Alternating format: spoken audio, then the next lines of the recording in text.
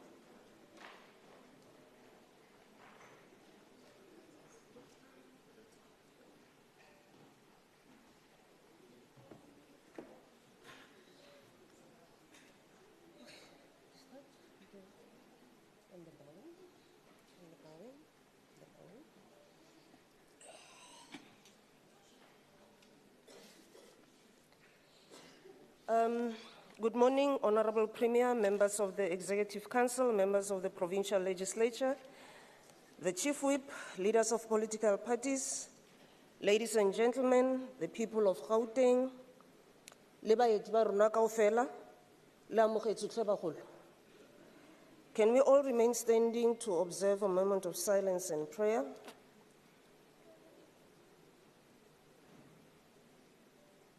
Thank you very much. You may be seated. Okay.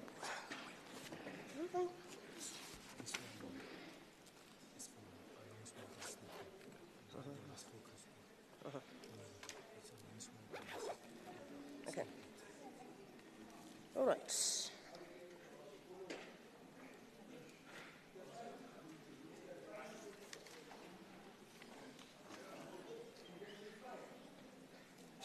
Honorable members,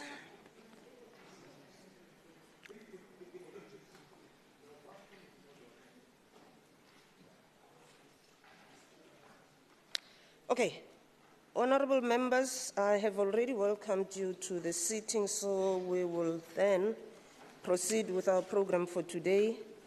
And the first item would be on member statements in terms of Rule 81, subsection 1. I want to take this opportunity to just share with you members what this rule actually entails. And I'm going to plead that when you have time, just go through it for your own sakes. And the other reason is because we have received more than 10 requests for member statements. So Rule 81 subsection 1 reads as follows. A member, 81 subsection 1, a member other than the Premier or a member of the Executive Council may be recognized by the presiding officer to make a statement on any matter for not more than 2 minutes. 81.2 then says, I'm going to read the entire Rule 81. 81.2 says the number of members entitled to make a statement shall be restricted to 5 members per sitting. The Speaker may, at his or her own discretion, extend the number of members who wish to make a statement. Members of various parties must be recognized in accordance with the proportional representation in the House.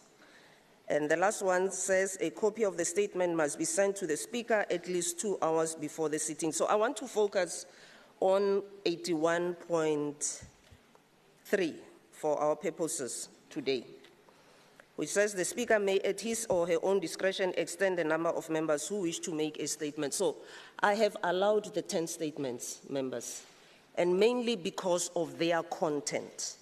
But it is important that you please, before you even send requests, be aware of, the provisions of Rule 81.1. Some of the contents of your statements are actually announcements. But because of, the occurrences that happened in the country, and some are condolences and some are important matters, I will allow them today, but from the next sitting, the rule is going to be applied in full. Secondly, I have requested that the Rules Committee must meet because we obviously have new parties and some of them have only 1 member. So the rules as they are right now, they are a little bit unfair to some of the smaller parties that we have. So we have to revise the rule. So having said that, we'll then proceed with the member statements that we have received. The first one is from Member E. Muri. Member Muri.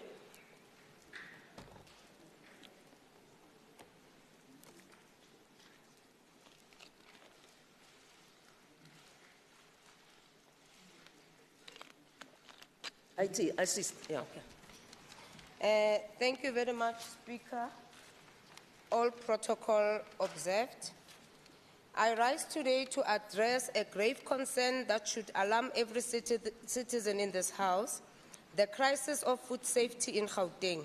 Since February this year, we have witnessed the tragic rise of 207 food poisoning cases, predominantly affecting our most vulnerable children. Recently, 5 unfortunately died after consuming toxic snacks in Naledi, Soweto. This is not an isolated incident. A month ago, 2 young siblings, aged 4 and 6, unfortunately also died as a result of suspected foodborne illnesses. And these are not the only 2 matters, as in 2023, there was an outcry when school children supposedly died after consuming food from local spaza businesses operated by illegal immigrants. Honourable Speaker, it is unjust that such preventable tragedies continue to occur in the heart of South Africa, whilst the Gauteng Department of Health is in charge. The department's failure to deploy sufficient public health inspectors to townships and informal settlement has allowed unlawful stores to operate unchecked, supplying unhealthy food to our communities. This department has repeatedly proved its incompetence, and Action SA will not stand by whilst the lives of our people and children particularly are put at risk. Action SA calls for an immediate comprehensive inspection of all spaza outlets in our townships to verify food safety compliance. Furthermore, we demand that the Provincial Department of Health escalate its efforts to inspect illegal operations and hold them accountable for carelessness and criminal activity. We also demand transparency in the investigation into this poisoning incident, as well as prompt action against those who jeopardize innocent children's lives. Our people deserve better governance, and we will continue to push for it. I thank you, Madam Speaker. Thank you very much, Honorable Mori. Member Efungobeni, Action SA.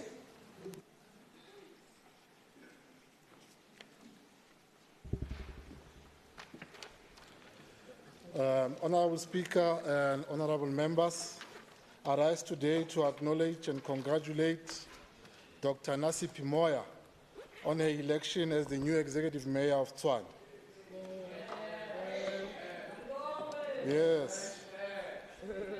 This is a significant milestone, Speaker, for the city and the residents, and I wish Dr. Moya all the best in her new role.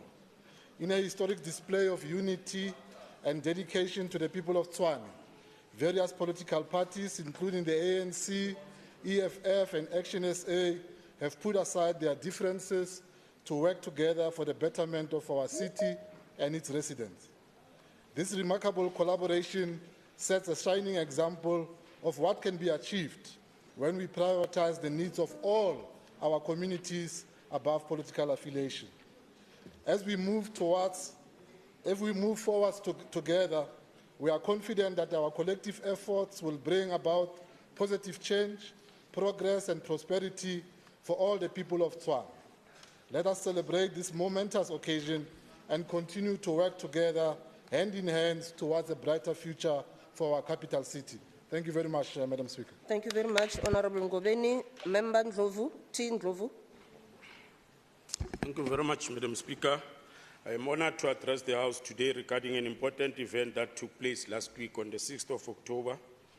The ANC-led Alliance organized a mass candlelight interfaith prayer meeting with over 3,000 people in attendance at Regina Mundi in Soweto.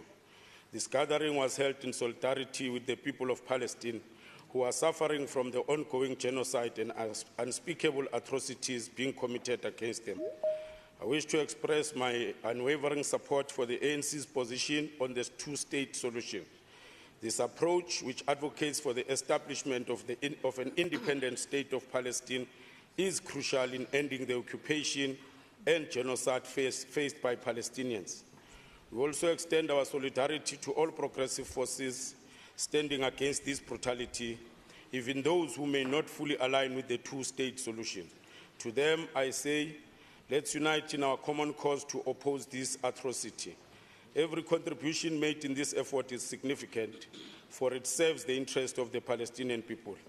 Our stance on this matter is deeply rooted in our own painful history of oppression, which we define as colonialism of a special type. In South Africa, our oppressors did not colonize us from afar, but settled on our land, creating two nations within one country, a privileged white South Africa and an oppressed black South Africa. A similar situation exists in Palestine, where Israel has not only occupied but settled and entrenched itself in the land, creating a stark divide between the Israelis and Palestinians.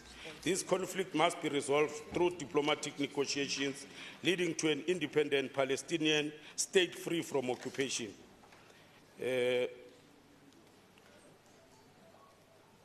This is not a call for violence, but a call for justice, peace, and liberation. We remember Madiba's words that South Africa's freedom is incomplete without the freedom of Palestine. In this spirit, we welcome the Johannesburg Council resolution to rename the Santin Drive to Leila Khaled Drive as a symbol of solidarity with the Palestinian people. We also condemn the role played by the US in perpetuating these atrocities. Their actions revealed a disregard for human rights as they prioritize dominance and power over peace.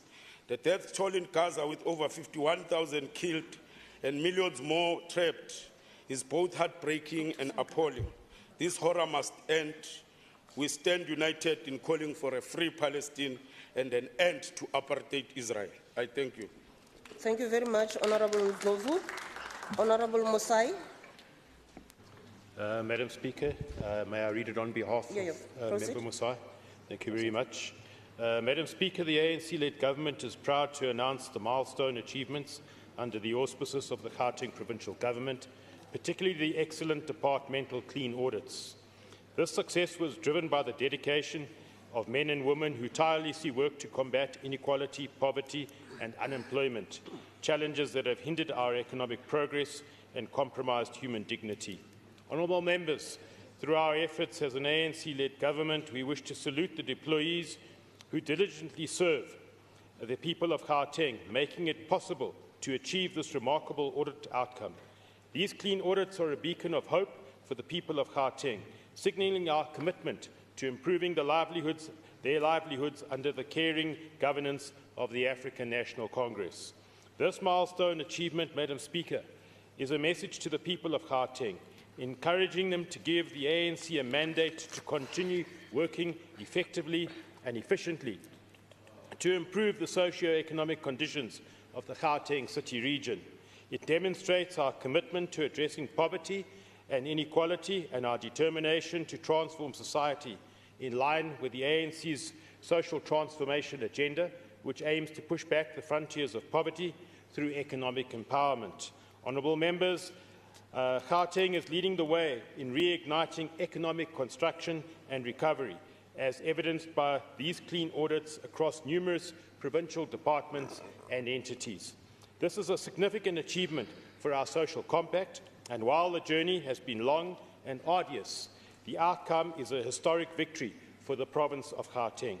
The ANC government plays a strategic role in providing services to the most vulnerable communities across Gauteng, and these clean audits are a triumph for the citizens of the province. Once again, we applaud and congratulate the departments and entities for the steady and commendable work that they have done to move Gauteng forward. Indeed, this is a positive story to share, ladies and gentlemen. I thank you, Madam Speaker. Thank you very much, Honourable Chairman. Honourable Mekwe. Good morning, Speaker, honourable members. On the 3rd of last month, Honourable Mposi Sedinyana stood in this August House denouncing the murder of 2 women in a farm in Limpopo. At the time, a farmer and his 2 employees had appeared at Mankweng Magistrates Court accused of murdering the 2 women. The case of the trio who are alleged to have killed Maria Machato, a mother of 4, and Lucian Dovu, a 34-year-old Zimbabwean national, on the 17th of August 2024 continues. It is infuriating that just over a month since Honourable Sesedinyana stood here calling out racist farmers for their brutality against people of colour, another similar incident has taken place. In the latest incident, Kwezi Janchis, a 6-year-old boy, was allegedly run over by a farmer in the Western Cape. Kwezi was walking with his mother when the racist, savage and heartless farmer, Christopher Stoman, ran him over with his vehicle. Stoman, who intentionally ran over Kwezi, accused the young boy of stealing an orange from his farm. I'm sure that orange cost R1. As the ANC were infuriated by the brutal and racist actions of the farmer against an innocent and defenseless child. We do not condone stealing, and the ANC maintains that even if the child had picked an orange from the tree, there were other befitting actions that the farmer could have taken instead of running over the child. This could have been a teachable moment for Kwezi. What is terrifying about the attempted murder of Kwezi are the reported utterances of the farmer that given a chance, he would do it again. This is a blatant disrespect for human life and spitting on the faces of those who fought for a democratic South Africa. We applaud the state for denying this racist bail and call on all law enforcement institutions to bring Stoman to book. I thank you. Thank you very much, Honourable Mekwe.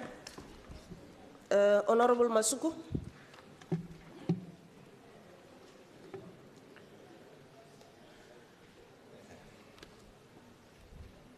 Thank you, Madam Speaker, Premier and the Chief Whip of the leading party. One of the most profound African proverbs states, if you want to go fast, go alone. If you want to go far, go together. No truer is this proverb exhibited than in our Constitution, which firmly establishes the principle of cooperative governance, Section 41, subsection 1, subsection H of the Constitution, which outlines that all spheres of government and all organs of the state within each sphere must cooperate in mutual trust and good faith. It is in this reason that we want to applaud the Minister of Police, Honourable Senzo Mchunu, the Premier of our province, Panyaza Lusufi, and our 3 metropolitan municipalities, the City of Ekurhuleni, the City of Johannesburg, and the City of Tshwane, for the successful signing of the cooperation agreement aimed at enhancing collaboration and coordination amongst all stakeholders in the region to address safety and security concerns effectively. The objective of the cooperation agreement is to record the cooperation of the parties in pursuance of a shared vision of safety and security within the metro and the district municipalities in Gauteng, which will extend to the entire province and the country, encompassing various initiative programs and strategies aimed at promoting a safe and a secure and conducive environment. Within this cooperation agreement, parties undertake to cooperate with each other in the creation of shared safer city vision that maximize integrated relationships, the development of programs, plans, interventions, and infrastructure that will reduce the levels of crime, the development of aligned approach to support and enhance the economic performance within the city, the implementation of the integrated crime and violence prevention strategy, the undertaking of research and development, procurement and commissioning of technological infrastructure, which includes CCTV cameras and drones. Explore and pursue opportunities for the review of legislation to improve effective law enforcement, sharing of data, physical resources and skills to enhance effectiveness of law enforcement, offering city facilities, buildings and land to use by SAPS provincial government as needed to effectively implement safety intervention post-consultation with the Metropolitan Council. Establishment of programs to focus on the prevention of sexual offenses and related gender-based violence and femicide, and enhancement of victim support in respect of such victims. Honorable Speaker, this agreement is indeed a commendable step by the ANC-led governments, both nationally as the government of national unity and provincially as the government of provincial unity, to ensure that we achieve the 2024 election manifesto commitment, which said we would take a comprehensive approach to fighting crime through an integrated violence and crime prevention strategy. To this end, we want to again reiterate our call for all municipalities in the province that even in the new cooperation, we can only fight crime effectively if we enforce our own bylaws. We must, honorable members, through the signing of this cooperation, make sure that the painful scars into the shining stars, we must turn these wounds into wisdom. We must inspire hope that even amid despair, we won't tire until we create a safer and more livable Gauteng. Thank you. Thank you very much, Honorable Masuku. Honorable Mogobe. Thank you so much, Madam Speaker, Premier and the Chief Whip of the leading party. Madam Speaker, today I rise to celebrate the life of a gentle intellectual giant who was gifted with a sharp laser-focused intellect, Tito. Honorable members, this is a leader who skipped the country without a passport at the tender age of 21 in 1981 into Lesotho. Rattled by the unjust system of apartheid, reckless, fearless, and burning with desire, like most of the youth, he joined the ANC in Lesotho, inspired to take up arms before enrolling at the National University of Lesotho. Madam Speaker, the leadership of the ANC in the Mountain Kingdom then groomed Tito and other youth with political education, analysis, origins of resistance by Africans to colonialism, dialectical and historical materials, and the Russian Revolution, amongst others.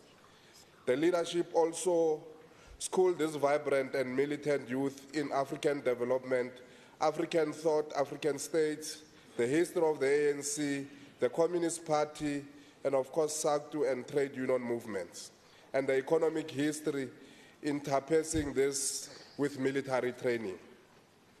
Madam Speaker, Comrade Tito was part of a rare generation of comrades who not only spent their adult lives successfully fighting against apartheid and subsequently becoming the architects of the new South Africa and this democratic state of today. Honorable members, workers today enjoy access to collective bargaining and dispute resolution mechanisms introduced by this giant of the movement. And this, honorable members, he did while he was still in his youth age, even becoming a minister at the age of 35 years. Let me add that he was not the only one in the age category, as there were a few ministers in that age group, showing again that the foundation of this government was built by youth, but that's a topic for another day, Madam Speaker. Madam Speaker, as a disciplined member of the movement, he returned to government in 2018 when he was asked to come and serve by President Ramaphosa. Again, he showed his value when he conceptualized Operation Vulindlela together with his team. Comrade Tito was not a friend of crass materialism, as we all saw in his dress sense, and died. His worn-out boots and, of course, pilchard tin fish, who enjoyed spending time in his farm in Limpopo. In conclusion, Madam Speaker, honorable members, unlike most modern-day leaders, Tito Mboweni loathed howling. He called out members of the National Parliament who he likened to a dead sheep. He said they were common multipliers who multiplied in large numbers of nothingness. I hope we never suffer from this disease in this House.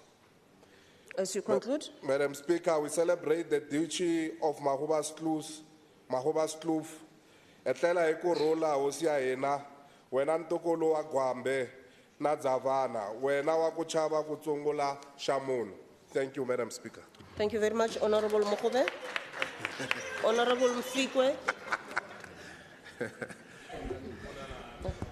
Thank you very much, Madam Speaker. Chief Whip. Thank you very much, Madam Speaker. Greetings to the Honorable Premier, all our MECs, the Chief Whip, and honorable members, including members of the community who've joined us. Madam Speaker, today I rise with a heavy heart, weighed down by the tragic loss of 6 innocent children from Naledi in Soweto.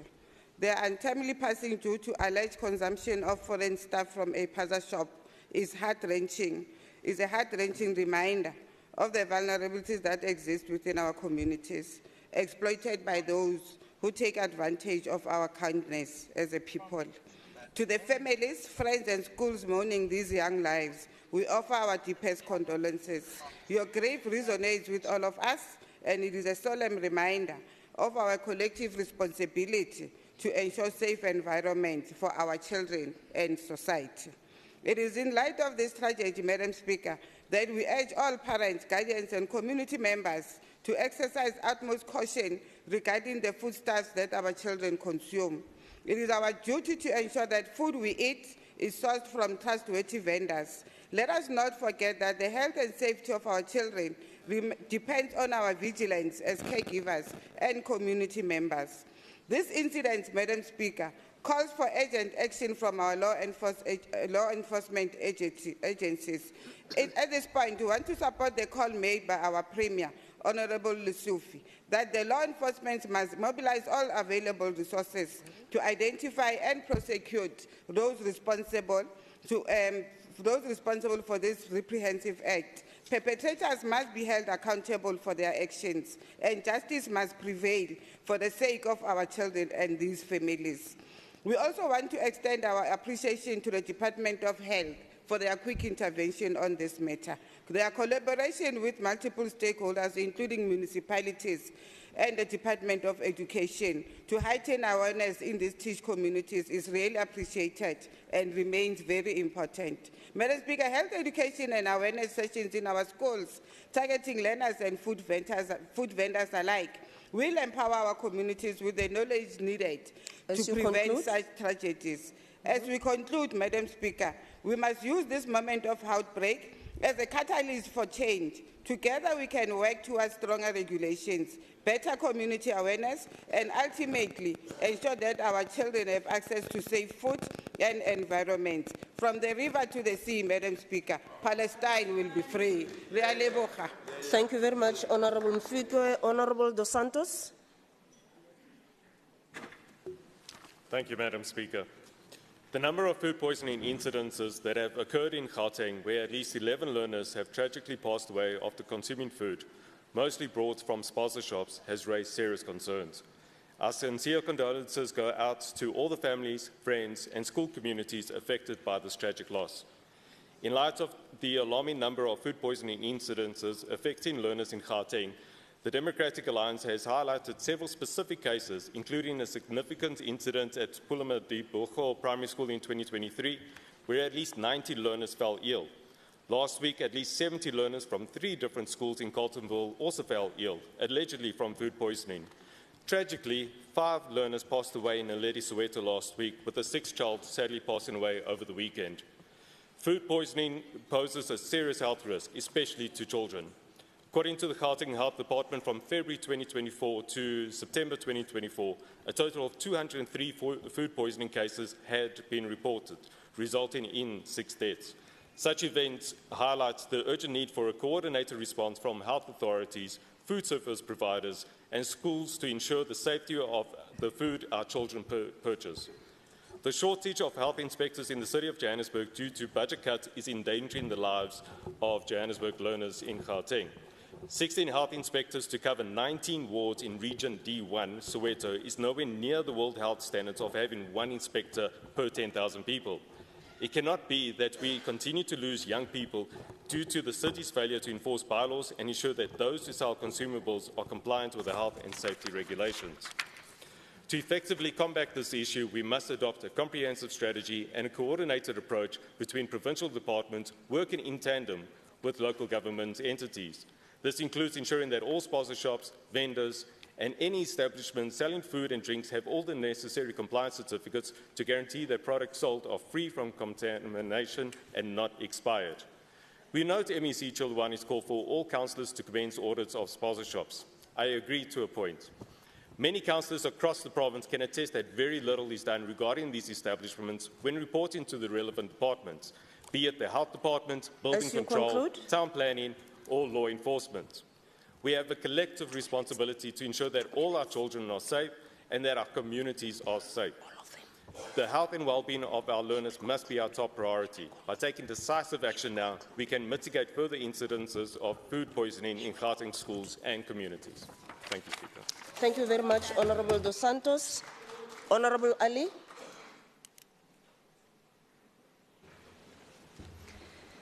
Thank you so much, Madam Speaker. Honourable members, residents of Gauteng, a very good morning to one and all. We too wish to convey our condolences to the friends, family, and loved ones of Pastor Ray Macaulay and Governor Tito. We as a nation have suffered great loss this year.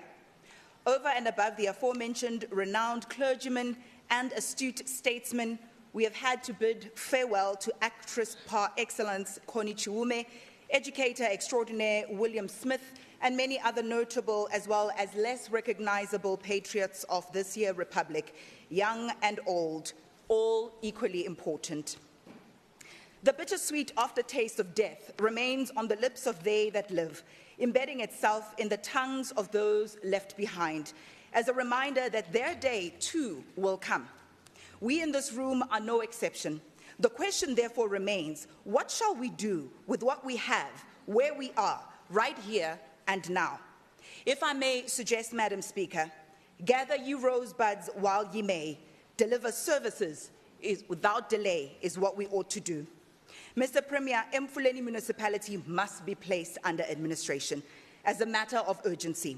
That municipality is defunct, inept, and an embarrassment to the principles of Batupeli. Its residents, some of which are seated behind you in the gallery up there, have become all too familiar with raw sewage which seeps into their yards, schools, shops, and other public spaces. Refuse removal is as non-existent as reliable water and power supply, such that almost every street corner has become a dumping site for desperate residents seeking to dispose of their waste. The municipality's accounts have been attached time and time again, leaving staff with intermittent pay. The indignity of it all.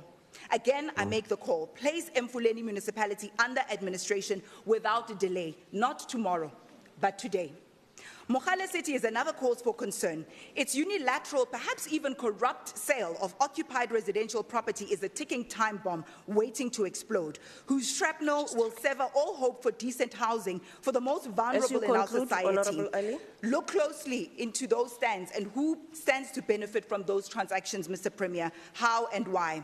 As I conclude, families in Utopia Informal Settlement, some of whom have joined us today behind you, are desperate for security of tenure after having lived on a plot for decades. They were born there, raised there, reared families there, and buried loved ones there, only to be told to vacate because of pure, unbridled greed. I beg you, stop the reincarnation of the Natives Land Act in Mogale City now.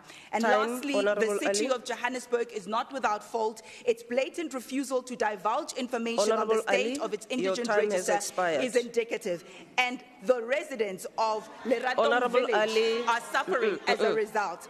The residents of Leratong Village demand to be recognized, Madam Speaker. As I apologize and close, please can we hear their cries before push comes to shove. I thank you.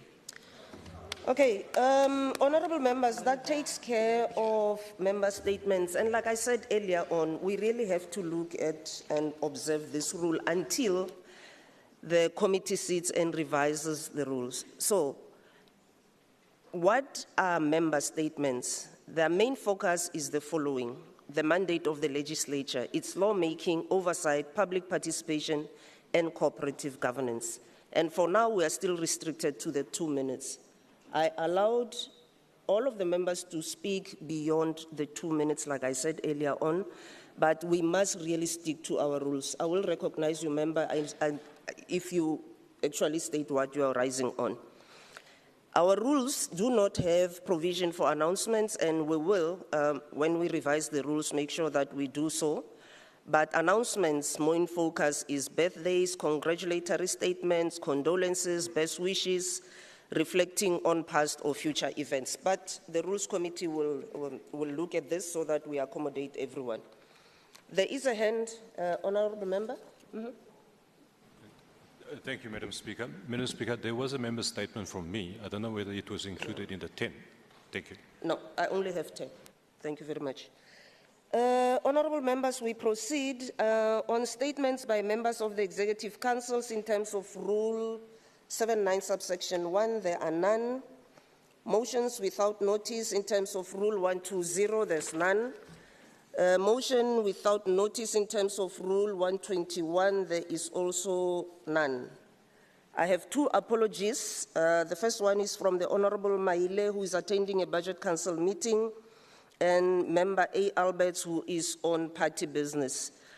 Honorable members, we have in our midst stakeholders. Ke se ke lamogetse bagolo madume ha fele ke lamogela gape ke ba ba tswang ko Lodiamo ko Tshwane gona le ba ba tswang gape ko Tembisa ya Kuruleni. We also have stakeholders from the Bosa party. Re lamogetse me le ke kopa gore le itse gore a le participate mo tsamaisong ya di members akere le tlhwa fela tsebe. Dumelang bagolo. Before I go to the questions to the Premier, honorable members, I have received a request for an urgent question to the Premier, and Rule 125 states or provides for urgent questions and states the following. A member who wishes to ask an urgent question for oral reply must submit a signed copy of the question to the Speaker at least 2 hours before the sitting of the legislature. So I have received a question from Member Ali addressed to the Premier. However, given the content and nature of the question, I have decided not to allow this question as it does not require urgent response and it does not meet the requirements regulating urgent questions in terms of standing rules. There's another question, and it is directed at, as an urgent question, it is directed at MEC from Honorable Dos Santos, directed at MEC for Education. The provisions are the same. A member who wishes to ask a question, an urgent question rather, for oral reply must submit a signed copy of the question to the Speaker at least 2 hours before the sitting of the legislature. So I have received a question from Member Dos Santos addressed to MEC for Education. However, given the content and nature of the questions, I have decided not to allow this question as it does not require urgent responses from the executive and it does not meet the requirements regulating urgent questions in terms of standing rules. I advise both members to follow the normal process of submitting the questions.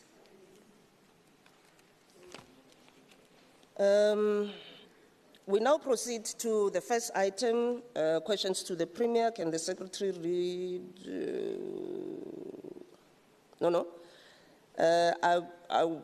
Mr. Just hold on. Honorable El Masilela, can you please read your first question to the Premier? Honorable Masilela. Thank you, Speaker, and greetings to the residents of Gauteng. Am I audible? Hardly, if you can raise your voice a little. Yeah, let me try to increase the volume.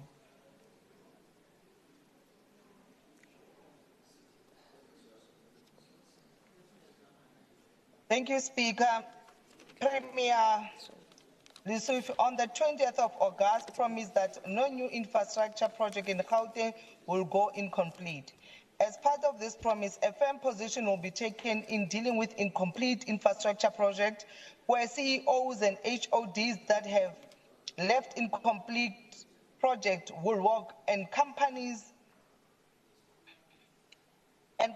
responsible for this project will be blacklisted, while MECs and HODs that see an increase in incomplete infrastructure projects will also face consequences in the line with this. Can the Premier answer the following? Has the Premier implemented any of these measures taking into account that the recent NCOP week revealed that most of the incomplete projects, like the Beggersdal Social Integrated Facility, require more money towards their completion? And has any criminal case been opened against contractors like those who worked on the Tubelihle Secondary School, which has decomposed off in 2016, but construction on the project never began despite the contractor being paid? Can the Premier please provide a list of companies that have been blacklisted and criminal cases that have been opened till to date? I thank you, Madam Speaker. Honorable Premier. Thanks so much, Madam Speaker. Let me take this opportunity to greet all members in the House and also appreciate the question from Member Masilela. We host monthly sessions, Member Masilela, where all the MECs and HODs and senior officials respond to all matters that are related to delays in the infrastructure and also the need to conclude incomplete infrastructures. We've held several meetings and we continue to be led by the MEC responsible for DID, who identifies these projects and develop a program schedule to determine which projects can be concluded and which projects still need time or which projects need to be facilitated differently. The projects being monitored are from across all provincial departments, in particular the Department of Health, Education, Sports, Roads and Transport, Social Development, Infrastructure Development, Human Settlement, and to date, the province has a total of 55 projects that are in distress across the provincial departments, including the Beggersdal one.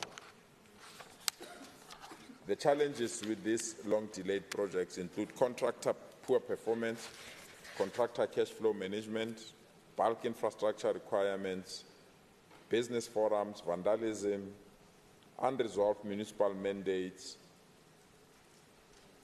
and stoppages that are caused by employees or subcontractors that have been employed by the main contractor. I have, through MEC Mamabulo, developed an infrastructure delivery platform to enhance transparency and to streamline communication and to ensure that all these matters are attended and resolved. In terms of Tubelihle Secondary School, a contractor was appointed and handed over the site on the 31st of May 2019, and the original completion date was supposed to be the 3rd of June 2020, and the contractor could not conclude this task, and the contract was terminated, and government is in the process of recovering necessary funds and also ensuring that all criminal cases that have been followed up are attended to conclude this matter. Indeed, we support the idea of blacklisting, and the Department of Infrastructure Development has been mandated to follow up on all these matters.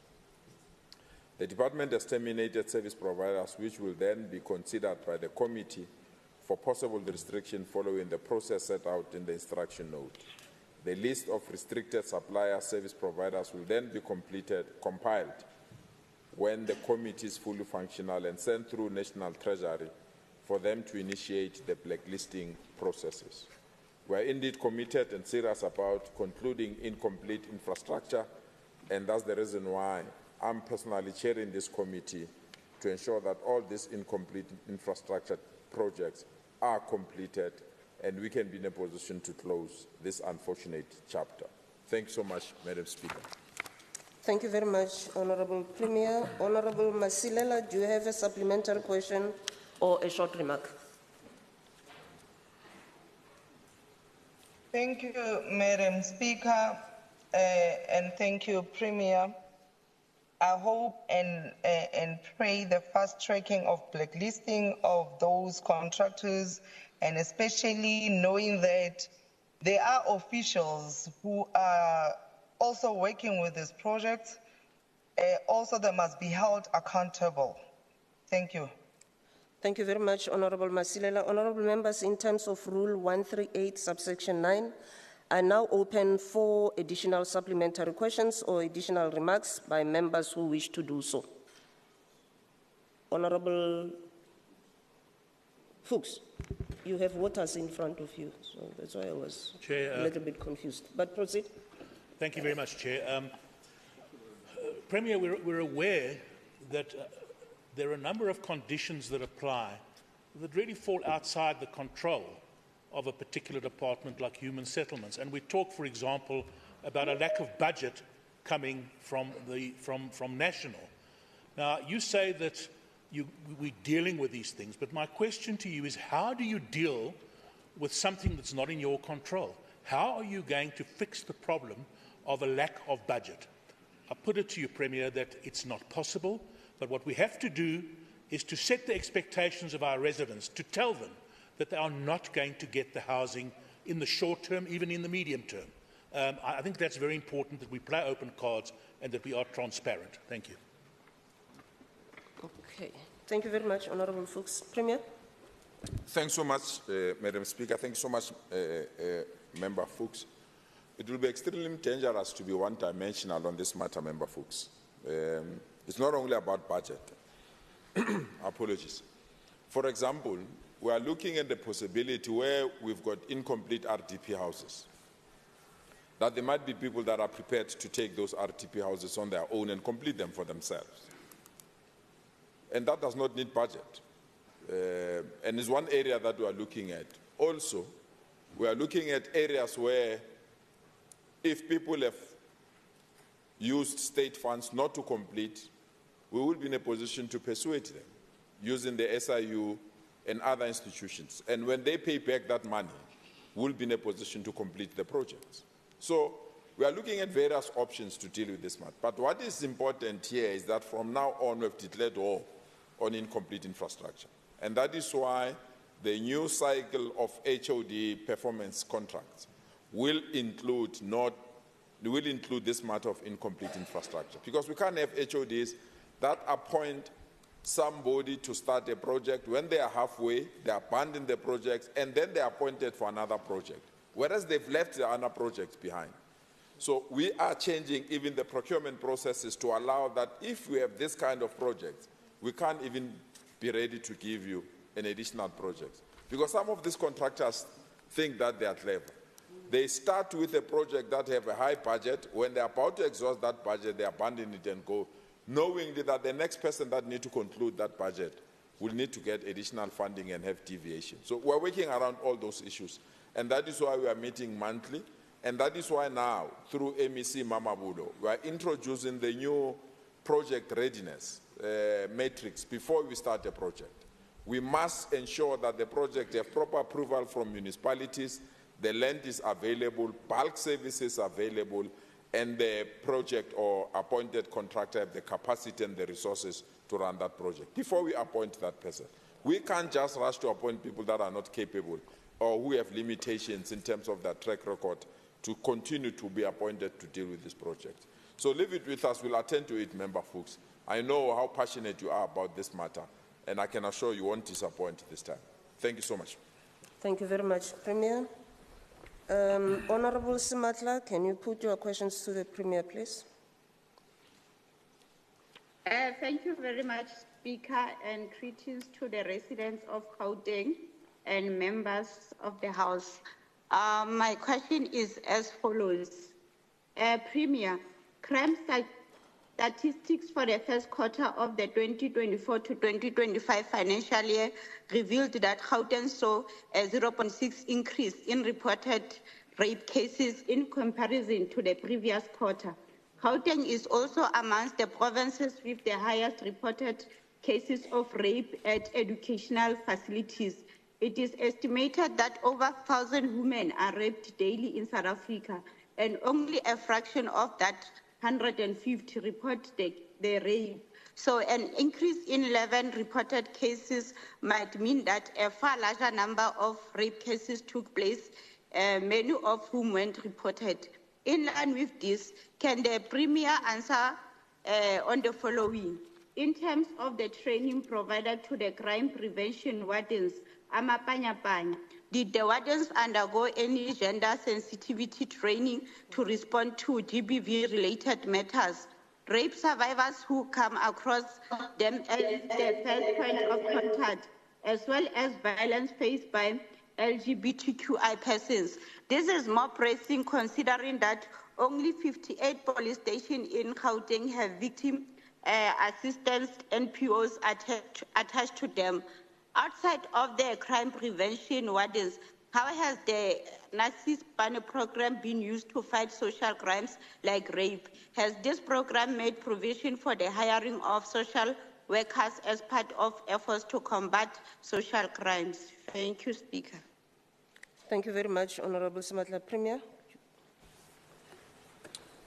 Thanks so much, Madam Speaker. Let me thank Member Simatla as well for the questions. Madam Speaker, in the last crime stats that were released by the Minister of Police and the National Commissioner, for the first time after a long time, the crime stats of Gauteng declined, bar the increase in rape cases, which is an area that we've never invested enough resources, and we're indeed taken aback by the reported cases and the increase in this regard. So in terms of whether the crime prevention orders have been trained, 144 law enforcement agencies are trained on gender-based violence and femicide by the department every year.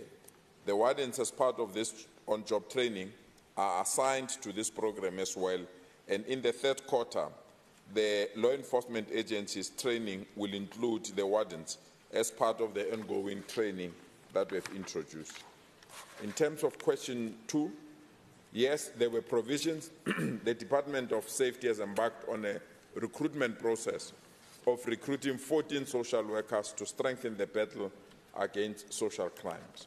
On top of this, Madam Speaker, we are working with the SAPS and also working with various NGOs to ensure that all matters related to rape in our province are attended to, and we are guided by evidence, and we deal with the work that we are dealing with.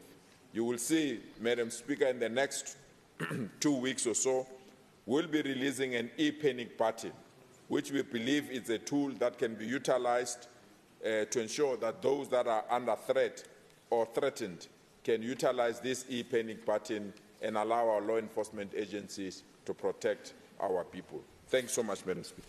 Thank you very much, Premier. Honorable Simatla, if you have a supplementary question or you wish to make a short remark, you may do so. Thank you, Speaker, and thank you, Premier, for the response, and I would like to just make a few additions to say that we must focus on empowering our police more so that our rape victims don't fear reporting cases due to victimization, and to ensure that the police are well trained in dealing with these cases. Thank you, Speaker. Thank you very much, Honorable Simatla. Honorable members, in terms of Rule 138, subsection 9, I now open 4 additional supplementary questions or additional remarks by members who wish to do so. Okay, there aren't any. I now call on Honorable Mekwe to pose questions to the Premier. Honorable Mekwe.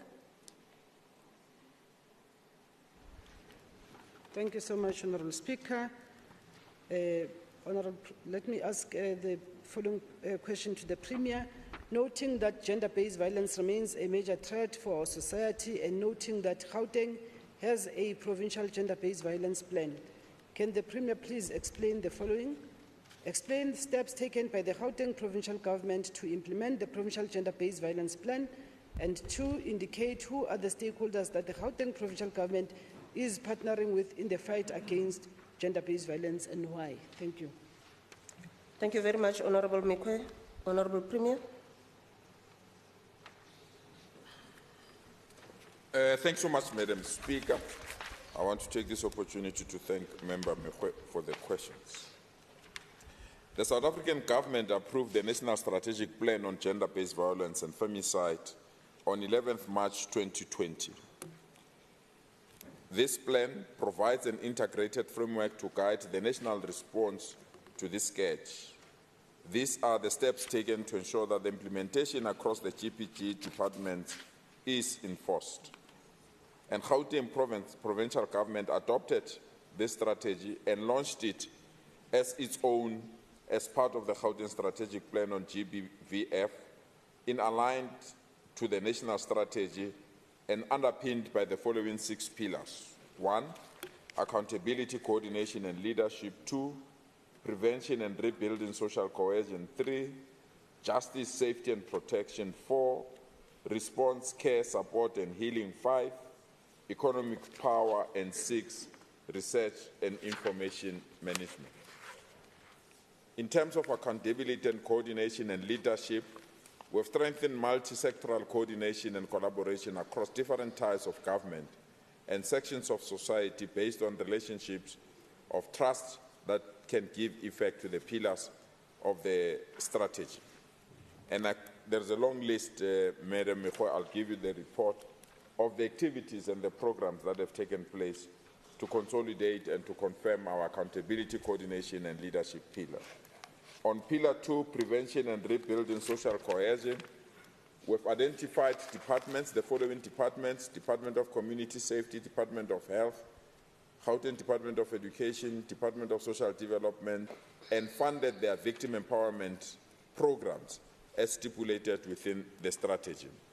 This assists in strengthening 1, delivery capacity; 2, changed behavior programs; 3, shifts away toxic masculinities towards embracing positive alternatives; 4, optimally harnessing violence against children; 5, increased cross-fertilization and integration of prevention interventions on violence against LGBTQIA+ persons with broader GBVF prevention and violence interventions; 6, strengthening programs that addresses the resolution of human dignity; 7, public spaces that are made safe and violence-free for all.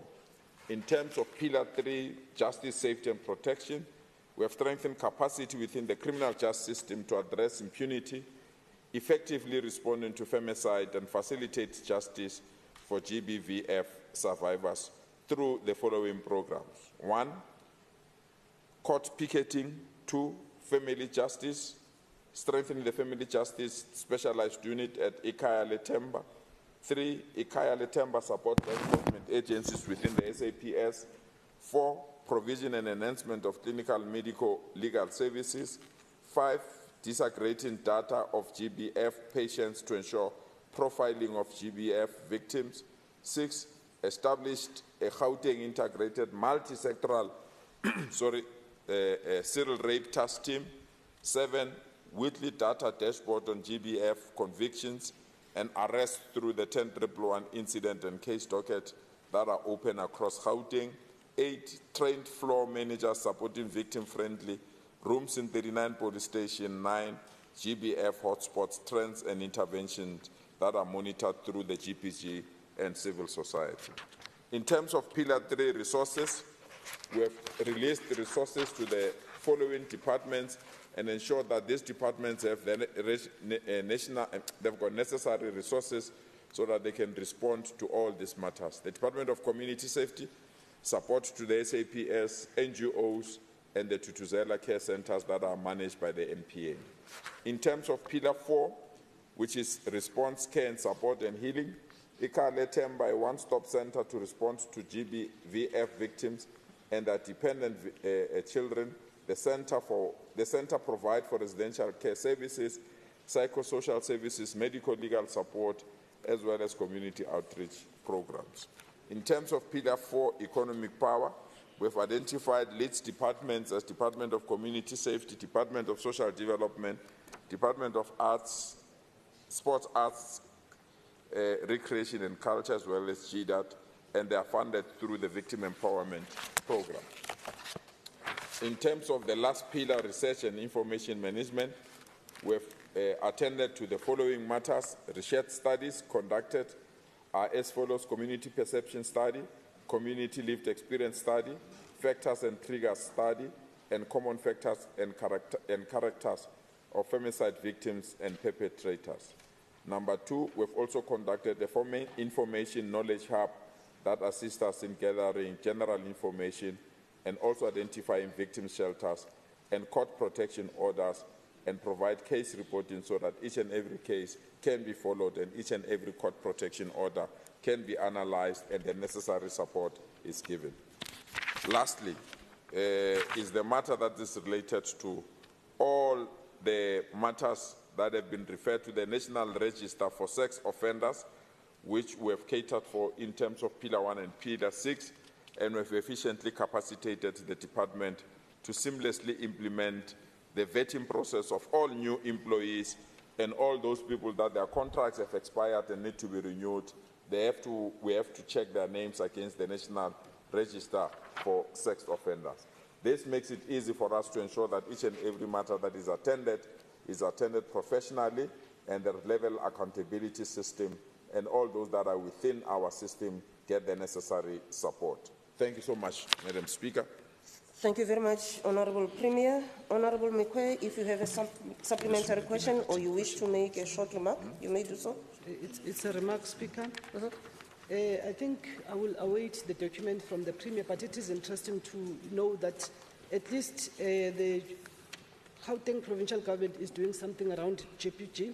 However, it will be very much effective if the clarity can be requested for municipalities in terms of the role that they played in terms of mitigating against gender-based violence, but also ensuring that at a ward level, because that is where GBV happens, that clarity should be sought and should be escalated. Thank you. Thank you very much, Honourable Mekwe. Honourable members, in terms of Rule 138, subsection 9, are now open for additional supplementary questions or additional remarks by members who wish to do so. Honourable Nteke. Thank you, Speaker.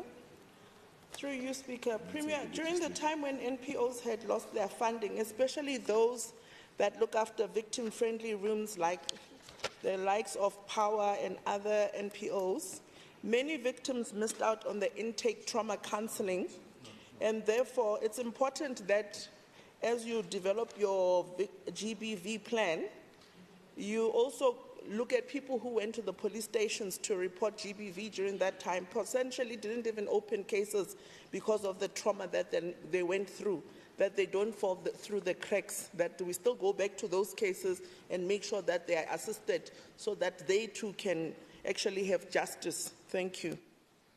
Thank you very much, Honourable Nteke.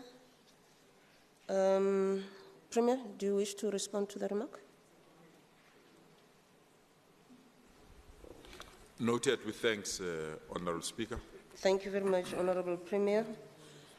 I now call on Honourable Dr. Masuku to put his question to the Premier. Thank you, Madam Speaker. To the Premier, noting that all departments and agencies are audited yearly, and noting that SCOPA's role comes mostly as a post-de facto role, can the Premier please indicate, 1, what is the role of the Gauteng Auditing Service? How does the Gauteng Auditing Services help the departments in improving risk management? And lastly, how does GAS able to assist departments to improve audit outcomes? Thank you. Thank you very much, Honourable Masuku. Honourable Premier. Thanks so much, Madam Speaker. Let me also thank Member Masuku for the question. Indeed, Member Masuku, we are excited that the Auditor General have received all audits of all departments, and there is no single department in Gauteng that have not received a good financial report. On top of that, we've moved from 7 clean audits to 8 clean audits as a demonstration of our capabilities to ensure that where we also govern, there are clean audits. And this is purely because of the services that are rendered by Gauteng Audit Service. Their mandate is to render audit services in the GPG departments and trading entities with the aim of improving internal control environment, risk management, and governance processes. Key functions is to manage and ensure performance of risk and compliance audit for GPG departments and trading entities, conduct quality assurance reviews to ensure audit compliance applicable to professional standards. 3, report audit committee to internal controls in the GPG institutions. In terms of your second question, internal audit identifies and assesses potential risk that may impact the department and entities during audit processes. They then recommend to various risk institutions so that they can assist us in tracking and implementing the measures that have been recommended. When doing so, internal audit assists the departments and trading entities to proactively manage their risk to acceptable levels and reduce the likelihood of negative outcomes.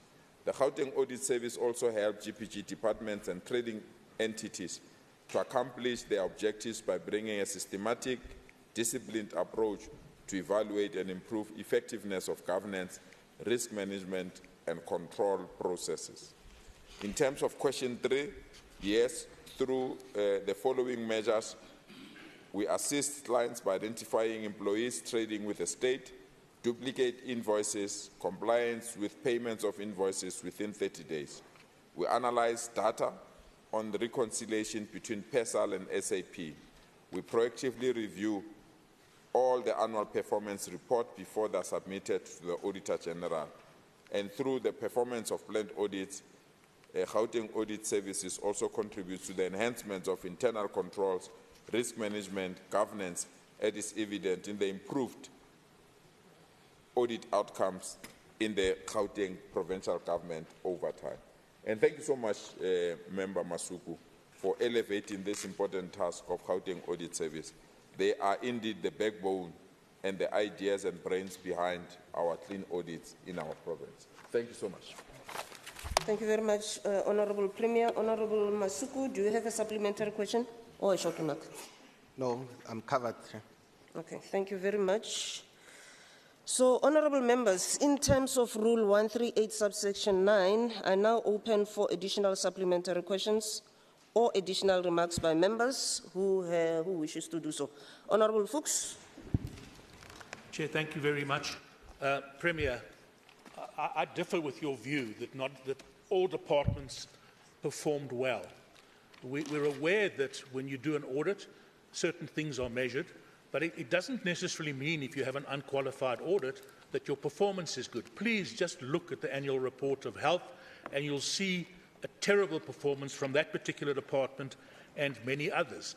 Can I also just inform you, I'm sure you must be aware, that the closing balance on our irregular expenditure account, which as you know brings risk and loss, is, for the main departments, is something like 44 billion. How can one argue then that this particular entity, which is supposed to reduce risk, has done a good job? 44 billion rands irregular expenditure, and I think that's problematical, and it tells a story about poor financial management. I believe the risks are not being properly managed. Thank you, Chair. Thank you very much, Honourable Fuchs.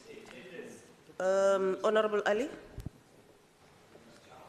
Thank you so much, Madam Speaker. The Premier speaks about risk management, good governance, transparency, accountability, and all these are very good. But I think in his position, I just would like some clarity on a particular contract that involved Letsatsi Lesufi and Refilo Lesufi. It may just be, an issue of similar surnames. So I just would like to find out from the Premier if there is any relation at all between yourself and Letsatsi Lesufi and Refilo Lesufi, who have a contract in the West Rand, or is it just a case of similar surnames? Thank you.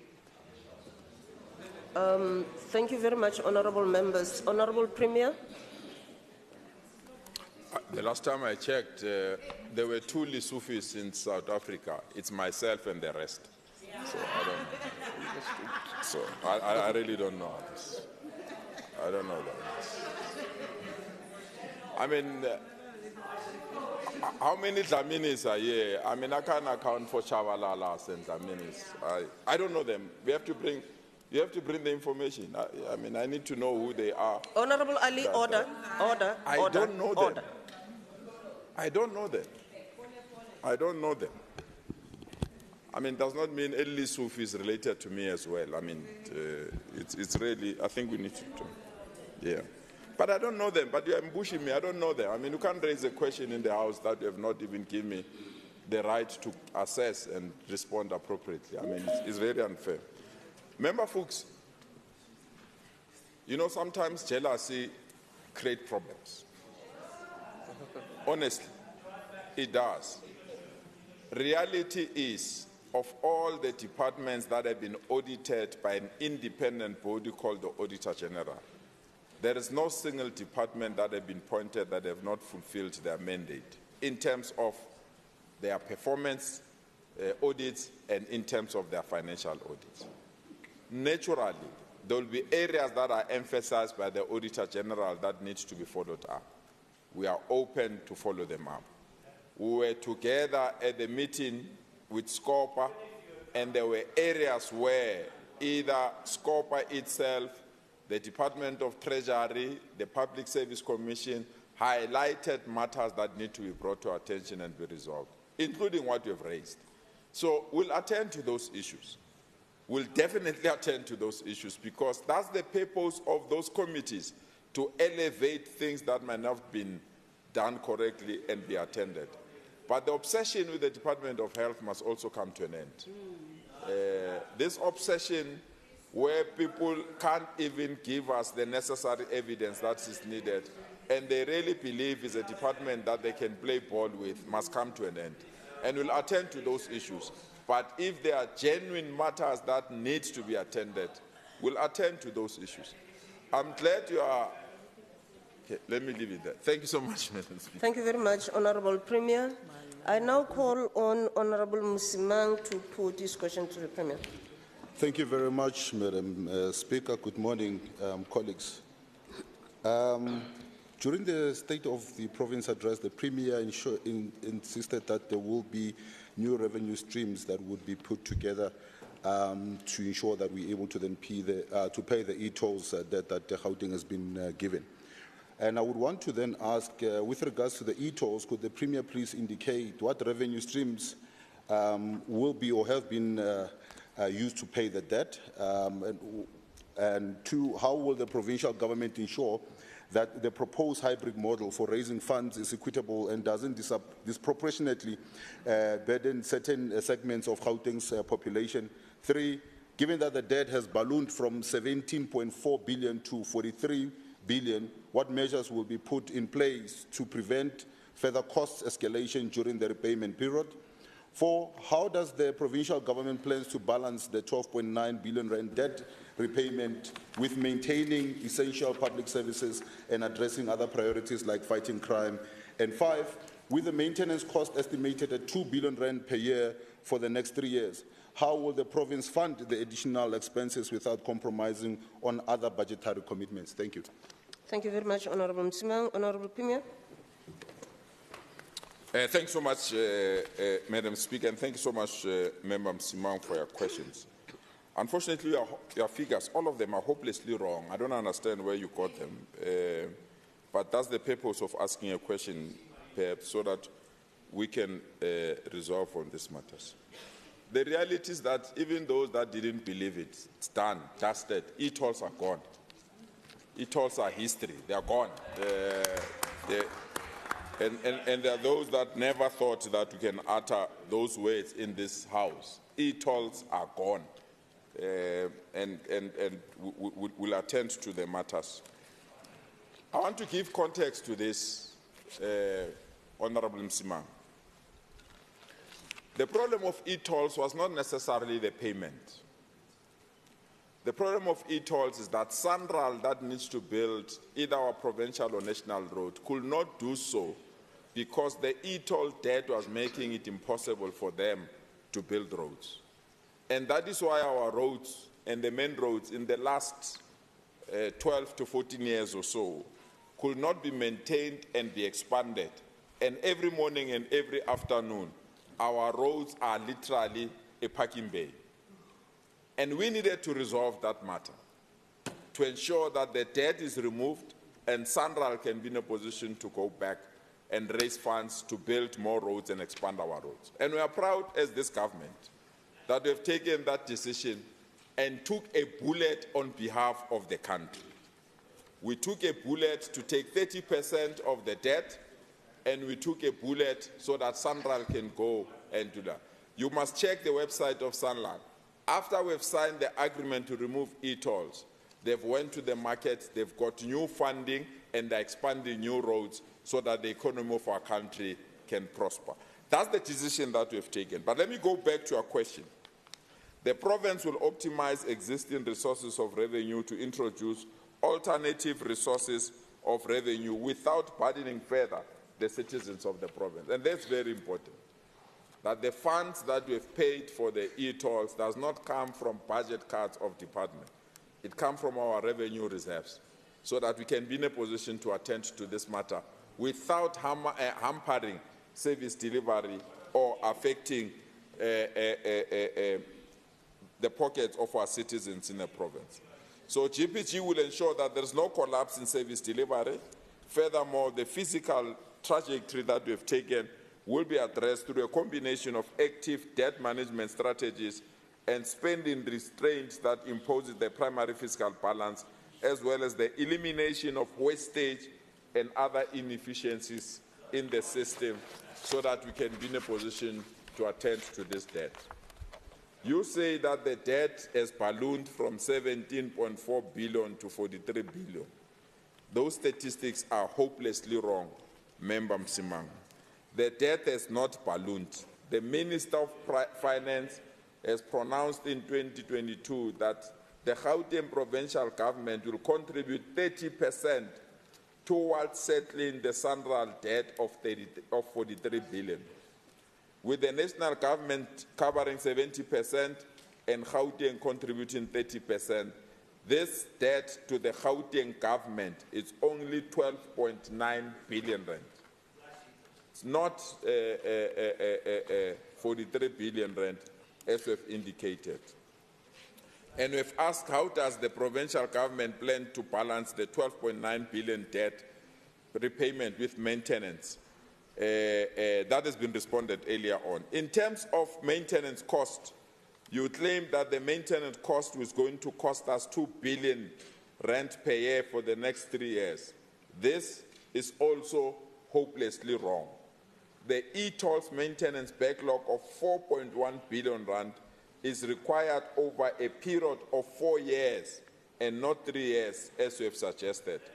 And the breakdown of the maintenance cost is aligned to the scheduling of Sanral rehabilitation program. The first installment of the maintenance portion amounting to 546 million. We paid it on the 30th of September so that we can adhere to the contract that we have. Indeed, we've brought the issue of the interest to the Minister of Finance and to the President, because we believe the interest, the way it's calculated, it is as if the government of Gauteng is dealing with a bank when we are dealing with another arm of government. And we have requested for a review on the... Joshua Door. Why ain't that Joshua Door? So the average of 2 billion per year mentioned in this question is inaccurate and misleading, and will be in a position to provide additional information if required, Honorable Msimang. Thank you so much.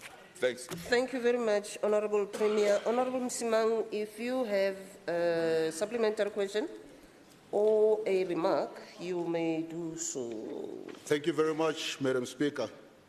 You are hopelessly misinforming each other that side. You are saying that we are quoting figures that we don't know or that are wrong. A response from your treasury under Lebogang Maile, under MEC Lebogang Maile, is where these figures are coming from. So either you are not telling the truth or he was not telling the truth in the response that is given us here. And then we'll need to then get to the bottom of that. But I think there's also a fallacy that we need to correct. You didn't take a bullet for South Africa. You took the bullet for the ANC. This was something that the ANC decided that it wanted to do against the wishes of the people of Gauteng. Yes. This is why there was also an investigation. There was also a hearing that Premier Makura asked that to be conducted. And the people of Gauteng said, in no certain terms are we going to be paying for this. And there you realize that you are getting so much pressure. You then decided to put the people of Gauteng under pressure. By ensuring that we're cutting services, you're saying services are not being cut. Services are being cut. And you then said, when you were giving your State of the Province address, you then said that there is new revenue streams, and we ask you, what are those revenue streams? And now you're telling us that it's coming from the reserves, which are almost depleted, by the way. So which ones are you talking? Which one is telling the truth and which one is not telling the truth here? Because on one end, you are saying to us that you are ensuring that there's new streams. And this is why specifically I asked you which streams and how much are they contributing. You can't give us that.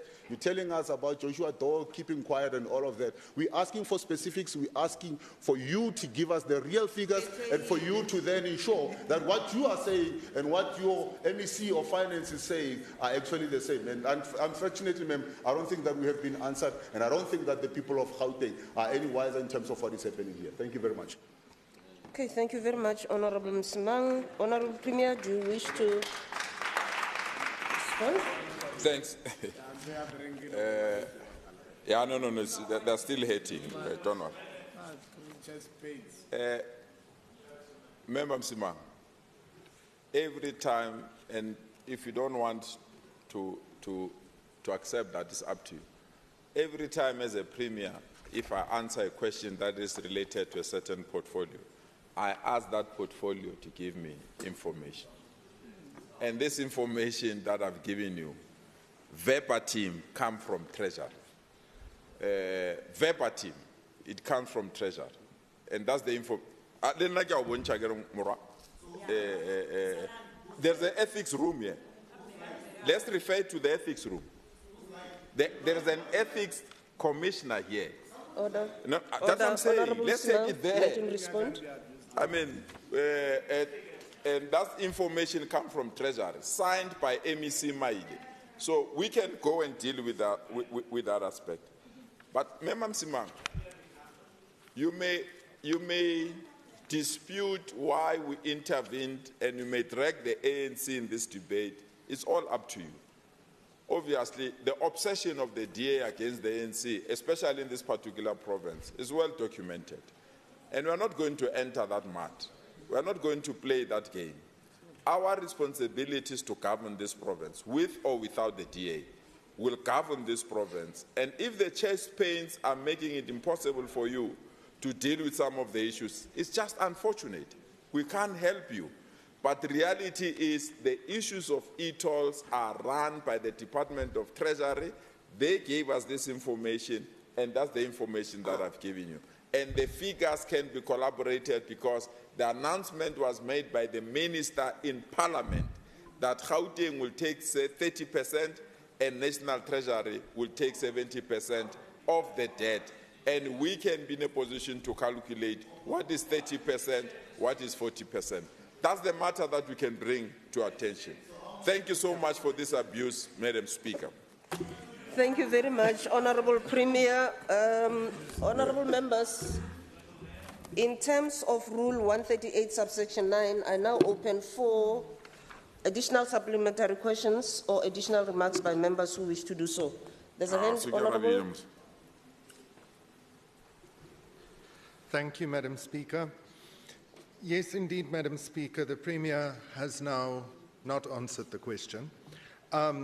Instead took to name-calling the DA. But, Madam Speaker, one of the things that remains a point, that's none of your business. One of the things that remains a problem is 8 billion rand is what we are collecting in internal revenue. We are being told that we are going to pay this entire amount over the next 3-4 years, whatever the numbers of the years are, Madam Speaker, with that 8 billion rand. But we ran a deficit last year of 5.4 billion rand. We are running a deficit this year of 4.3 billion rand. That makes 9.7 billion rand. So I would like to know, what are our existing reserves, firstly, and what is the projection of these particular revenue streams that we are talking about, because this government continues to spend first and plan later. So we had MEC of Finance being quoted saying that Gauteng's finances can collapse by 2025. So can this be corroborated or can this be refuted? Thank you, Madam Speaker. Thank you very much, Honourable Member. There was another hand. Honourable Nel. Honourable Speaker, I'd like to ask a very straightforward and pointed question to the Honourable Premier. Honourable Premier, where will the new money come from to pay for e-tolls? Can you identify the line items in the budget and how much each will generate? Thank you. Honourable Speaker, Honourable Premier. Thanks, Madam Speaker. All the questions that have been raised, I'll appreciate it so that they don't dispute next time. Let them write them down and bring them, and I will respond to them. Thank you so much, Madam Speaker. Thank you. Thank you very much, Honourable Premier. Order, Honourable Members. Order, Honourable Members. Order. Order, order. Honourable Members, we now proceed to questions to members of the Executive Council for oral reply in terms of Rule 134. I now call on Honourable Masilela to pose the question to MEC, Honourable MEC Mamabolo.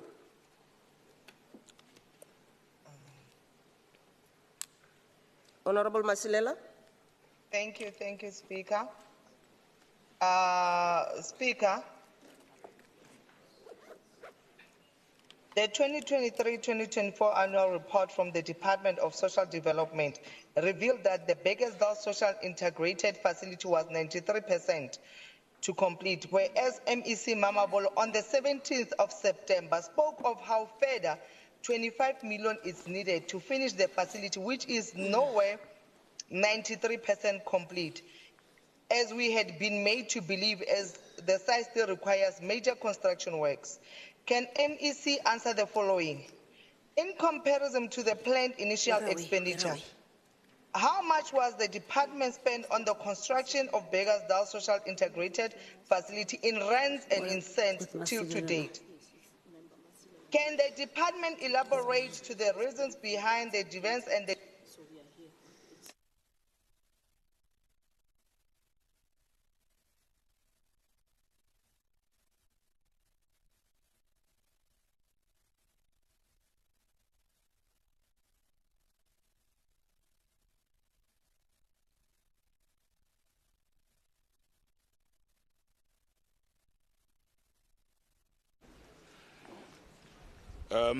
Good morning to you, Honourable Madam Deputy Speaker, to all, to the Premier, to MSCs, and to the Chief Whip, and to Honourable Members. Let me start by acknowledging the question. And the reply is as follows. That let me start by just indicating that the original contract value for this project was 48 million, and later this amount was revised to about 56 million. And this was because of what is called compensation events, and I'll come back to that. Now, as we speak, the expenditure is sitting at 56 million, which is almost 99% of the revised contract amount, as I explained. Now, the deviation, of course, the delays in completing the project have been due to the compensation events during the contract as listed, and of course I will table that. And of course there was a request for additional funding to complete the project, and of course we concede that there was a mistake that was made by the PSP on the bill of quantities, which led to the shortfall in the approved budget. Now, Honourable Member, the compensation events that I spoke about were about the removal of rubble. The second one was about change of scope, of course, on the fencing part. And this was a request made by the client. And then, of course, there were community-based stakeholders, issues that had to be attended to, which also contributed to the delays.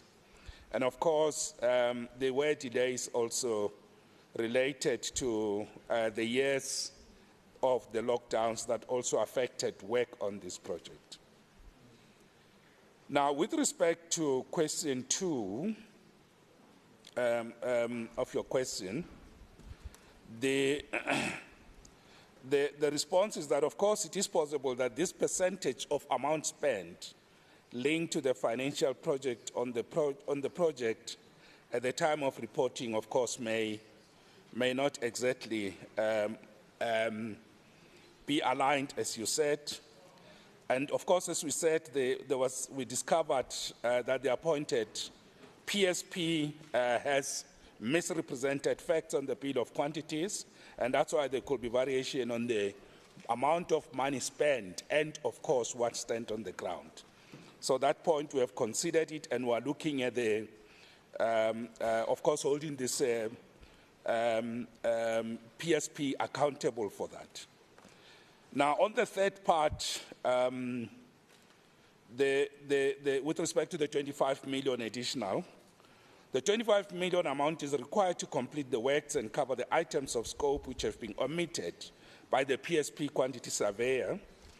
And of course, the additional amount required will be used for the following about 8 items. One is what we call preliminaries, builder's work, outstanding external works, total remedial works and remeasurements, furniture and equipment, outstanding electrical work, outstanding mechanical work, and of course, all those costs are broken down in the reply that I'll give to you, how much each one of them costs, and of course, they come in total to about 25.4 million. So let me also just indicate that during the visit by the NCOP, we made commitments to make sure that this project is run in the most efficient and effective manner, and that is completed on the timeline that has been agreed upon with the contractor. Thank you very much. Thank you. Honourable Member Masilela, do you have a supplementary question? Thank or a you. remark? There will be a remark, and thank you, Speaker. And before I add further, can I not be muted if I'm not finished? Because I just heard MEC just speaking and I was not done with my questions. Thank you for that. But then I want to tell the MEC of infrastructure that he has a track record of incomplete infrastructures across Gauteng. Since he was MEC of Infrastructure. And it must be noted on the day he spoke, he said in his own words that 25 million, he thinks is not enough. I think we're speaking on behalf of a client, but then I'm alarming you and making you, assuring you, MEC, that we're going to hold you accountable when it comes to that facility. And I hope those PSP that have quoted wrongly, something must be done to them, because it's the same thing even at Johannesburg Laboratory. You need, honestly, to monitor your department. Thank you.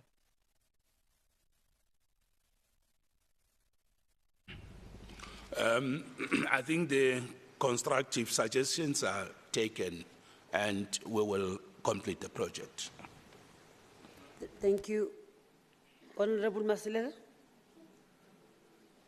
Thank you once more, Madam Speaker. Part of the very long list of incomplete schools under the Department of Infrastructure Developments, rather, as well as the Department of Education, is Tubelihle Secondary School, which was decomposed of in 2016 till to date. Construction of the school has never commenced. Can the MEC answer on the following? With regard to the 4 million spent on a project which never began, who since been held liable in terms of the project managers, senior managers and contractors, as the money was paid, but no work to construct the school began? Has any investigation taken place till date? Number one, can the department also provide an account as to what is the current status of the contractor in terms of their whereabouts? A learner from the school fell and apparently sustained possible brain injuries. Is the department aware of this matter, and what steps has the department undertaken in assisting this learner and also ensuring that a similar incident does not occur?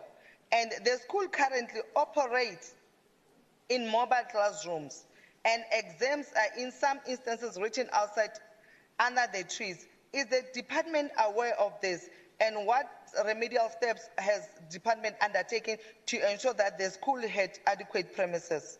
Thank you, Madam Speaker. Honorable MEC.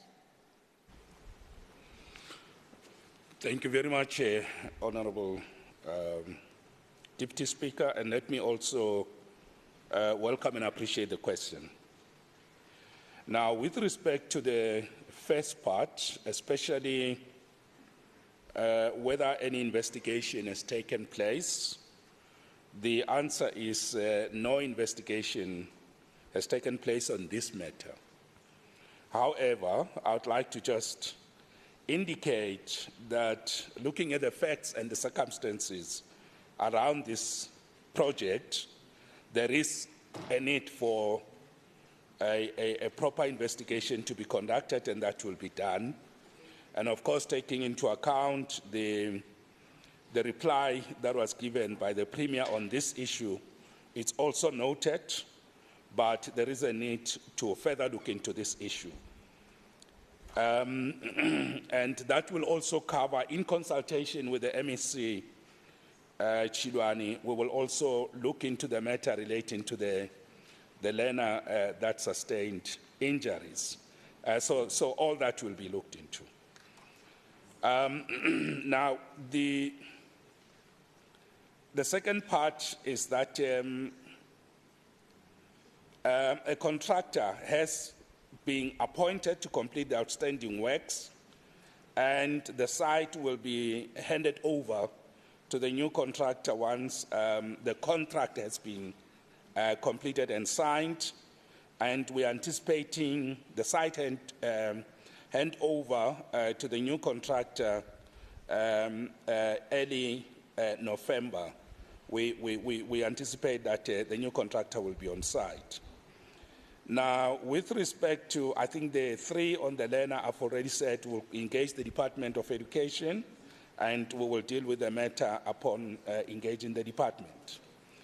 Now, with respect to the last part of the question, Of course, the department and the client department, Department of Education, have provided mobile units, and there is also a hall that provides support, but especially to the examination process. But as I said, we will be handing over the site to the contractor so that work can commence, and then we will hold the contractor fully accountable for this matter. Thank you. Honorable Masilela, do you have a supplementary question? Thank you, Madam Speaker. Like I said previously, I have no confidence in the MEC of infrastructure. I have no confidence in the Department of Education, because timelessly when we invite them to oversight to resolve such issues, worst of it, Department of Education doesn't come. It must be noted. Second to it is that MEC, in most of your incomplete infrastructure, and I emphasize, is that there's an issue in the department, especially when it comes to PSPs. Please, can you look into that? And then MEC of infrastructure, please, once more, it can never be, because of that report was discussed even in the committee, and you are the overseer of that committee. Follow up, study case, monitor, and help people accountable. It's time now, and we are going to facilitate, and we're going to be a watchdog over this committee, because of its same excuses, term in, term out. I beg of you. Thank you. MEC? Yeah, I think the points made about oversight are welcomed, and of course, being robust, we should appreciate and welcome that. However, sincere thanks on the remarks. Thank you, Honourable Speaker. Thank you, Honourable Masoleng.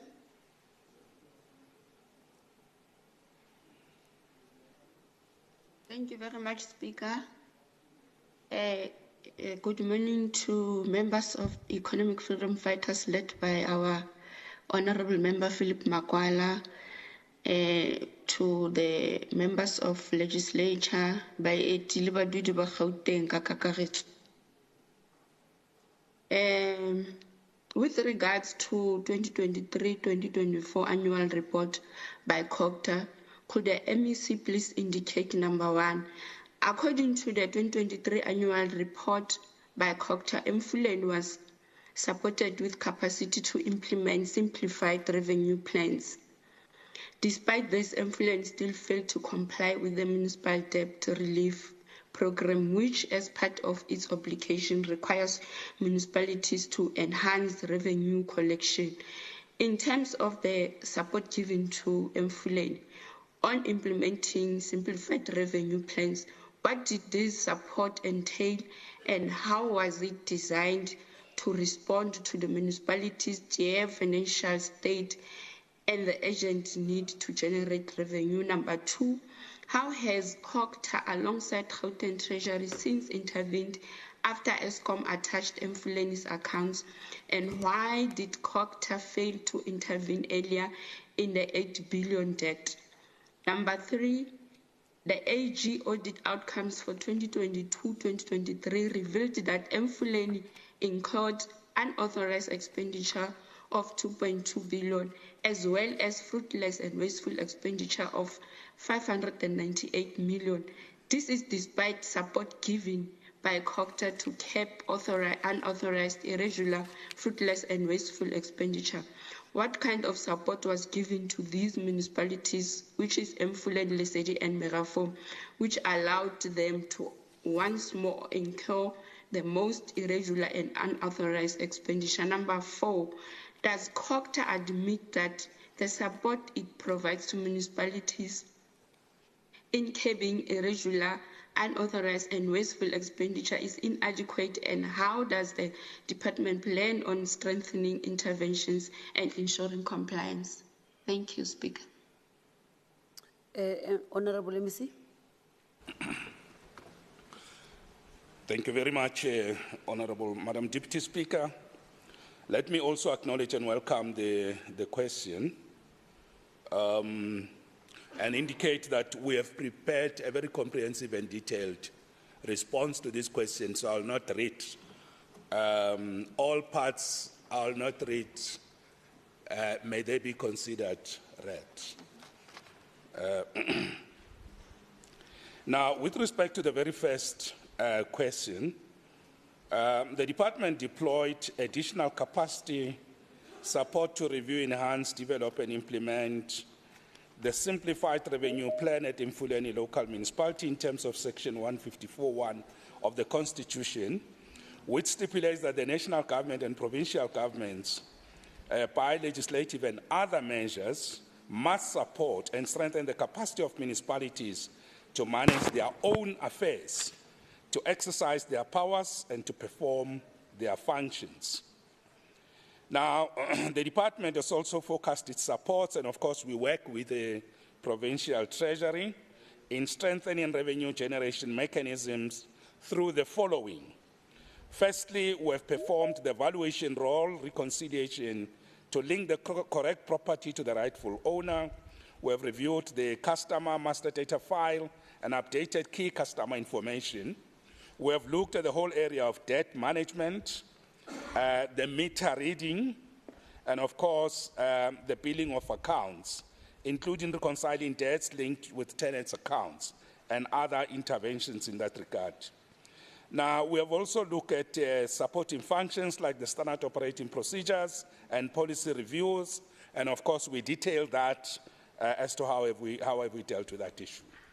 Now, as can be observed, honourable members, the department has strengthened the systems, processes and procedures that can assist the municipality to collect. However, the rest of the revenue value chain activities, such as collection of revenue, credit control and meter reading, are primarily in the municipal ambit to implement.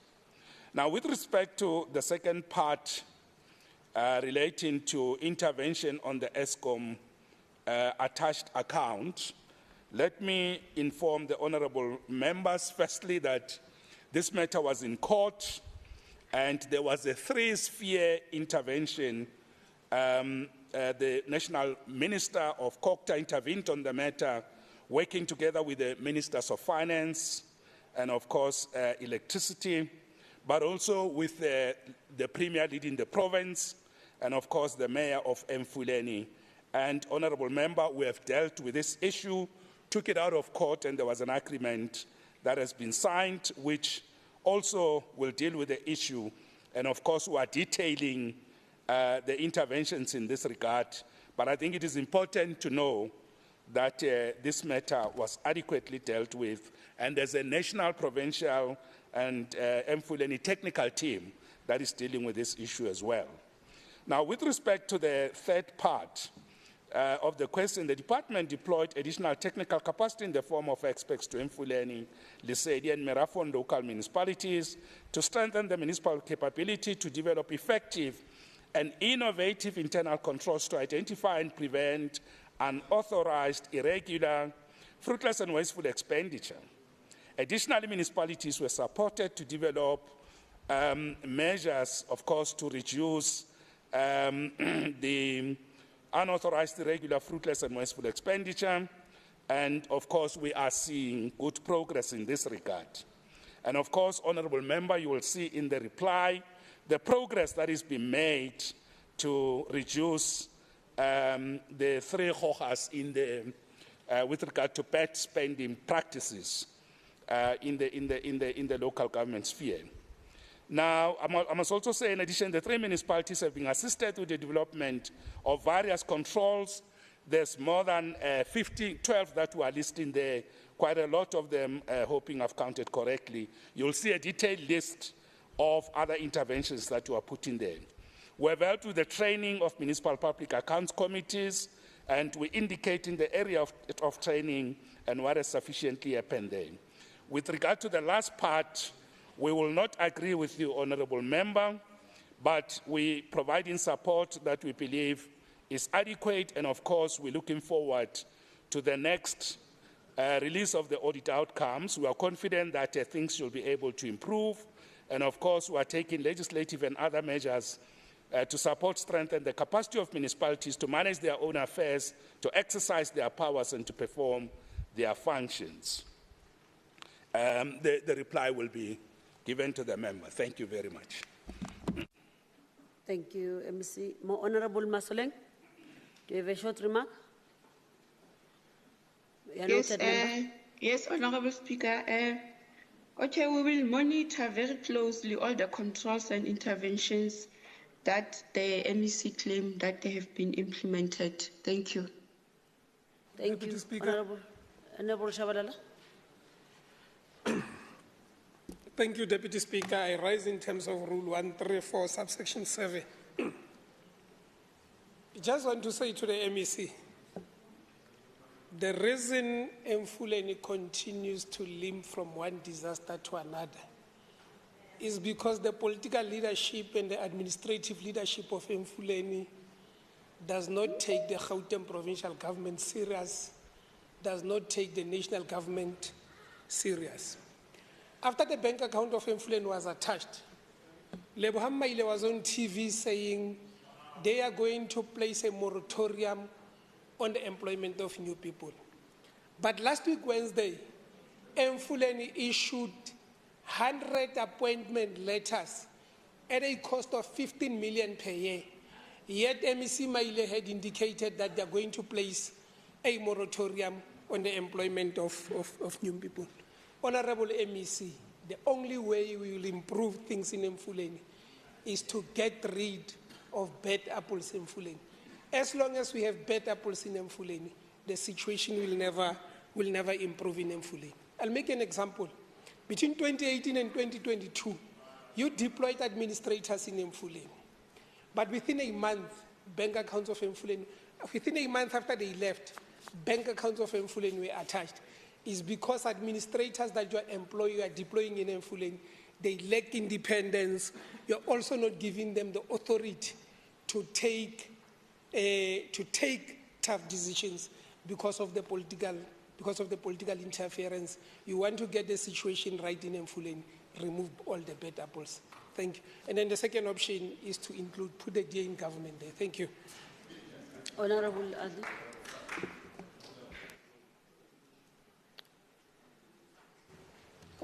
Thank you so much, Deputy Speaker. I just would like to echo the sentiments of my fellow honourable member there. I wish to make a remark, Deputy Speaker. Perhaps it's a bit of advice to the MEC that in partnership with your counterpart who's responsible for the environment, you ought to look into the environmental impact of air and water pollution in Mfuleni, as well as poor waste management there.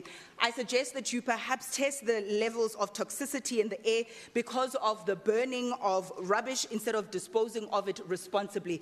We have been on the ground. We have seen what happens when the smoke goes there. It affects the clinics. It affects the butcheries. It affects different shops because while people are going about their daily lives, they are inhaling those toxic fumes that emanate from burning rubbish as opposed to collecting the refuse because the municipality does not have the capacity to do refuse removal. Please let us do so urgently to avoid a healthcare crisis. I am concerned, however, that you may or may not have the capacity to do this. We know that you're also responsible for infrastructure, that you also moonlight as a co-MEC for safety and security, so there is a lot on your place. But I am asking, Tswetswe, as the Tswanas would say, look into Mfuleni, the health component of it, and not only just the political environment, but look at the actual environment in Mfuleni. Thank you, sir. Thank you, MEC. Yeah. No, I think let me acknowledge the remarks that were made, firstly, by the honorable member of the EFF, Honorable Masoleng. I think let me acknowledge her remarks. And say to her that we will work together on these matters. We have, we will be convening the turnaround summit of the municipalities in the province, and subject to many other factors, I would have wished to, of course, invite members from the House, but it's a matter we will look into. So these matters will receive attention. I did say that, this year I would like us to keep a very peaceful environment in the House. I think I said that when I was delivering the budget on behalf of the African National Congress in the House. And the Chief Whip didn't have a problem with that. So I would like to plead that let's keep it cool. Because if you are going to talk about moonlighting, I've got a lot to say about that issue on the honorable member. So, I'll say let's leave it here. And I think the points that you are raising, I'd like to assure you that there is work that is being done in Mfuleni to make sure that we get the municipality to where we want it to be. And I think interventions that have been made. There's one best practice that Rent Water is working on, which I think they will announce, which is going to be best practice for many of the municipalities in the province. But I just want to assure honorable members that we are looking into the situation in Mfuleni and other municipalities that have got challenges. So, but let's keep it cool, please. Thank you. Honorable Masoleng again. Thank you, Deputy Speaker. Gauteng consistently finds itself on the back foot with regards to water supply, plagued by frequent water outages and ailing bulk water infrastructure. Experts have long been warning that the province is on the brink of a day zero if concrete and tangible steps aren't taken to address these water supply challenges. In line with this, can the MEC answer on the following? Number one, what efforts are being undertaken by COCTA in supporting municipalities to address frequent water outages and ensuring a consistent water supply? Number two, can COCTA elaborate on support provided to municipalities on the implementation of adaptive climate change measures as well as water security interventions within municipalities? Number three, it has recently been revealed that City of Johannesburg loses half of the water supply to it by rainwater, while Mfuleni loses 72%. In addressing this, how is COCTA working alongside the Department of Infrastructure Development in addressing challenges around zero water bulk infrastructure? And the last one, with regards to the Provincial Water Intergovernmental Relation Committees established to deal with the water crisis, what has so far been the impacts of the committee and what strategies or interventions have been formulated to assist Gauteng municipalities with the 2 billion debt owed to rent water? Thank you. Honorable MEC. Thank you very much, Honorable Deputy Speaker. Let me also indicate that with respect to this question, we have a very detailed answer, and I will not go through each one of the items here. We will forward it to Honorable Masoleng. Now, but just to start with the very first question about the efforts that are being undertaken, I just want to indicate, I hope the honorable member might have been aware that the Gauteng Provincial Government did in the first week of September this year convened a very successful water imbizo with the councillors in the province. And this was attended by the Deputy Minister of Water and Sanitation, and of course the entire leadership of Rent Water, with a very good representation of municipalities across the length and breadth of the province. And that marked a very important intervention in placing exactly on the responsibilities of municipalities and working as three spheres of government to deal with this question.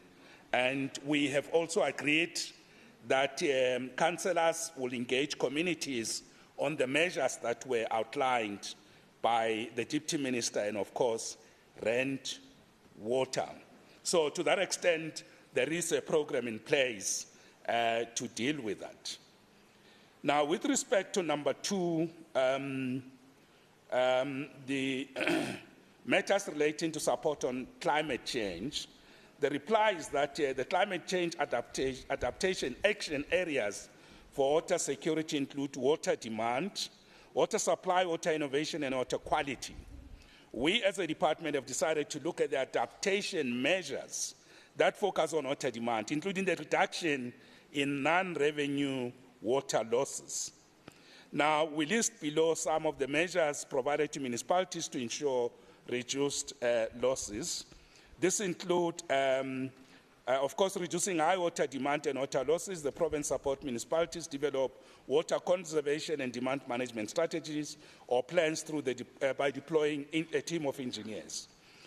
Development of bankable business plans for funding from DBSA and, of course, from the grant-funded and, of course, other lending organizations.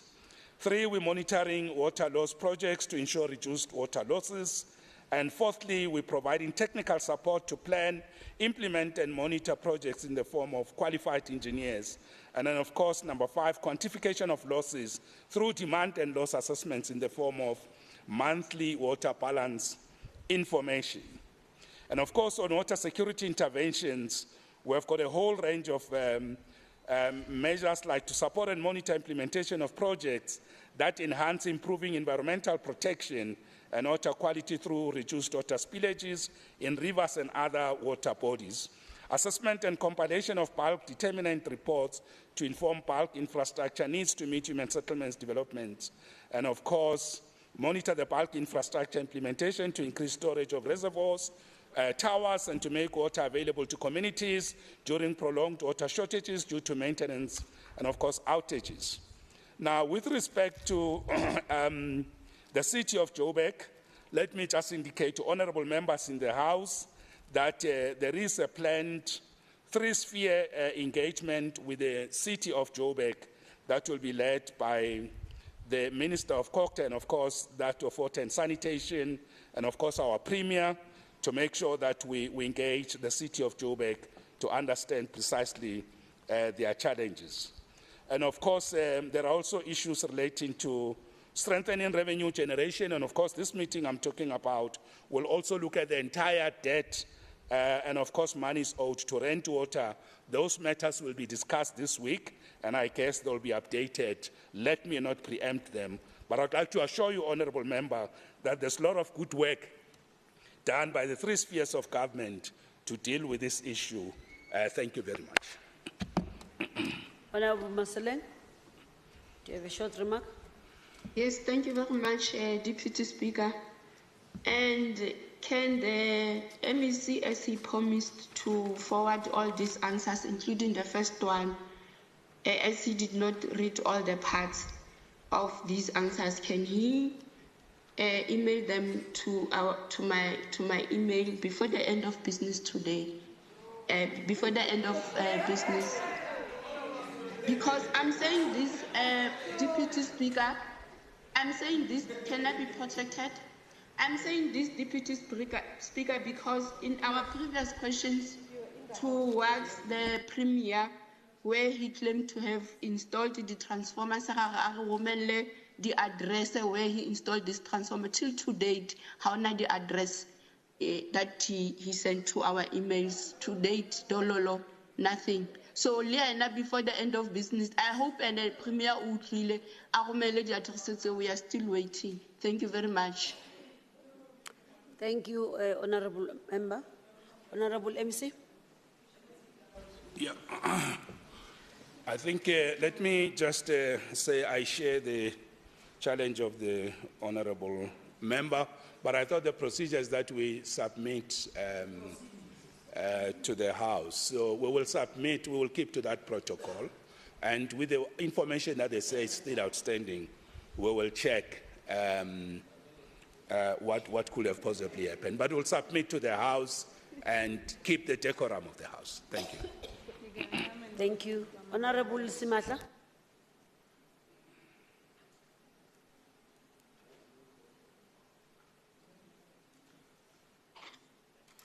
Thank you very much, Deputy Speaker.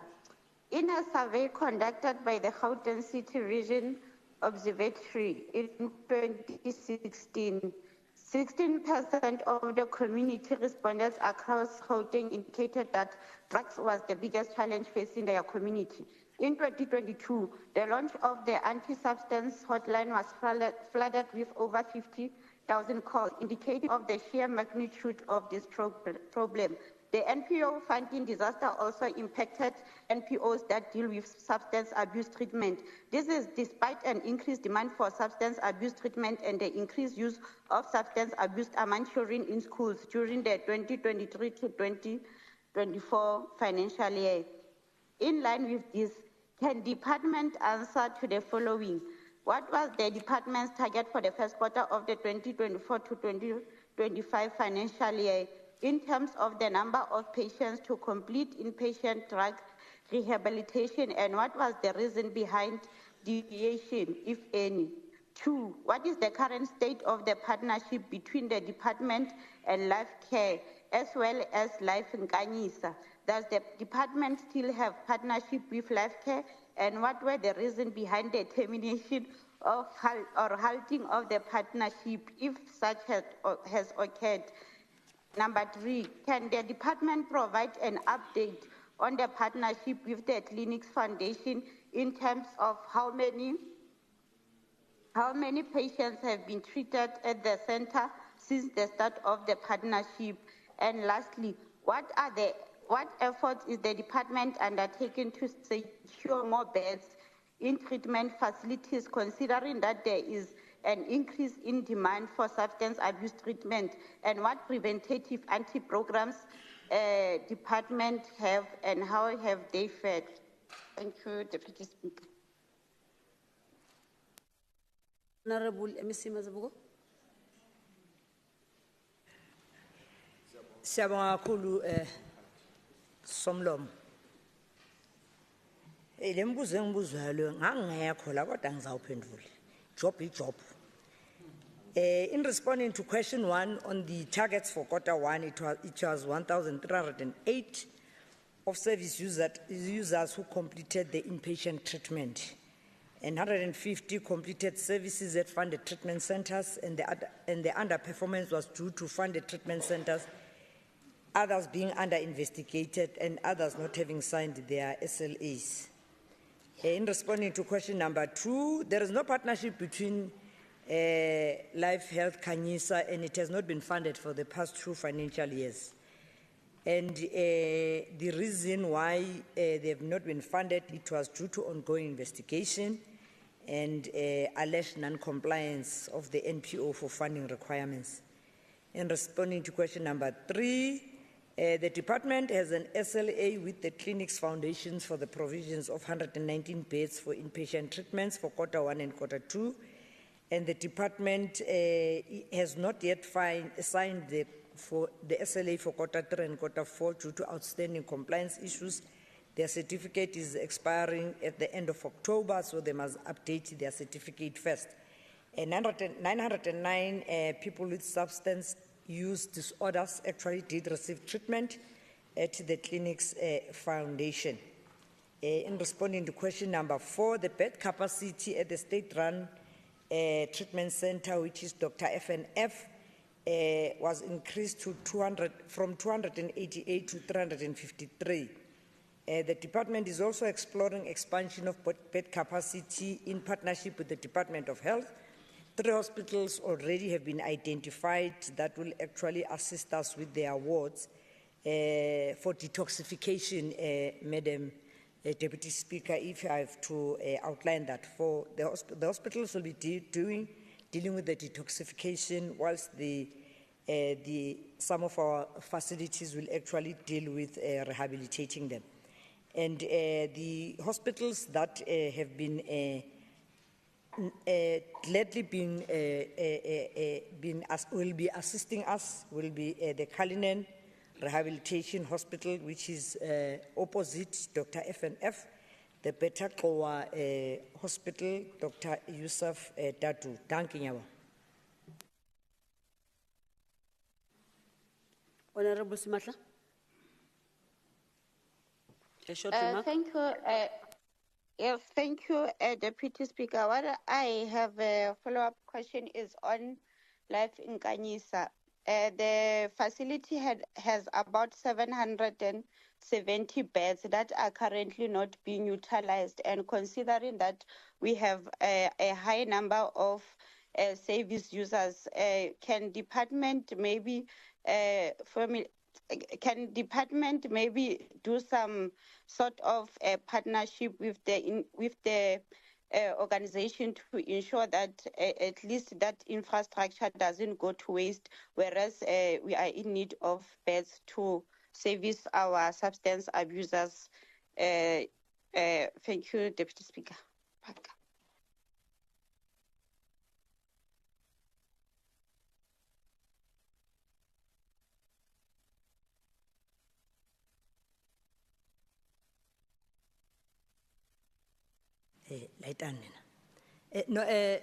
Somlom, le ngala sizinda ilunga likhuluma ngayo akuyona yethu inabanikazi angeke siwumnyango saze ngiklinya entweni engiyona yethu ixoxo nexoxo mali igxumela umuntu makanakekela indawo yakhe ukuthi kwenzakalani ngayo okwabo lokho. Ngiyabonga kakhulu Somlom.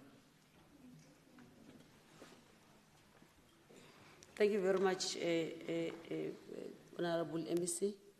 Honorable Siteka.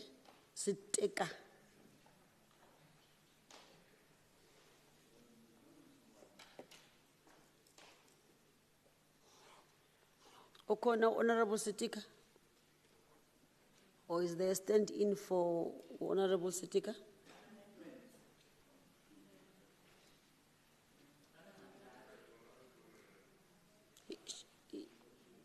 Thank you very much, Honorable Speaker.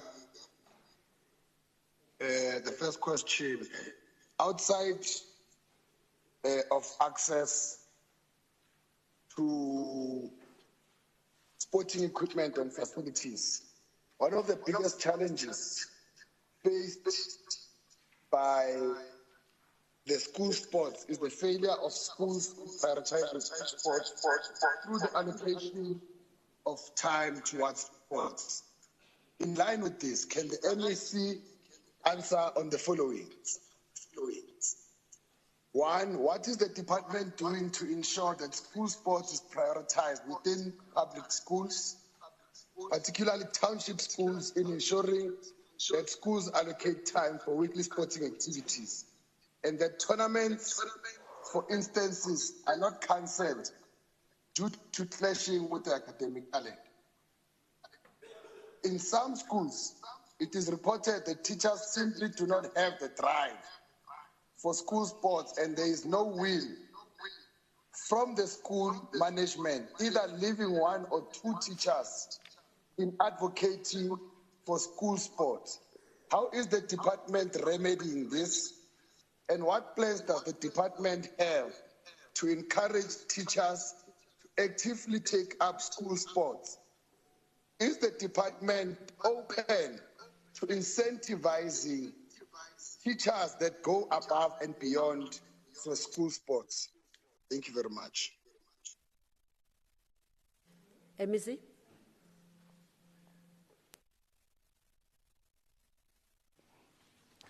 Thank you, Deputy Speaker. In response to the first question, schools have allocated time to the competitive program through their participation in the Wednesday Leagues program, which is a provincial priority. Most districts, regions, and inter-district events have been moved to dates that do not clash with the curricular objectives and plans. C, the implementation of intra-school programs is considered the best way to ensure future sporting codes participation. This is a focus of the department, commencing with the proper implementation of physical education. In response to the second part of the question, the focus on the participation of educators in the delivery of school sport program has been developed thoroughly. Firstly, training of educators in coded programs is done on an annual basis, thereby developing the skills of managing and coaching the teams. B, administrative training to ensure effectiveness of records, fixtures, and schedules. And thirdly, providing the equipment and attire that promotes participation and is linked directly to educator development. So multi-coded structures have been established in all districts to ensure that more educators are drawn into the fold and assist with planning in the districts. Thank you. Honorable Seteke, do you have a short remark? Yes. Sitika, Yes, yeah, sorry. Honorable. Am I audible? Yeah, echoing a bit, but you can continue. Yes, so with regards to school sports, we are speaking about it varies from school to school. We acknowledge the interventions that have been done by the Gauteng government.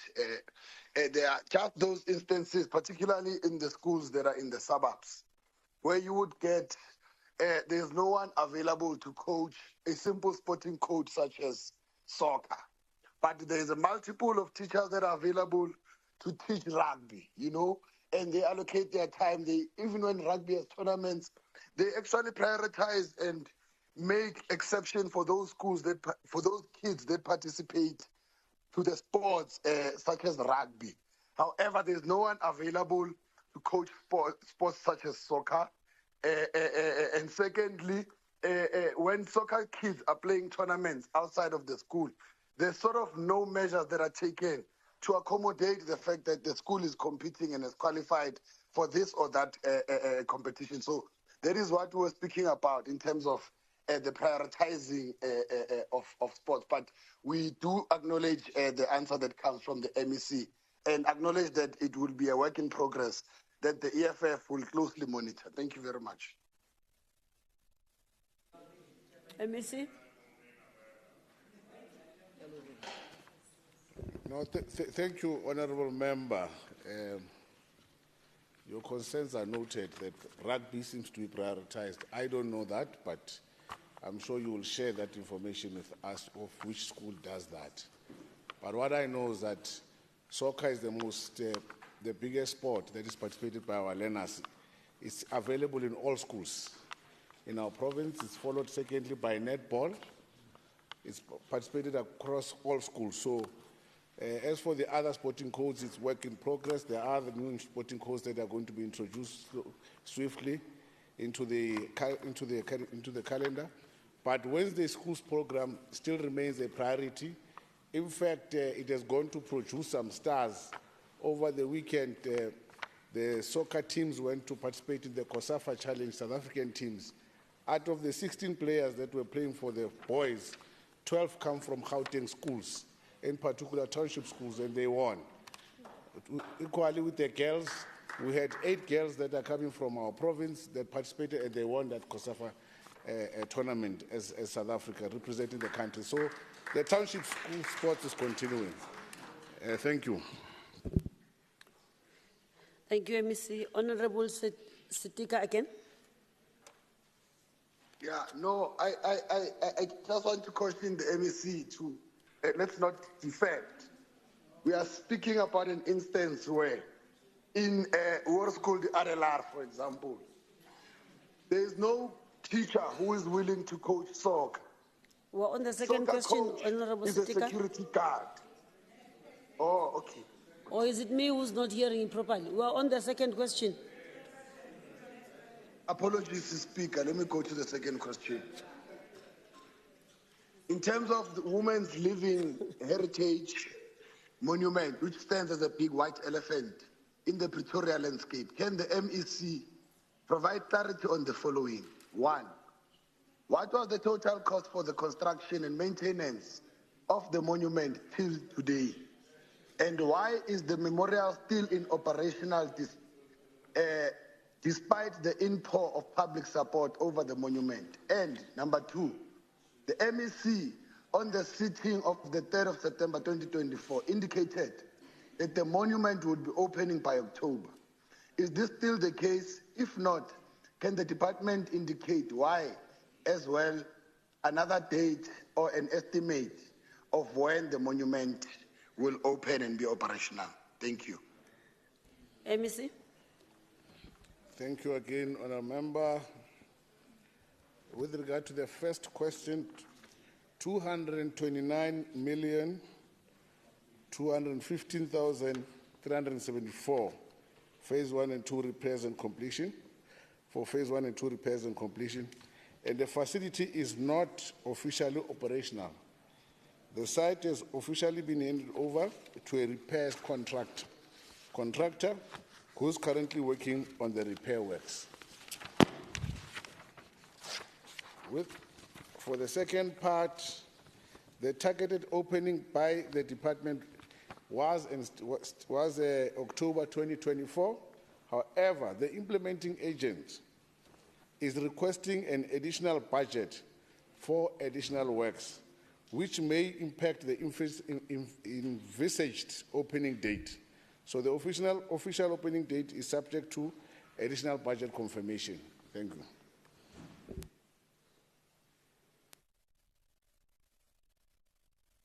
Do we have a follow-up question?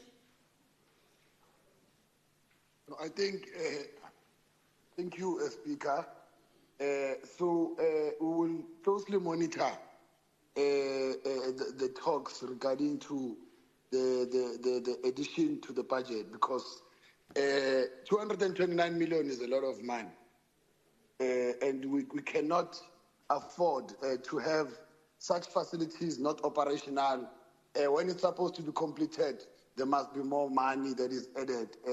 It is affecting the citizens of Gauteng, and we don't take it lightly. We understand that the infrastructure has not been officially handed over, and perhaps those talks will be entertained by infrastructure development. But we need those facilities to be operational, and even though it is subject to the budget approval, we still need to have a time frame by which we can, benchmark this project, and by which we know that if this date arrives and we have not yet realized the operationality of the facility, then we must be able to hold the executive accountable based on such estimations of timeline. Thank you very much. Thank you, Honorable MEC. Member Shabalala, you will follow, Member. Thank you, Deputy Speaker. I rise in terms of 134 subsection 7 to make a brief remark. Honorable MEC, I think when it comes to Women's Living Heritage Monument, you need to do better than your predecessors. Your first commitment that the monument will be operational by the 7th of October. The fact that it was not met looks bad on you. But the fact that after hundreds of millions of rands and 6 years later after its completion, Women's Living Heritage Monument, that it's still not operational, it's unsafe for occupation. I mean, it's very sad and treasonous. And also, what is also worrying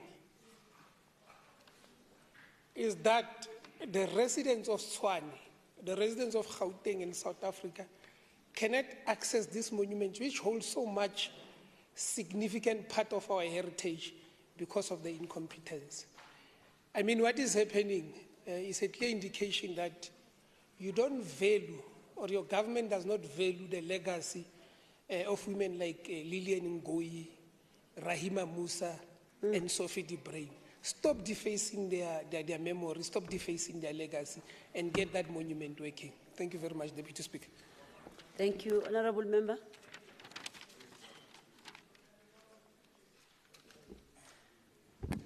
Thank you, Madam Chair. In addition to the comments made by Honourable Siteka and Honourable Chabalala, there is also a missed opportunity. It forms part of the City of Tshwane rejuvenation project. Many members of society and tourists pass this monument and ask, what is it there for, what does it do?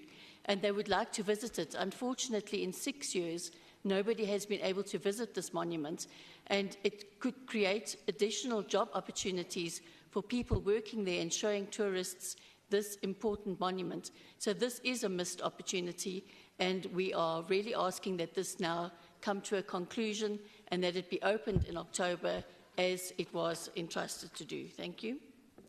Thank you. Honourable Elise. Yeah, thank you, Deputy Speaker. I think, honourable members, their comments and concerns are noted. What I can say is that we are working around the clock so that we'll complete this monument, and it will be completed in no time. So the number of years mentioned by Honourable Chabalala, it won't exceed. We are working very closely. So as we finalize, it's just minor things so that we conclude and open that monument. Thank you very much. Thank you. Honourable Gentile, next question. Madam Deputy Speaker, the Leader of Government Business, honourable members and the citizens of Gauteng, I hereby, in terms of Rule 126, Sub-Rule 1, place the following questions for oral reply by the MEC for Human Settlement Department. That based on the implementation of the anti-land invasion strategy, can the MEC answer the following questions? Does the department have any plan or a strategy to curb land invasion? Number 2, if yes, does the department have a monitoring tool to strengthen land invasion strategy? Number 3, is there any role played by the artificial intelligence to help to detect the illegal expansions? Madam Speaker, thank you. Thank you. MEC. Thank you very much for the question. The response is as follows. Yes, the department does have a strategy to curb land invasion. Yes, the current tool that we are using is physical security service providers who do physical monitoring. They also use drones and cameras. And what is the role played by artificial intelligence? We are working as a department with the Office of the Premier on the implementation of a provincial land invasion monitoring tool using satellite imagery data. This will be done together with the Department of Community Safety, as the Department of Community Safety will be given access to the system. The system will be used as an early warning and detection system. Thank you. Thank you. Honourable Gentile, do you have a short remark? No, I'm covered, Deputy Speaker. You're covered. Thank you. While you are still at it, please proceed to the next question. Thank you very much, Deputy Speaker. Sorry to interrupt, Deputy Speaker. Can I ask a follow-up question? I'm not sure if I'm at liberty to, just off the remarks of the Honourable Gentile. Okay, she's on the next question now. You can make a follow-up then. Thank you so much. After the MEC has responded to the initial question. Thank you. No, thank you very much, Deputy Speaker. Hereby request, in terms of Rule 126, Sub-Rule 1, to place the following questions for oral reply by the MEC, Human Settlements.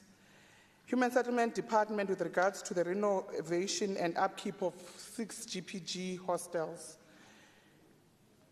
And my first question is, could the MEC give a detailed progress report on the renovation and upkeep of the 6 Gauteng provincial government hostels? on, number one, what has been the impact of these initiatives on the residents and the surrounding communities? Number two, could the MEC elaborate on the primary purpose of these renovation projects?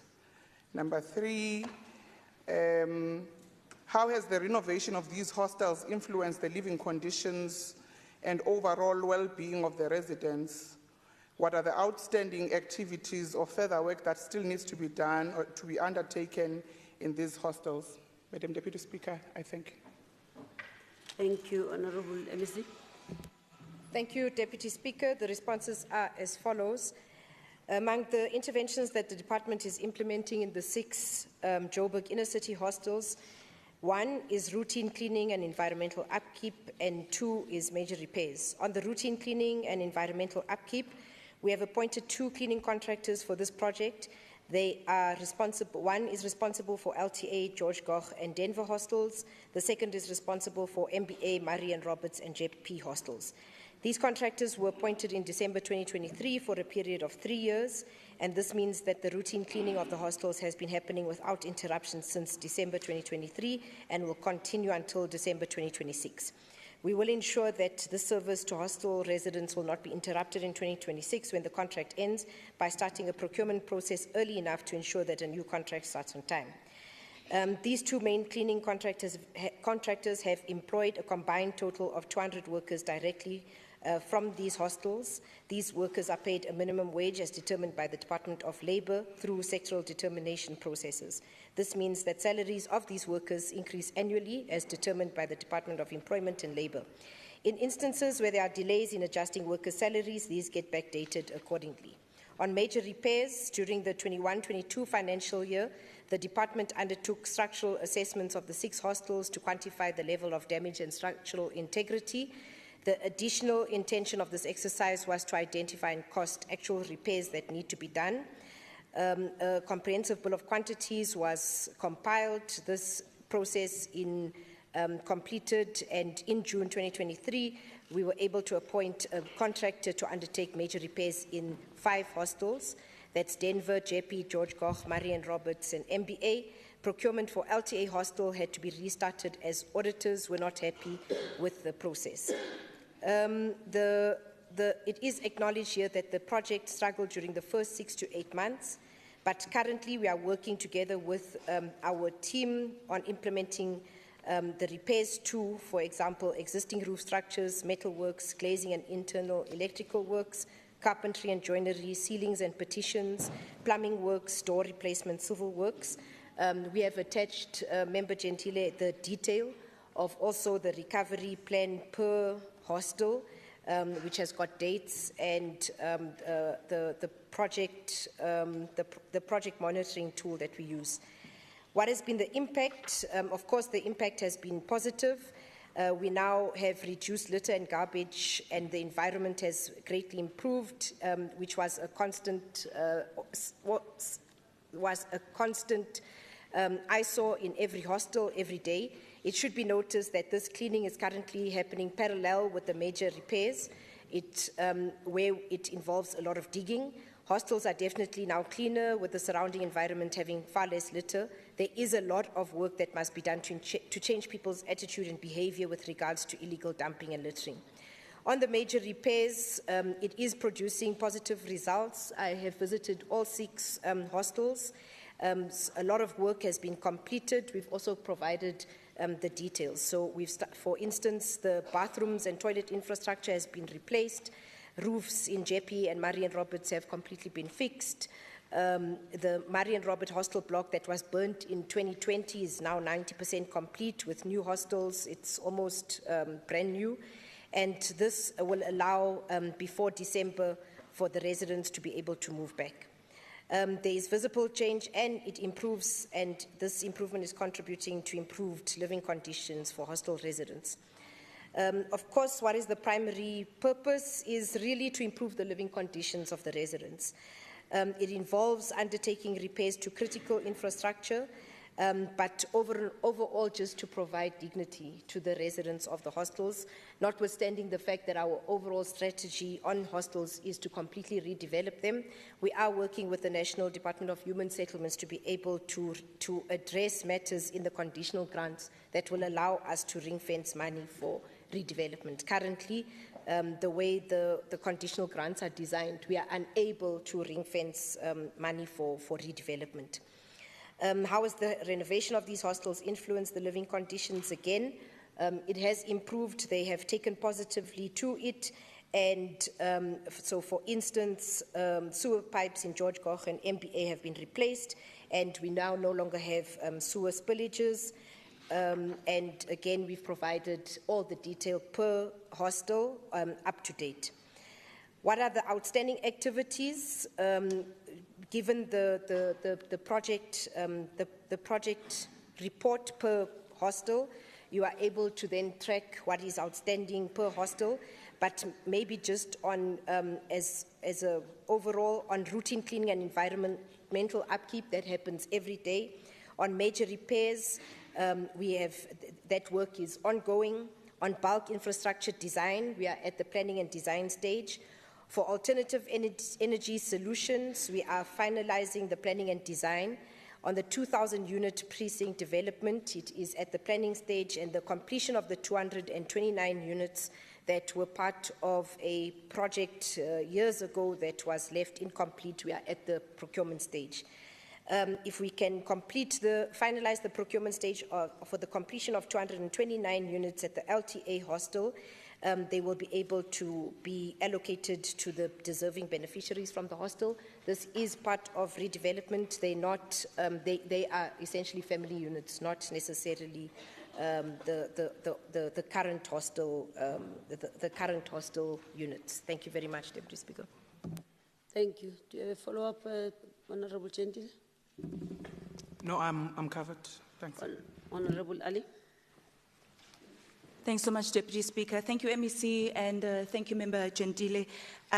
Please pardon me for taking the House back to the land invasion issue.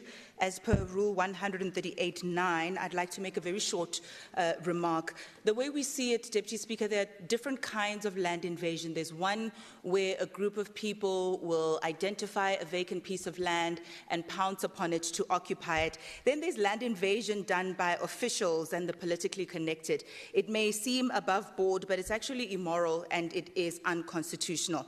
That's where people are being forcibly removed from generational land because of greed and corruption, such as the case in Utopia Informal Settlement, where residents there are actually being bullied off of their land by the powerful in the society. So, MEC, this is just a plea from us. When you're looking into issues of land invasion, could you also please look into the illegal sale of land in Utopia? Thank you so much, Deputy Speaker. Thank you. MEC? Deputy Speaker, part of the human settlements overall strategy is the eradication of informal settlements. I don't have the details, but if that is an informal settlement, essentially it must be eradicated, because we are not of the opinion that anybody should live in an informal settlement for the rest of their lives. Thanks. Thank you. Honorable Gunene, please ask your question.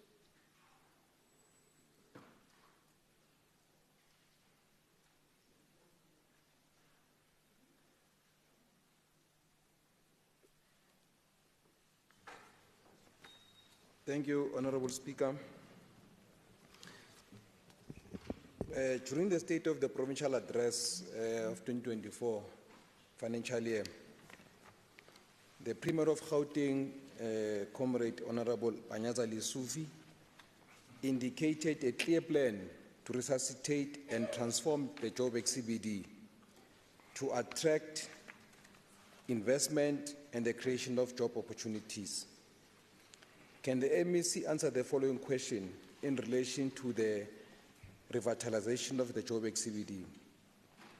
What plans does the department have in place to transform Joburg CBD to attract business opportunities?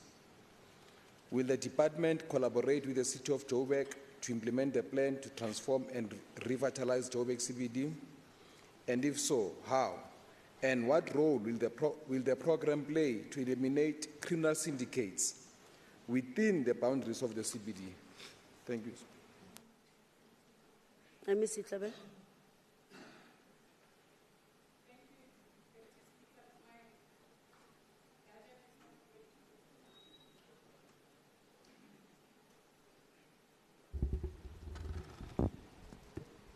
Thank you, Deputy Speaker. On behalf of Honorable MEC Maile, the first response is that the process to transform Jozi CBD is led by the Department of Cooperative, and the strategy to transform the CBD will be developed in the summit that is scheduled to take place in November 2024.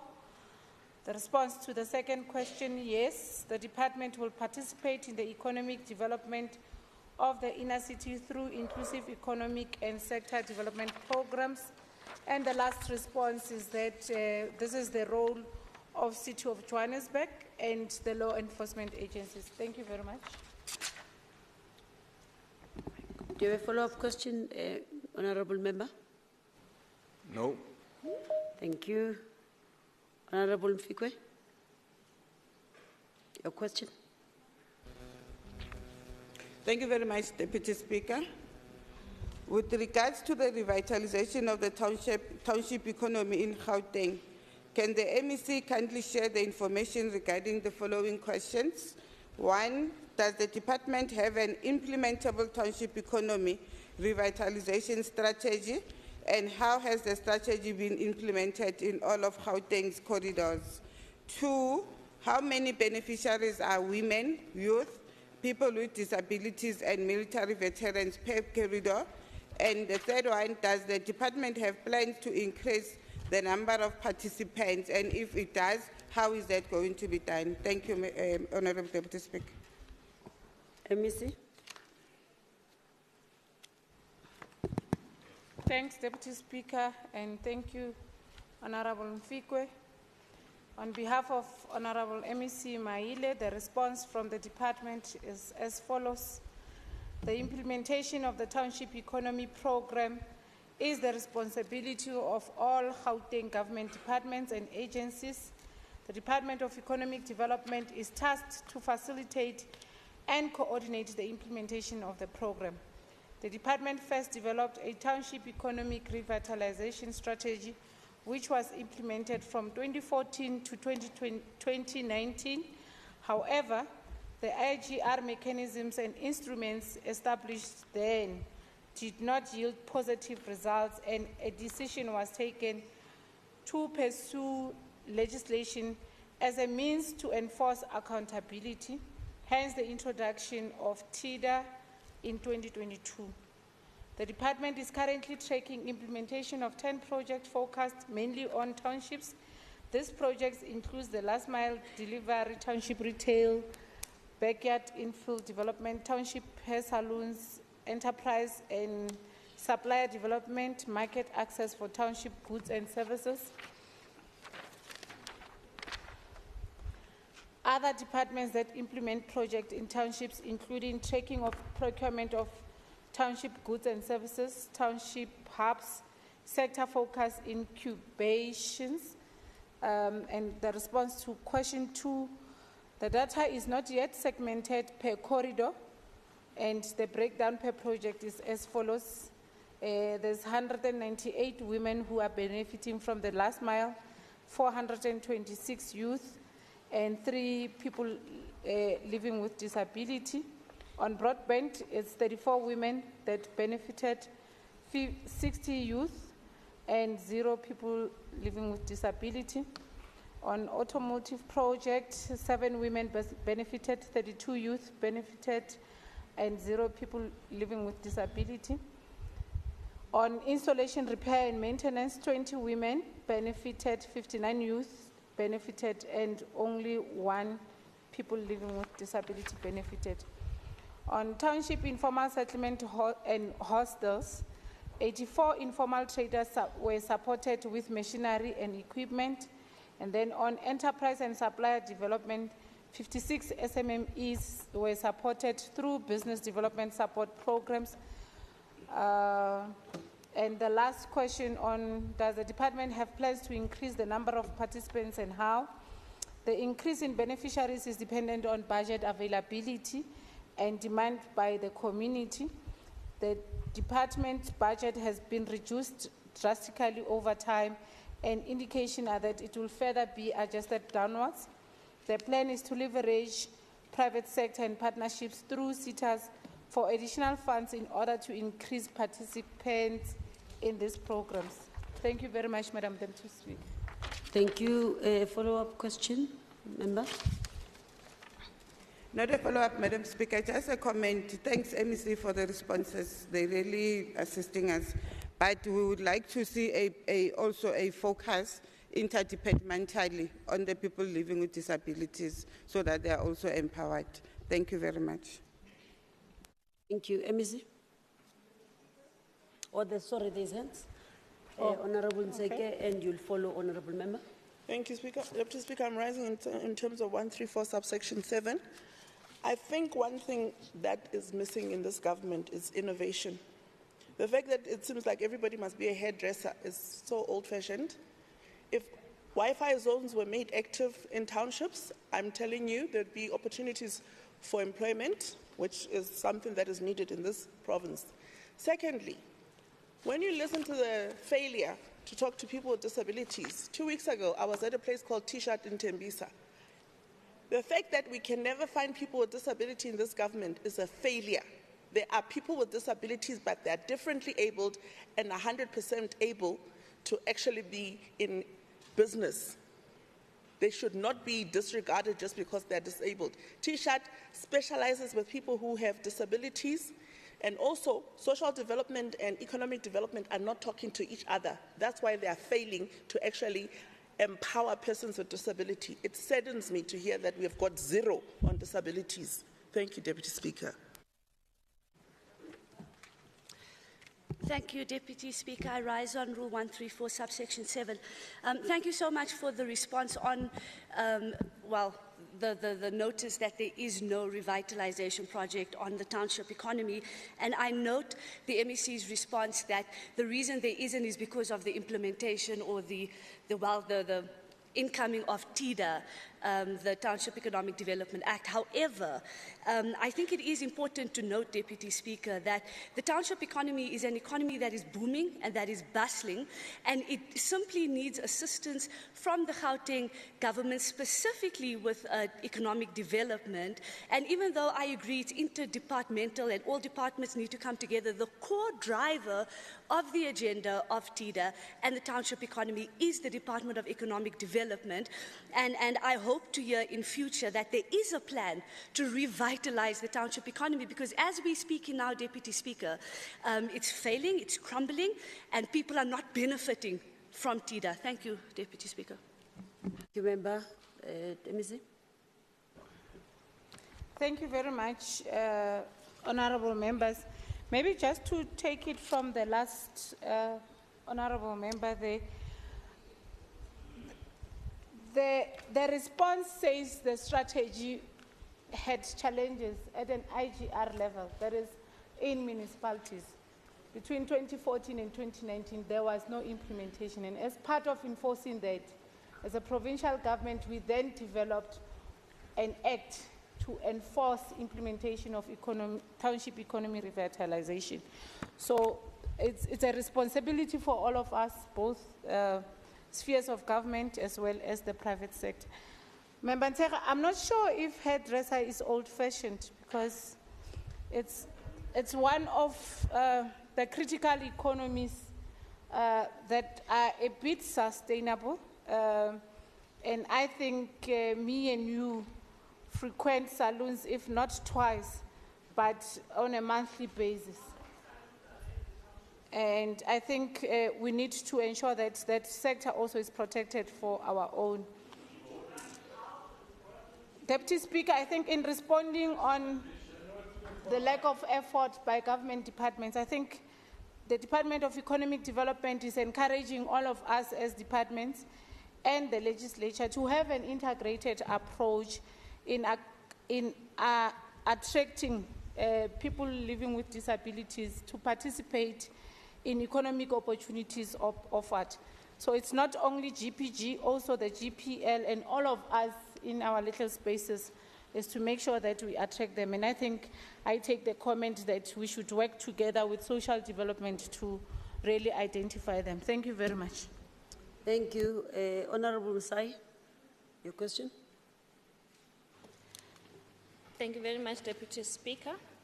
In deepening the implementation of the district development model within the Gauteng sitting region concept, can the MEC please indicate what interventions does the department provide in strengthening weak municipalities within the Gauteng province, particularly on implementation of basic services such as water, sanitation, and refuse removal services? And what impact have these interventions made in improving service delivery? MEC, Mamabula.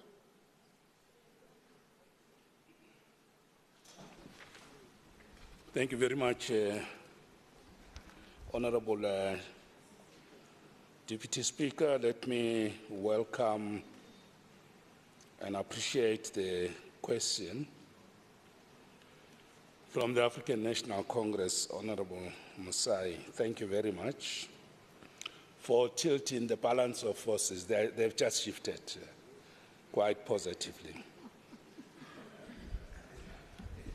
So, now, the reply to the question is as follows, is that Gauteng Cocta's primary role in implementing the district development model is to facilitate and support coordinated planning, budgeting, and implementation across all spheres and sectors of government operating within the districts and metros of the province. To realize these, various tools have been developed and implemented, which include the District Development Model Hub, the District Development Model Dashboard is there, the capacity building and support, and also support on providing leadership, partnerships with key stakeholders who can contribute to the objectives of the DDM, and of course, mainstreaming the DDM in planning, budgeting, and implementation.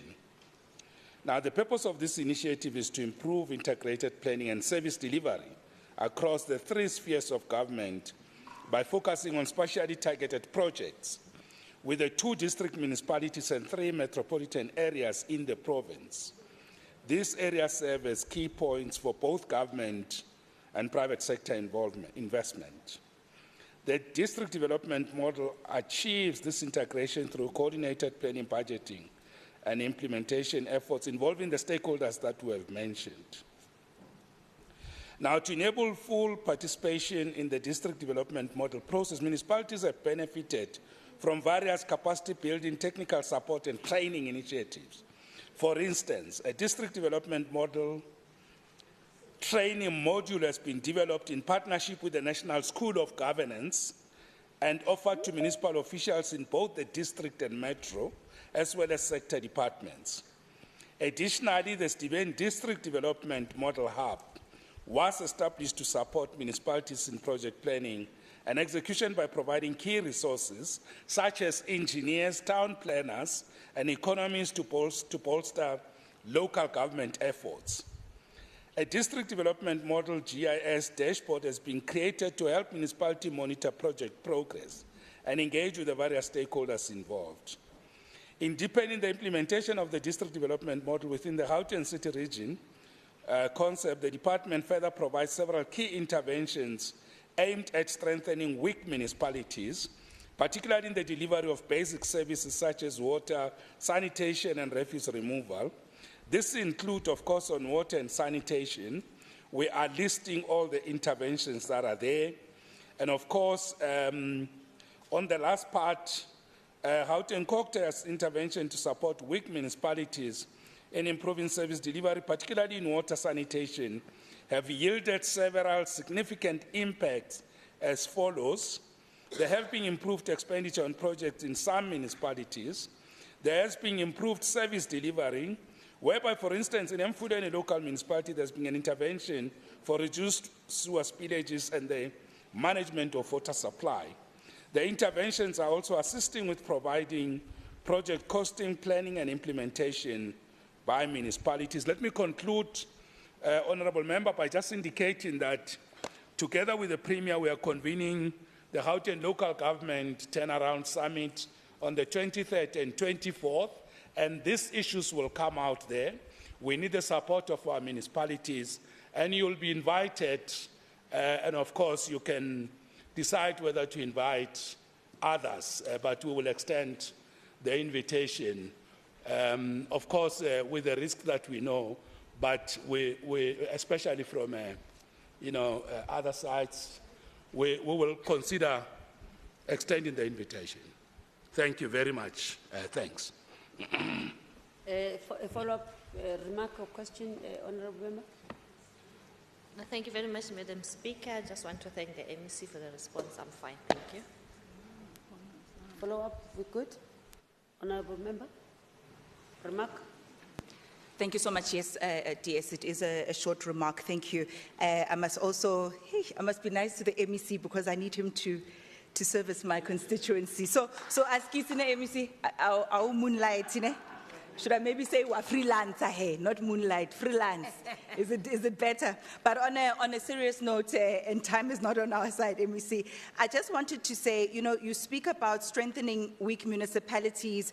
I just would like to bring to your attention maybe something that you can highlight at the local government summit as well. The issue of Leratong village, that community struggles with crime, substance abuse, and other societal ills, and that's because they're sort of persona non grata as far as municipalities are concerned. They're sharing demarcation. They're straddled between City of Johannesburg and Mogale City. The land owned by Mogale City, but they're being serviced by COJ at times. They don't have a clinic. They don't have a school. They don't have a hospital. They don't have a police station.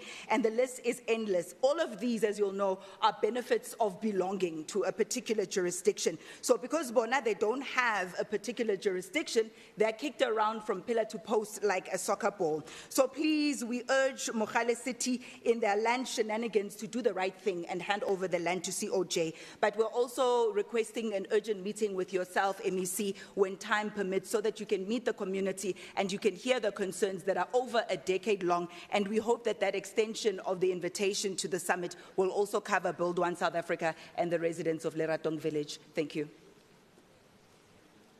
Thank you. MEC?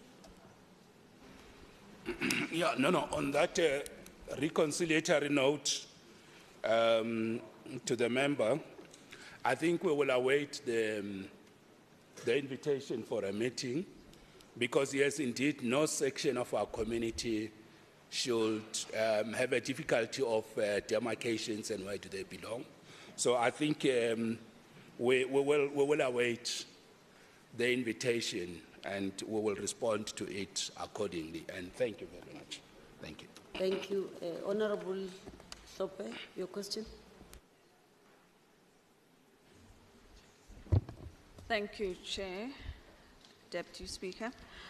In terms of my question, during his State of the Province address, Premier Lessufi indicated that Vodacom has committed to invest 3 billion in ICT network infrastructure in Gauteng, which will advance digital connectivity across the economy. Can the MEC please explain, one, how is this initiative going to help disadvantaged communities in Gauteng, particularly those that stay in informal settlements, to access ICT connectivity network as part of infrastructure development? Thank you. Thank you. MEC, is he online or somebody is answering on his behalf? Colleagues? Is he online?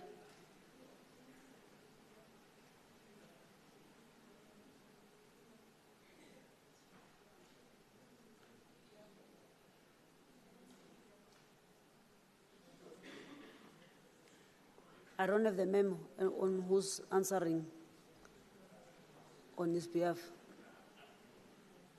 He's online. MEC Dlamini?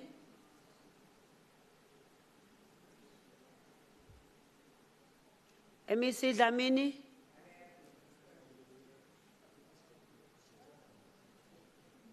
He was hungry. Huh? So what? Oh, connection problem. No, we'll definitely do that, but I wanted to satisfy myself that is not gettable for now or findable for now. Colleagues, I think the answers will come a bit later. Honorable Bishop, please come towards the chair. Honorable, let's keep it for now. We'll come back to it. Honorable Mekwe. Thank you very much, Deputy Speaker.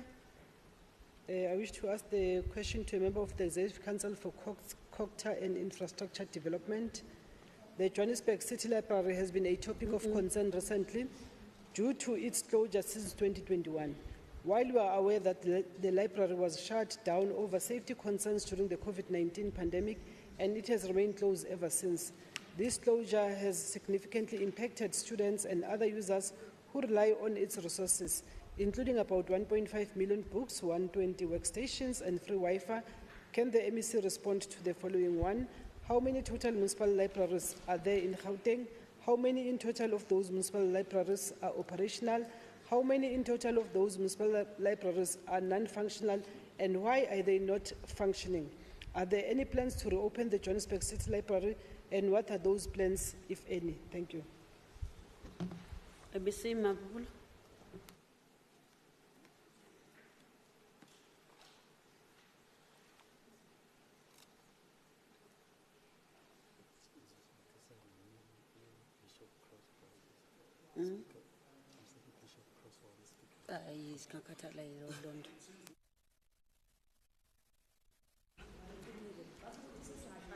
Okay.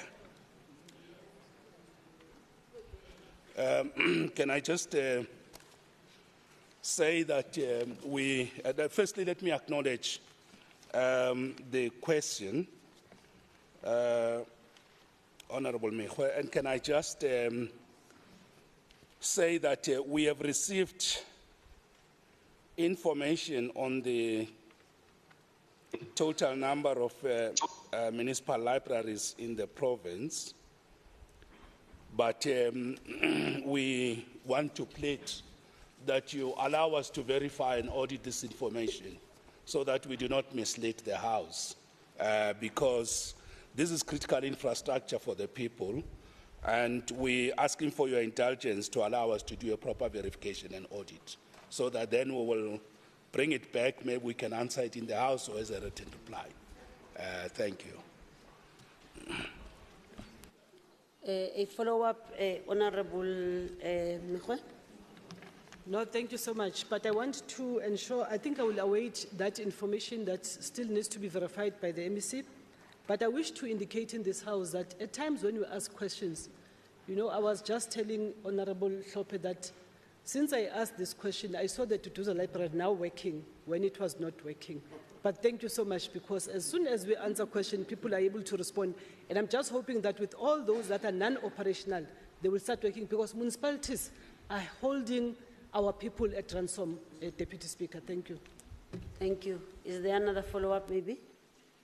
Honorable Tsege. Thank you, Deputy Speaker. A few years ago, I had actually found out that because Pumulong Library Wi-Fi was not working, 2,000 job seekers stopped visiting the library every month. And it's important to get those libraries up and running. Thank you. Okay. MEC will give it back to you, I think. Yeah, I just think because the honourable member has agreed, and thank you very much, Cooperative Ntombi, thanks very much for that. Let me just read out, but subject to verification, so that the DA doesn't get a wrong impression about this matter. But subject to audit. So, for example, in Mfuleni, we have a total of reported 15. In Ekurhuleni, and then those that are operational are 15, and therefore 0 is not operational. So it means all of them are working. And then Ekurhuleni has got 47 in total, and then 43 are operational, and therefore 4 are not working. Tswane, it's 58, that is total, and 57 are operational, and only one is not working. But obviously, with the new mayor there, it will work, this one. Now, Merafon, there's 21 in total, and 20, it's operational, and 1 is not operational. Lisedi is 11, 10, it's operational, and of course, 1 is not operational. Midval has got 8, and then all of 8 working, just like Mfuleni.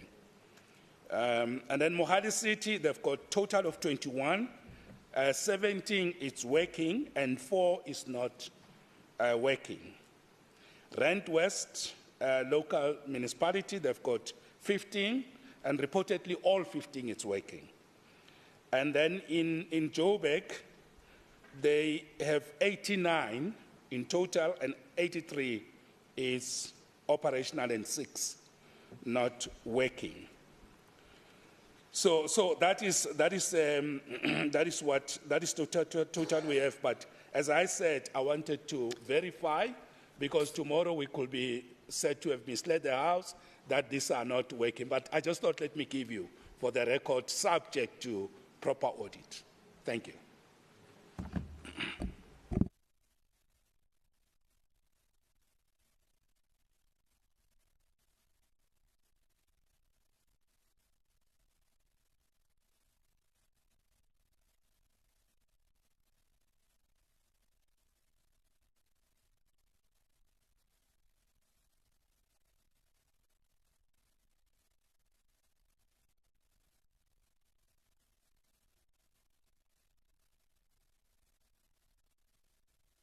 Now come to a point as presiding officers, scared and intimidated with movements now, because we're told we must not move.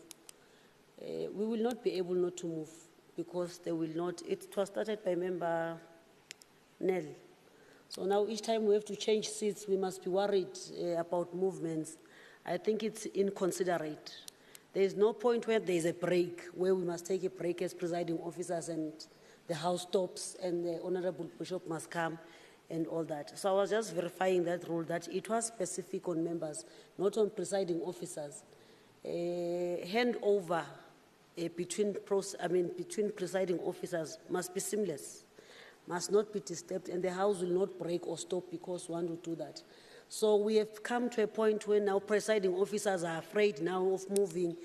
It means we'll end up in these chairs really soiling ourselves, because we must not make movements, and I think it's unfair. We'll end up not even, you will understand, because that rule, that messed up rule comes from that side. So I'm just saying, each time we must change chairs here and give responsibilities, we must whisper, am I able to move or not? Because we're told not to move when somebody's speaking, and I think it's a bit unfair. We need to. There's no point where there's a break when we have to hand over. If you don't understand, ask the person next door. Thank you very much. Are we able to find Member Dlamini? Or should we move? I see Member Shope is gone. Am I audible? Oh yes, we are audible. Now I'm moving again. So moving forward, yeah. There won't be any announcement of moving. I just thought I should say it because it has become difficult for us to exchange seats now, or rather hand over responsibilities, because one day Nell said we must not move and we must be punished for that, and we must come and apologize, in fact, for movements. I thought I should say it up front. We are making it difficult. Work will continue, just in the past terms. Thank you. Honorable Dlamini, you can, there is no please. We're moving now. Honorable Dlamini. Thank you very much, Honorable Speaker. Sorry about that. I had a problem of a connection. Thank you, Member Shope, for the question. The response is as follows. In his State of the Province address, the Honorable Premier Panyaza Lesufi highlighted the strategic commitment by Vodacom to invest 3 billion rands in ICT network infrastructure in Gauteng. This significant investment aligns with the Gauteng provincial government's goal to bridge the digital divide and promote digital inclusion, particularly in disadvantaged communities and informal settlements. Here is how this initiative is set to enhance connectivity and access to ICT infrastructure One, as part of the Township Informal Settlements and Hostels initiative, the GPG will expand public Wi-Fi access, enabling affordable internal connectivity for residents in these communities. This expansion is a core component of Gauteng Smart City Vision, allowing residents to access essential services online, including education, healthcare, and government services at no cost. Public Wi-Fi network will be strategically positioned in community hubs, including schools, clinics, and local business centers, ensuring that their reach is maximized and that they benefit the largest number of residents. Two, investment in network infrastructure will include deploying 4G and 5G networks in underserved townships. This infrastructure will support faster, more reliable connectivity, facilitating access to online education, employment opportunities, and digital skills training. This enhanced connectivity also creates new opportunities for local businesses, allowing them to participate in the digital economy, attract investment, and grow. Three, ensuring that the network infrastructure is stable and accessible is crucial for communities to rely on digital services without interruptions. Vodacom's investment will help enhance the resilience of Gauteng's ICT infrastructure, making it less susceptible to disruptions. Improved network stability is essential for accessing critical digital services, such as remote healthcare consultations, e-learning platforms, and government services portals. This enables residents to participate more fully in the digital society. Four, connectivity in informal settlements is also integral to the province crime prevention efforts. The Gauteng provincial government has deployed multiple crime prevention technologies, including the push-to-talk for traffic wardens. Enhanced connectivity enables traffic wardens to quickly communicate and coordinate during incidents, improving response time and community safety.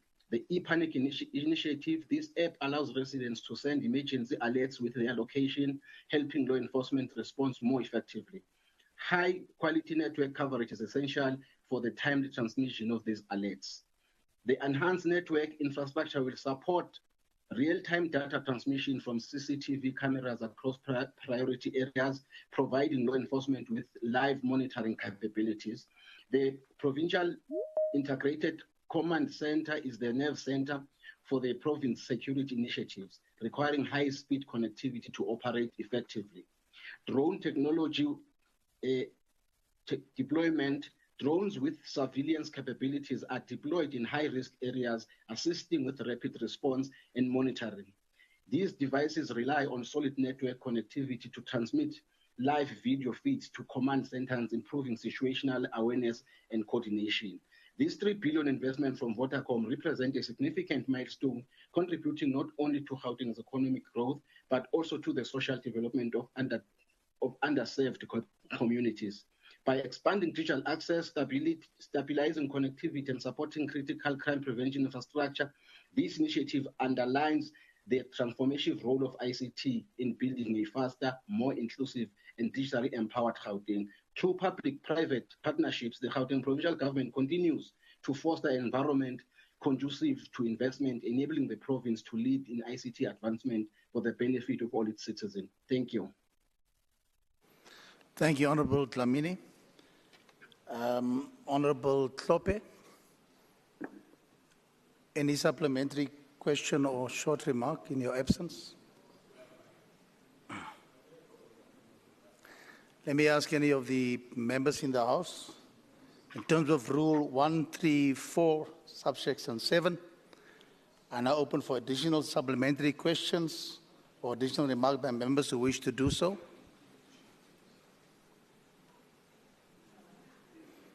Nothing, thank you. Honourable Mtlongo.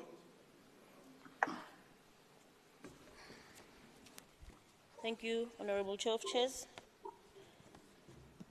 The Matric class of 2023 achieved 85.38% pass rate on the NSC with 44.3% bachelor passes. All districts performed above 80%, with Johannesburg West leading with 92.5%. 4 districts are among the top 10 in South Africa. With regard to the improvement of Matric results that has been achieved, can the MEC please explain the following? Firstly, the details on the interventions implemented by the Gauteng Department of Education to assist the class of 2024 matriculants in preparing for their final examinations to ensure that there is no decline in last year's achievement. Secondly, what resources such as study guides or specialized tutoring have been provided? And finally, how has the department collaborated with schools and teachers to ensure effective preparation for the matric examinations? Thank you, Chair of Chairs. Thank you, Honourable Mtlongo. Honourable Chilwani.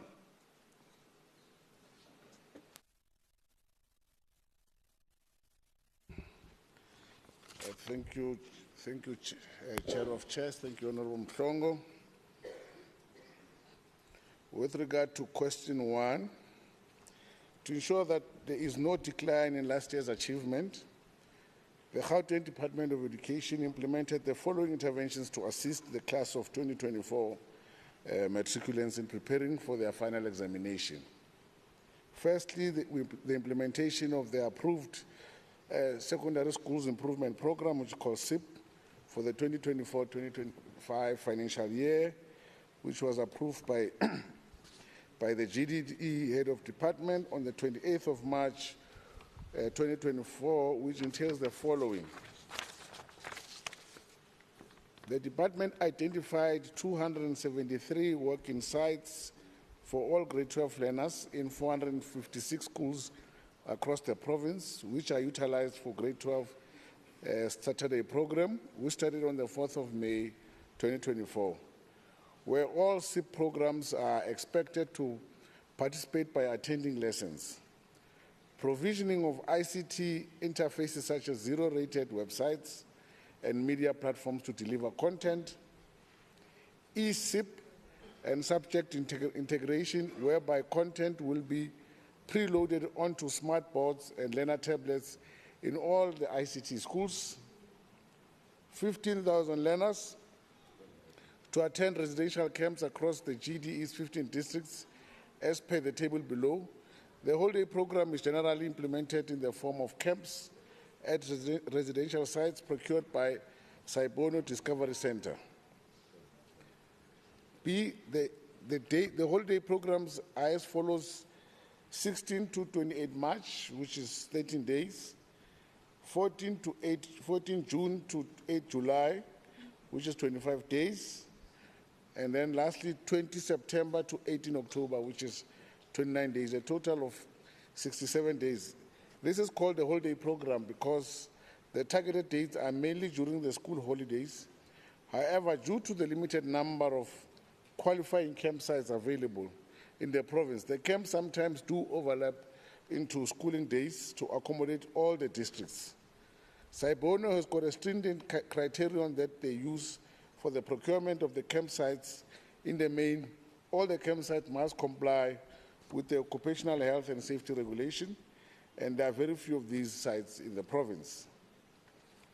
The implementation of the 3 special camps which were held during the September holidays, as per the table, we had 300 girls at the venue Life School Becker,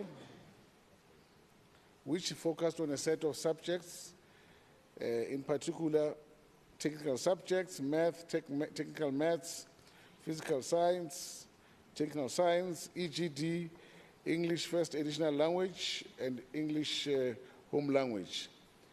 And then the boys were set at the World School Becker, which were 300 boys. And furthermore, with other boys at Sideven High School, which focused on maths, physical science, geography, and accounting. Furthermore, to ensure the increase in the percentage in bachelor passes, the following was done. Special camps for 300 boys passing above 60% in mathematics, physical science, geography, accounting was conducted in March 2024, the autumn camp and the winter camp, as well as the spring camp. Furthermore, we had 3 projects performance which also contribute to the inclusive basket of improved performance in distinctions. Subsequently, obviously, bachelor passes, mathematics and physical science performance. With regard to question 2, the answer is as follows. The following resources have been provided to all schools by the use of the teachers on their daily teaching and learning environment. PowerPoint presentation for the live stream grade 12 lessons, worksheets to support the grade 12 live stream lessons, e-resource booklet with links and QR codes, mock exam papers for practicing of the exam writing skills, topic tests for informal assessment, voice notes to guide learners in exam preparations, short video clips to explain critical concepts, 40, 50, 60% strategies, live lessons streamed every afternoon as per schedule before papers were written, just-in-time revision in the 10 gateway subjects, which are in particular tech, maths and science, tourism, Sesotho, isiZulu, Setswana, Sepedi. Recorded live lessons in the 2021 loaded on the external hard drives and distributed to all schools in the province to be used by teachers for lesson preparations and revisions. And as part of the support of the schools with special needs, curriculum and Saibono are recording lessons of the South African Sign Language for the School of the Deaf in Gauteng Province. Hearing impaired learners learn content subjects in sign language. With regard to question 3, the department collaborated with schools and teachers to ensure effective preparation for the Matric examination. Teacher training, grade 12 teachers from underperforming schools and novice teachers were trained in the beginning of each term on the content to be taught in that term. Assessment approaches were also addressed, as well as problem-based learning. School visits conducted are for monitoring and support purposes, where the department monitors the implementation of policies, the completion of the syllabus, as well as the administration of the school-based assessment. Tasks and teachers are supported when problems are identified. School monitoring support visits were conducted on an ongoing basis to check annual training plans, coverage, i.e. syllabus coverage, and reports on the ATP submitted to the province via the district's offices. Thank you. Thank you, Honourable MEC. Chalwani. Member Mtlongo, do you have any supplementary question or want to make a short remark? Thank you, Chair of Chairs. I am covered by the MEC, Chair of Chairs. Thank you. Let me ask the House, anyone wants to make a supplementary question or a short remark? Thank you. Back to you, Honourable Mtlongo. Thank you very much again, Chair of Chairs. Chair, with regard to the Tuning of Schools program, can the MEC kindly explain the following? Firstly, briefly explain the purpose and objectives of this program. Secondly, provide an update on the progress of the tuning of schools, such as how many schools have been successfully tuned so far, and what is the impact of the program on learning outcomes. Thirdly, what criteria have been used to select the schools to participate in the tuning partnerships? And finally, how does the tuning of schools help to foster collaboration, knowledge sharing, and best practices between schools to improve the overall quality of education? Thank you very much, Chair of Chairs. Honourable MEC Chalwani. Thank you, Chair of Chairs. Thank you, Honourable Member Mtlongo. With regard to question 1, the tuning program classified as Level 2 under the Gauteng Department of Education 10-pillar strategy is an integral part in the reorganization of schools program. This program is a transformative initiative aimed at bridging educational disparities and fostering an inclusive learning environment. Aligned with the province's TMR strategy, this program seeks to reshape the educational landscape to accelerate access to relevant, high-quality learning as a key strategic goal. By bringing together, learners from diverse socio-economic backgrounds, the program ensures that all learners not only gain access to a comprehensive education, but are also empowered by it. It opens the door to a wealth of opportunities, laying the foundation for a brighter, more equitable future. At the heart of the twinning program is the creation of a collaborative ecosystem that pairs well-resourced schools with under-resourced ones.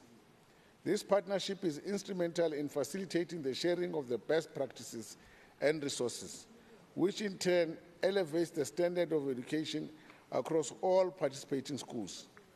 The twin schools become models of excellence and innovation, contributing to a more equitable and superior educational system. The program also serves as a catalyst for community engagement and unity. By twinning schools from different socio-economic contexts, it enriches the educational journey and fosters mutual respect and understanding among learners and educators from diverse cultural backgrounds.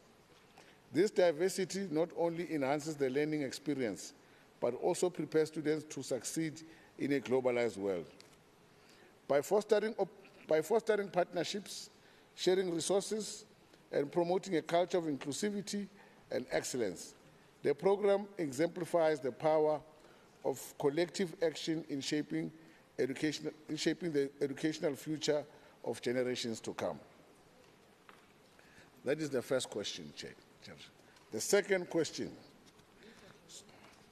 There are 20 gazetted twin pairs with one additional pair currently in the process of being gazetted. The table will be shared, so that I don't mention all the schools, but there are 20 pairs. For instance, in each district, Ikuruleni North, we've got Rhineswood Primary School. It's paired with Davidton Intermediate School. We've got Pioneer Primary School, which is paired with Solomon Mutlana Primary School. Large School Moresta, which is paired with Kugule Sizwe Primary School. Nigel Primary School with James Nkosi Primary School. In Gauteng East, in Joburg Central, we've got Park Junior Primary School, which is paired with Ebuhleni Primary School. Progress Primary School, which is paired with, or twinned rather, with Protea Glen Primary number 2. In Joburg East, we've got Lindes Primary School with Bovet Primary School. We've got Halfway House Primary School with Mikateka Primary School. Norwood Primary School, which is twinned with Iputeng Primary School. In Joburg West, Princess Primary School, which is twinned with Meadowlands Primary School. Large School Joshua Nodier with Senyamo Primary School. Large School Hak Dworen is twinned with Rediboni Primary School. And then the secondary schools. Westworth High School is twinned with Unity Secondary School. Sunward Park High School is twinned with Reche Park Secondary School. Kaltura High School is twinned with Zitobeni Secondary School. Hoer School Bastion with Madiba Comprehensive School. Hoer School Technique C School and Dordrecht Technical High is twinned with Tuto Lifa Secondary School. Sundown High School with Alexander High. Then Vista High School with Kibla Park Secondary School. Riverside High School with Russ Ward Secondary School. And then the last pair that we are finalizing is Large School Kwachas Rand with Bat Mbele Primary School. The impact is improved learner performance, teamwork across the schools, sharing of resources, school planning together, festival to get schools to work together, and sharing and understanding different cultures and diversity. That is the second question, Chair of Chairs. I'm going to the third one. Schools are identified for participation in the twinning program based on the following criteria. Schools are selected based on agreeing to be part of the twinning program. schools that promote the goals of social cohesion and integration, schools located in close geographic proximity to one another, schools capable of sharing resources, infrastructure, expertise, and cultural diversity, among other assets, schools that demonstrate leadership in key areas of education and governance, and schools that serve as exemplars of the department's commitment to inclusivity, cultural diversity, and meaningful community engagement. To the fourth question, the twinning of schools helps to foster collaboration, knowledge sharing, and the best practices between schools to improve the overall quality of education. And this is done through demonstration of successful learner engagement, sharing of good practice, network and acquaintances, celebration and demonstration of success, I think. Thank you, Honorable MEC Chulwani. Honorable Mtlongo, any supplementary question or remark from your side? Thank you, Chair of Chairs. Just one point for me as a summary. I think, Chair of Chairs, such programs are important for us to have in our community, more especially because of the collaborative efforts that determine that where you come from, your background does not necessarily determine your future. And because of such programs, we are going to have a future of South Africa where our learners are able to bring us solutions that are South African to our South African problems. Thank you very much, Chair of Chairs. Thank you so much, Honorable Mtlongo. To the House, anyone want to ask a supplementary question? Honorable Mekwe. I'm being intimidated, Chair of Chairs. You are protected. You are protected.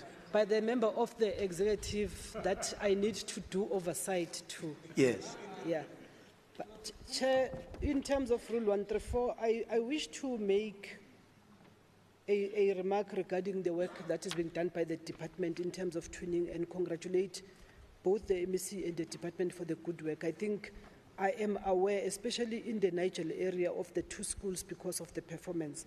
But I wish to indicate that in terms of the criteria, can I therefore request the MEC that if we foresee that there are other areas that might need some intervention in terms of this, because when there's that type of intervention, the role model that will be created for those kids in those particular schools, can I therefore approach the office of the MEC to request that intervention? Thank you.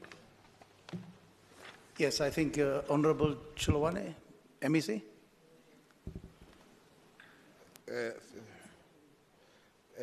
Thank you, Chair of Chairs. No, it's noted. We'll look into it. Thank you, honourable members, for the comments. Thank you so much. Thank you, Honorable Chulwane. Thank you, Honorable Mekwe. Can we go to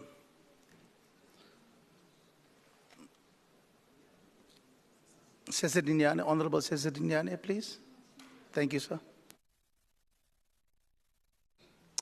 Thank you, Chair of Chairs. With regard to the safety within our schools, can the MEC, Matume Chulwani, explain the following? How does the department plan to enhance the security measures in schools to ensure the safety of learners, educators, and staff? 2, are there any steps being undertaken to upgrade infrastructure, such as installing surveillance cameras or security gadgets to improve security in our school premises? Thirdly, are there plans to provide more security personnel to monitor and ensure a safe learning environment in our schools? And lastly, are there any plans to collaborate with SAPS to prevent and respond effectively to security incidents within our schools? Thank you very much, Chair of Chairs. Thank you, Honorable Sesedinyane. Honorable MEC Chulwane. Thank you again, Chair of Chairs. Thank you, Mrs. Sesedinyane. With regard to question 1, the department plans to enhance security measures in schools to ensure the safety of learners, educators, and staff through the following intervention. The department is currently working in partnership with the Department of Community Safety through the Community Policing Forum program. The program deploys patrollers for patrolling the school premises and controlling access to schools during school hours and at night. The department is planning to improve the capacity of the patrollers to upgrade the safety of the learners in schools through this program. The department identifies 245 high-risk schools in high-risk areas, through research and an environmental scan, which was done on the 11th of November 2022. Out of the 245 schools in high-risk areas, 75 schools were identified as extremely at high risk. Therefore, they have provided private security services appointed. However, the cost and implication of this have impacted negatively on the department. To mitigate the cost implication, the department is conducting talks with the community safety regarding additional deployment of crime prevention wardens. For monitoring and supporting of schools are done through district offices on a weekly basis for compliance and implementation of safety policies and procedures, providing additional funding to cover the cost of the safety program until the end of the current financial year, as the number of schools at high risk is mounting on a day-to-day basis, and that requires emergency deployment of security guards with cost implication. With regard to question 2, currently there are 206 schools with working cameras.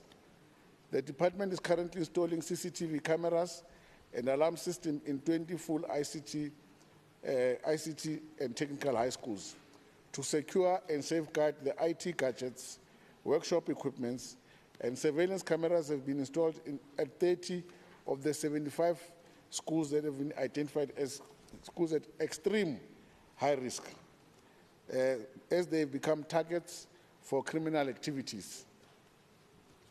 With regard to question 3, budgetary constraints limit the number of security personnel that can be deployed to schools. The department has, however, within the available budget, managed to appoint security guards at the 75 schools that are extreme high risk. In addition, the department has added patrollers deployed to these schools. The number of patrollers deployed at the no-fee paying schools is also limited due to budget constraint, which is currently at 4 patrollers per school. Due to the increase in crime and violence in schools, additional budget is required for security for the next financial year. With regard to question 4, the department is already collaborating with the South African Police Service.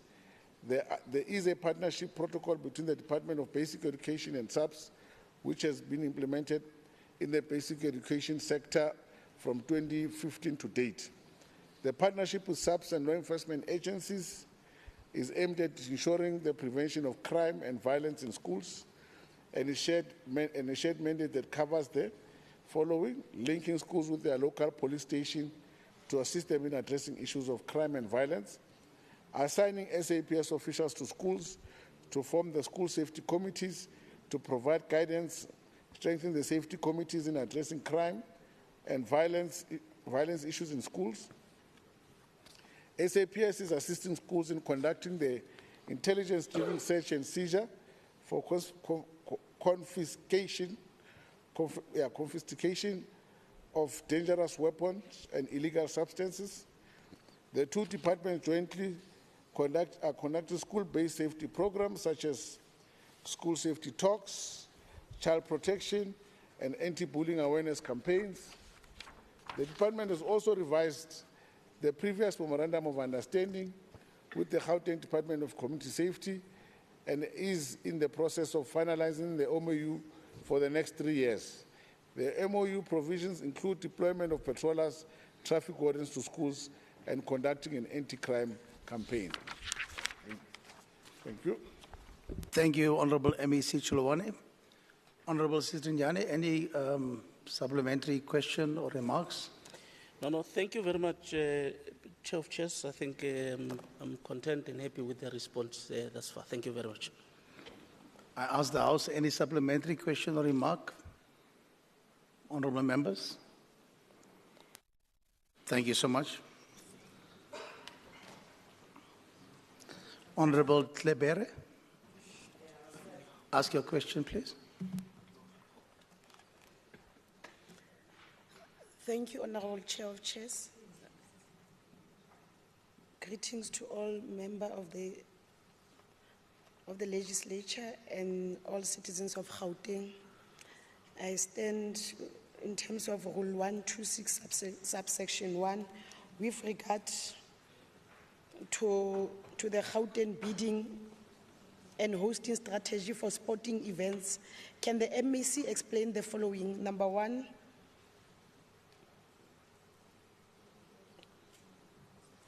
could the MEC give a detailed progress in this regard? And number two, what is the aim of this strategy? Number three, how do you envision this initiative contributing to the economic and social development of Gauteng? Thank you. Thank you, Honorable Tlebere. You're working very hard today, Honorable MEC Chilwane.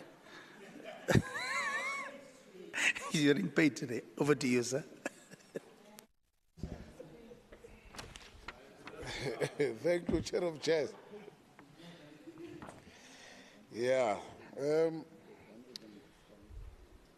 The response in for the first one is that the revised bidding and hosting strategy for the 24-2029 was presented and approved by EXCO on the 21st of August 2024.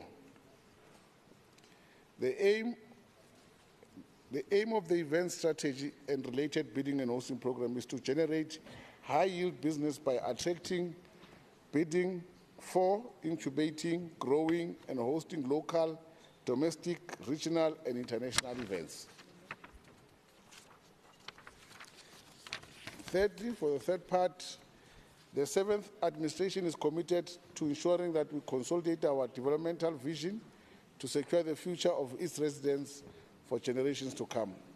The focus is centered on the GGT 2030, which is our provincial interpretation of the National Development Plan. In terms of our key objectives, the strategy addresses three priorities: inclusive economic growth and job creation, improved living conditions, enhanced health and well-being, and a capable ethical and developmental state. Events are an important economic driver and job contributor to Gauteng. They give visitors a critical reason to visit Gauteng and encourage visitors to travel outside the city into our diverse regions. Regional events also provide our corridors and towns with a platform to promote their unique and compelling offerings as a place to visit through the different types of events that they host in their metros and districts. Events also attract valuable local and international media coverage, which is assisting promoting and positioning Gauteng as a leading events destination. The bidding and hosting program also drives transformation in Gauteng's business events industry, facilitating the creation of opportunities for capacity building, socio-economic development, innovation, and providing prospects for youth empowerment and the promotion of business development. Thank you. Thank you, Honorable MEC Chilwane. Honorable Tlebere, any supplementary question or remark? No, I'm fully covered. Thank you, Chair of Chairs. Thank you so much. Honorable G.D. Schneemann, you can ask your question, sir. Sorry, Fundis. Sorry, Honorable Chabala, let me ask the House. Thank you so much. Okay, we can ask the House. Or should I? Okay, thank you. Go ahead, please. All right. Chair of Chair, thank you. MEC. I think you need to change the strategy because in its current format, the bidding and hosting, how it's done in the province, Gauteng is not deriving any economic benefits, mainly supporting festivals that are headed by has-been or washed-up international artists does not amount to economic stimulation or is going to create jobs. I think your focus should be mainly on Gauteng artists. And also, one of the requirements the provincial government is doing is to say we will only appoint service providers or those who are going to host events if they are from Gauteng. But the department has spent 3.5 million supporting an event hosted by someone from the Eastern Cape, neglecting 12 boxing promoters in Gauteng. So you need to change the strategy. How you're doing it, you're not benefiting the residents of Gauteng. Thank you. Thank you, Honorable Chabalala. Honorable MEC Chilwani, you want to respond? No, thank you, Honorable Klavere. I'm worried about how he thinks. I didn't know that South Africa is a federal state. Because as a province, when we support an activity, it's hosted in the province. Now, to say you come from the Eastern Cape, it's quite worrying. It's quite... You are protected, Honorable MEC. It's quite worrying. Please. Now, every event that we support as a province, it's here. And to say we're not deriving any economic development from these events, it's really, you really need to ask questions, then we can answer you. We can give I can give a practical example of the recent one, the DSTV Delicious. I know you are talking about that one. We had 300 tourists from Jamaica coming for that event, and they spend a week here in Gauteng visiting our different sites. So if you say it's not bringing any economic spin-off, I don't know what you mean. You know, major events are taking place in Gauteng. If you look at even the social calendar, it's dominated by Gauteng province.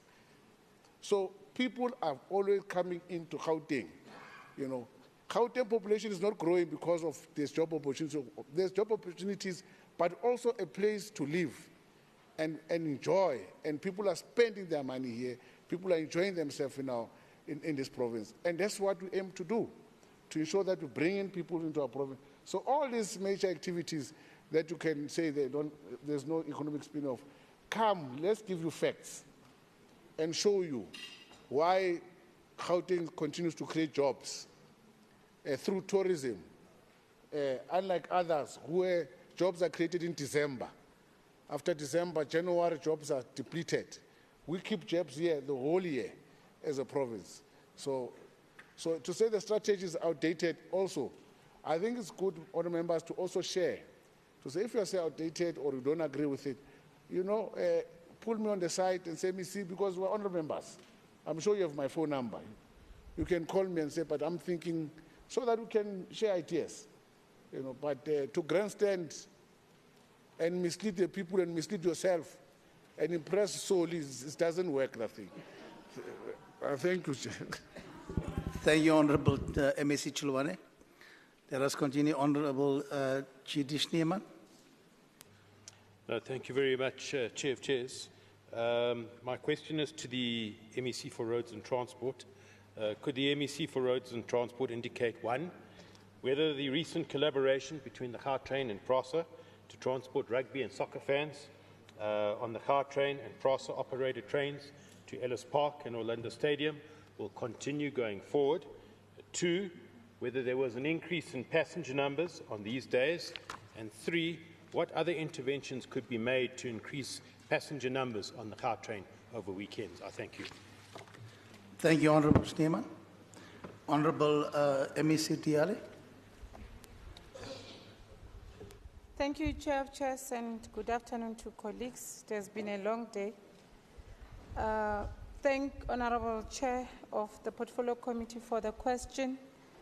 The collaboration between the two entities, that is the Gautrain and PRASA, allowed us as Gautrain to implement a service that for the passengers was faster, seamless and safe. And for the event organizers, it reduced traffic congestion and decreased time for supporters to leave the stadium and the precinct. For Gautrain, it reduced service time as the PRASA trains transported supporters much faster than the Gautrain buses could have. It also reduced risk of bus problems and increased return on investment for such events. This is the first time the two rail operators in our province collaborated for a seamless integrated transport solution. Based on the good outcome, Gautrain would continue with similar collaborations, but would always need to consider the feasibility of running an extended late-night service in relation to uptake or ticket sales for an event and time to market the service to avoid fruitless expenditure. We also have provided Honorable Schneeman in data on the ridership over weekends and public holidays, with the 2 weekend star rugby events highlighted as the highest ridership numbers witnessed over a 6-month period. For the collaboration with PRASA in relation to the Ellis Park match on the 31st of August, it was recorded that passenger numbers increased by 3,000 people, equivalent to 6,000 additional train trips for an average Saturday. Interventions that would promote increased ridership on weekends would include transport services for events like the earlier discussion between Honorable Chilwani and Honorable Shabalala, events like the festivals and sporting matches or races, offering a weekend bus service to places of interest and key attractions such as our museums in Gauteng, the Gold Reef City, malls, parks, would also support our riderships. Thank you very much, Chair of Chairs. Thank you, Honourable MEC Tiale.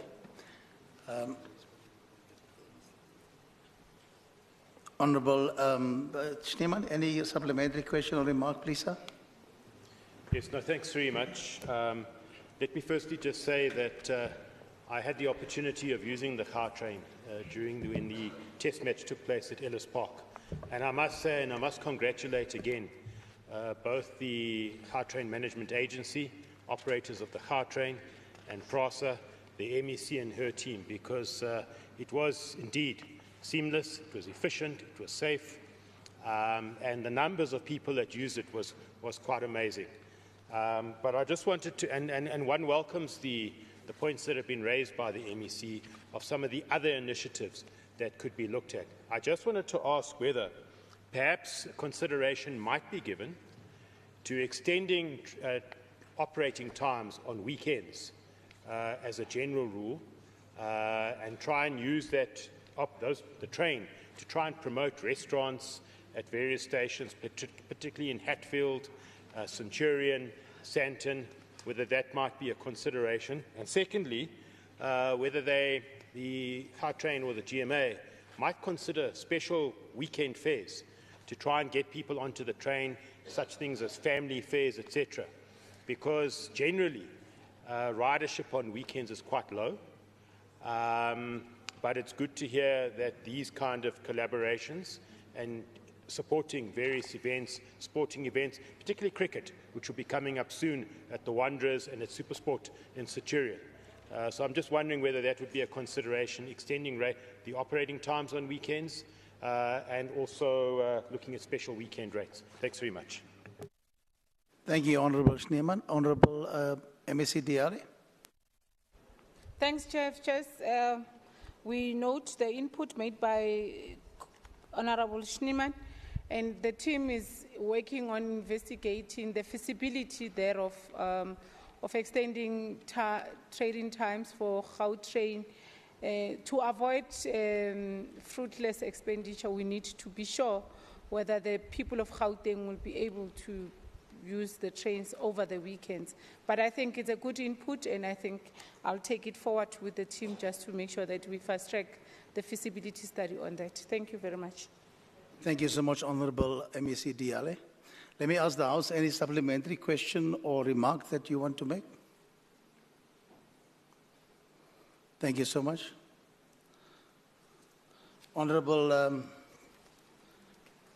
N. Sharif, you can ask your question to the MEC of Economic Development, which will be answered also by MEC Diale. Thank you so much. Thank you, Chair of Chairs. With regards to the township economic zones, could the MEC please indicate, 1, how many township economic zones and precincts have been created in Gauteng since the Township Economic Development Act was established? Number 2, please provide a status of each in question 1, including the monitoring and evaluation processes. Number 3, regarding Chapter 4 of the TIDA Act, which of the 18 action steps listed in Part 1, Sections 9 and 10 have been completed? Number 4, how is the Department of Economic Development monitoring the implementation of these action steps? And lastly, which municipalities have created or amended specific bylaws to support the Township Economic Development Act? Thank you. Thank you, Honourable Sharif. Honourable Diallo, on behalf of Honourable Maile. Thank you very much, Member Shaf. Sharif, sorry. The first response, as per the team led by Honourable Maile, the department identified 45 township enterprise zones as an outcome of urban spatial economic analysis study. In terms of the process prescribed by the TIDA process, the township enterprise zones must be gazetted first before they are formalized. In the meantime, TIDA is under review, and the gazetting of township enterprise zones will commence once the Act is operationalized and the process is finalized. To your question 2, the department will establish comprehensive monitoring and evaluation mechanisms upon the finalization of the gazetting process of TEZ. These mechanisms will ensure effective tracking of progress, impact, and sustainability. Key components which will include performance indicators and targets, regular progress reporting, stakeholder management and feedback, midterm and end-term evaluations. Your question 3, the response is quite elaborative. I don't know whether member wants us to leave him with the response, but I'll try to be brief, especially because it's quite, there's been quite a long day. Question 3, response. The Act is developed as a legislative framework for the province. The Department of Economic Development facilitates and coordinates implementation across the board. All state organs have a responsibility to implement programs aimed at promoting township economy. And Part 1, Section 9, updates are there in the response. I don't know if you want me to go through, or should we make submissions so that you... So, Chair of Chairs, I request that the parts that I'm not going to read, because it's quite elaborate, considered as read, and I think, honourable members, there is agreeable to my proposal. And that's question 3. On question 4, the department has established a project team led by Inclusive Economy.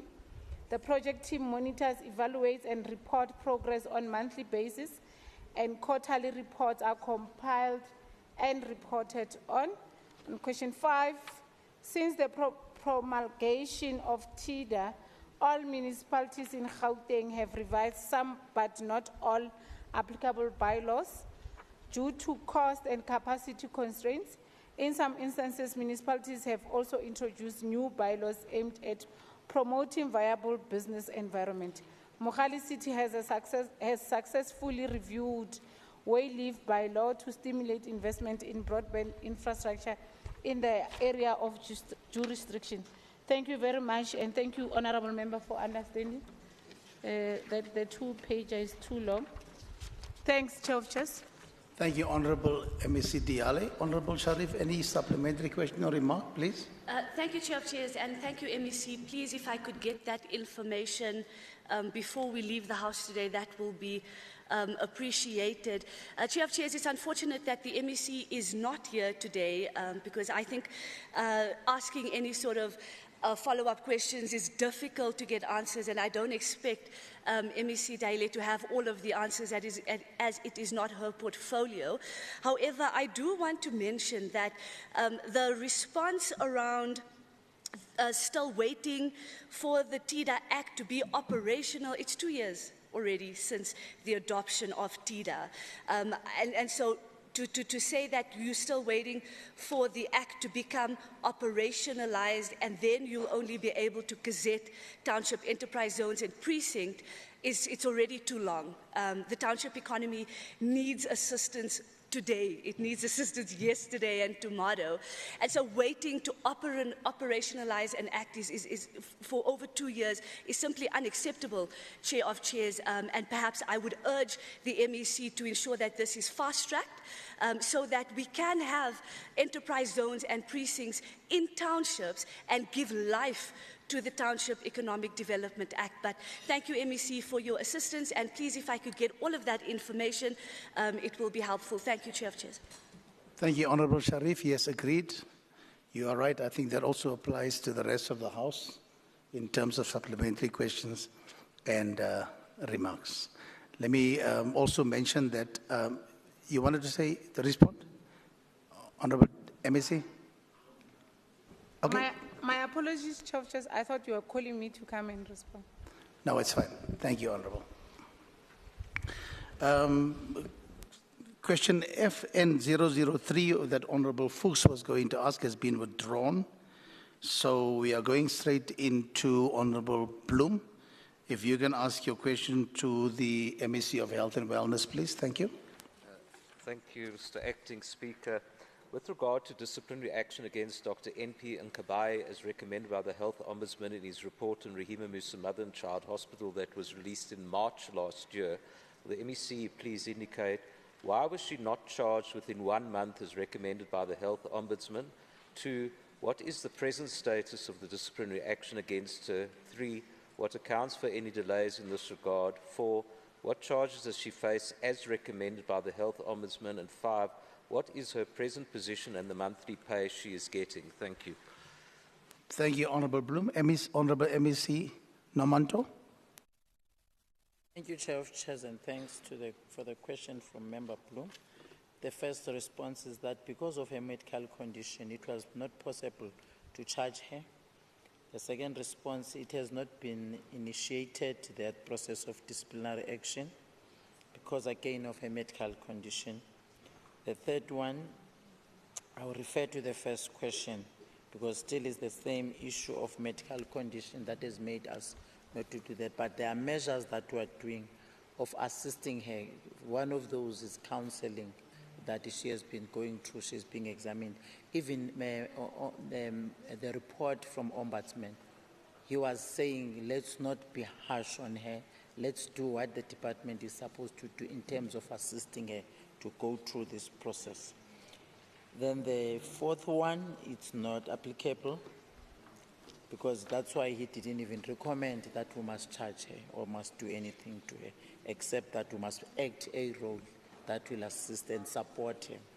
The fifth one is that the response is that she was the acting director at Hostel, and the salary level remains the same because she is still part of the department. And when she was the CEO, even when the time she was the CEO, she was at that level. So however, we did not receive, she's not receiving any benefits now or allowances associated with the position of the CEO. Thank you. Thank you, Honourable MEC Nomanto. Honourable Bloom, any supplementary question or remarks, sir? Thank you, Acting Speaker. Now, we're told that you can't do disciplinary action against her because of her mental condition, and yet she's still an acting director, earning what an acting director gets.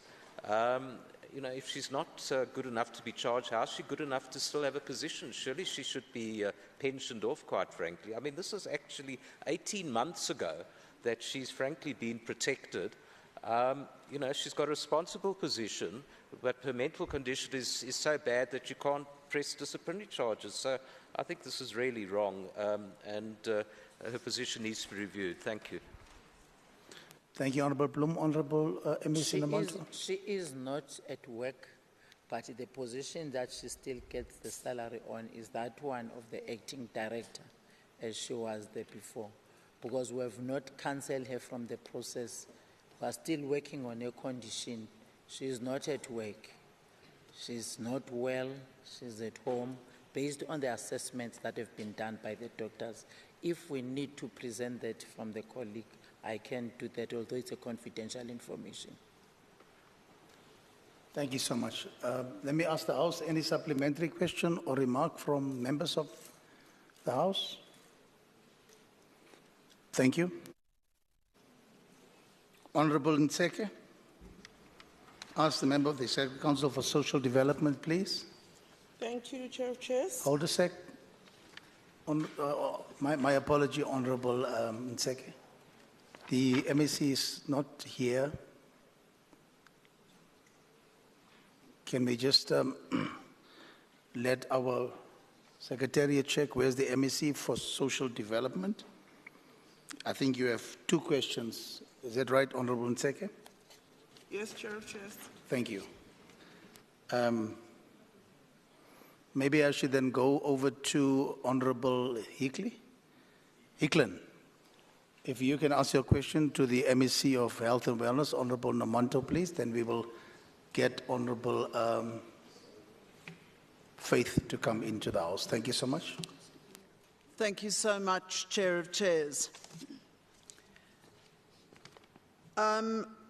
MEC, the reclaiming and repatriation of bodies from state and private mortuaries and healthcare facilities depends on the correct identification of the deceased person. This is achieved primarily through the aid of centralized, digitalized fingerprint identification records held by the SAPS, the Department of Home Affairs, with secure access given to designated representatives from the Gauteng Department of Health. In light of this, would the MEC please indicate, 1, how far is the digitalized fingerprint identification record system from completion? 2, how many state mortuaries have qualified staff available to use this digitalized system, and which mortuaries are they? 3, how many state hospitals have qualified staff available to use the digitized system, and which hospitals are they based in? 4, how much money has been ploughed into the digitization of the systems for the 2021-22, 22-23 financial years? And finally, when will a full digitized system be operational throughout Gauteng, and what will the final cost of this digitized system be? Thank you. Thank you so much, Honorable Hicklin. Honorable MEC Namanto. Answer for question 1 is that the estimated time frame is 2 to 3 years for full deployment of the project.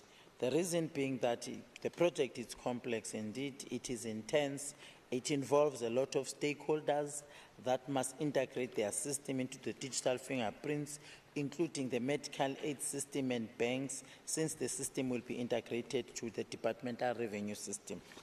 The second one is that the answer to that one is that there are 6 out of 11 facilities that we have already using now the digital fingerprints identification.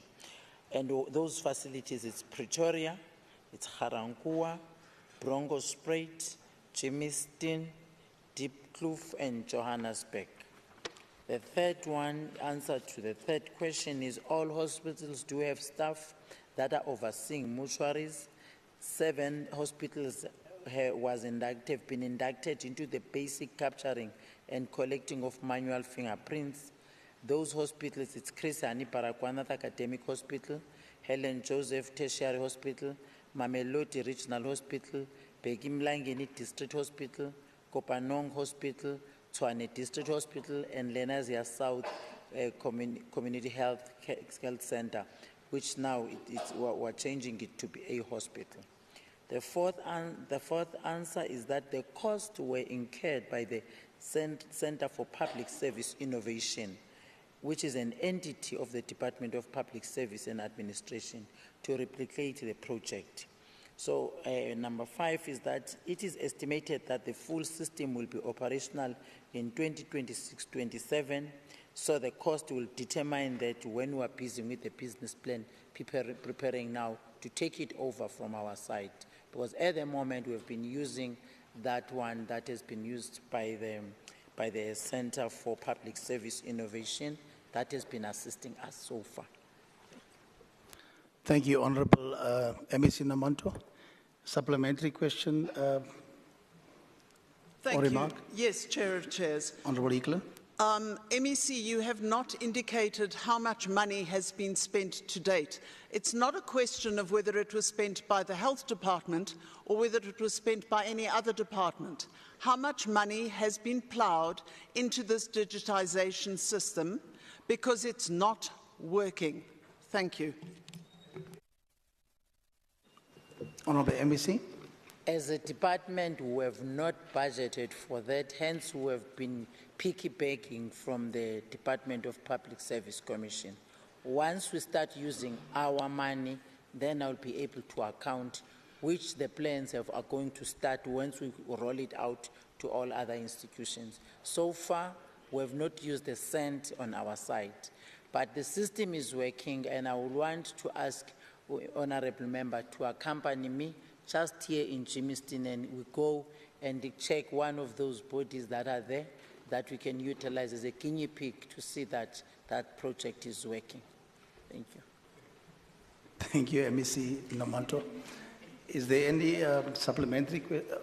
Honorable Eklund?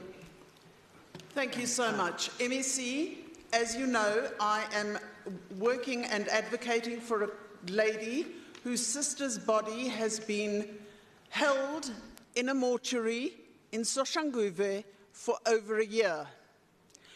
The delay in the release of her body is that they have not been able to release her DNA because they have not been able to test her DNA or her fingerprints for a year.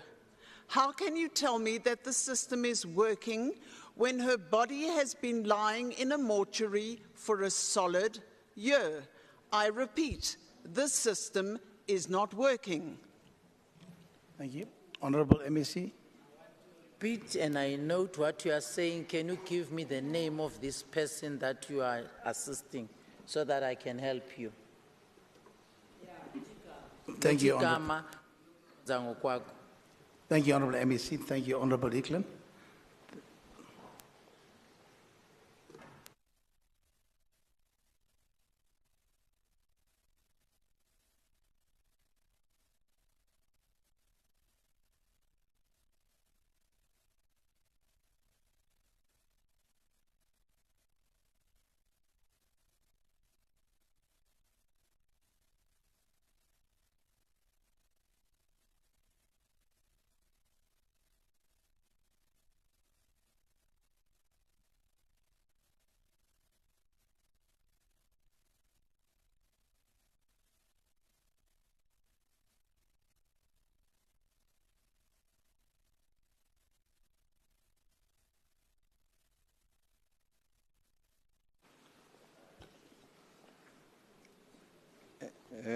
I think the MEC is back. So, Honorable Nseke, you can come back with your oral question.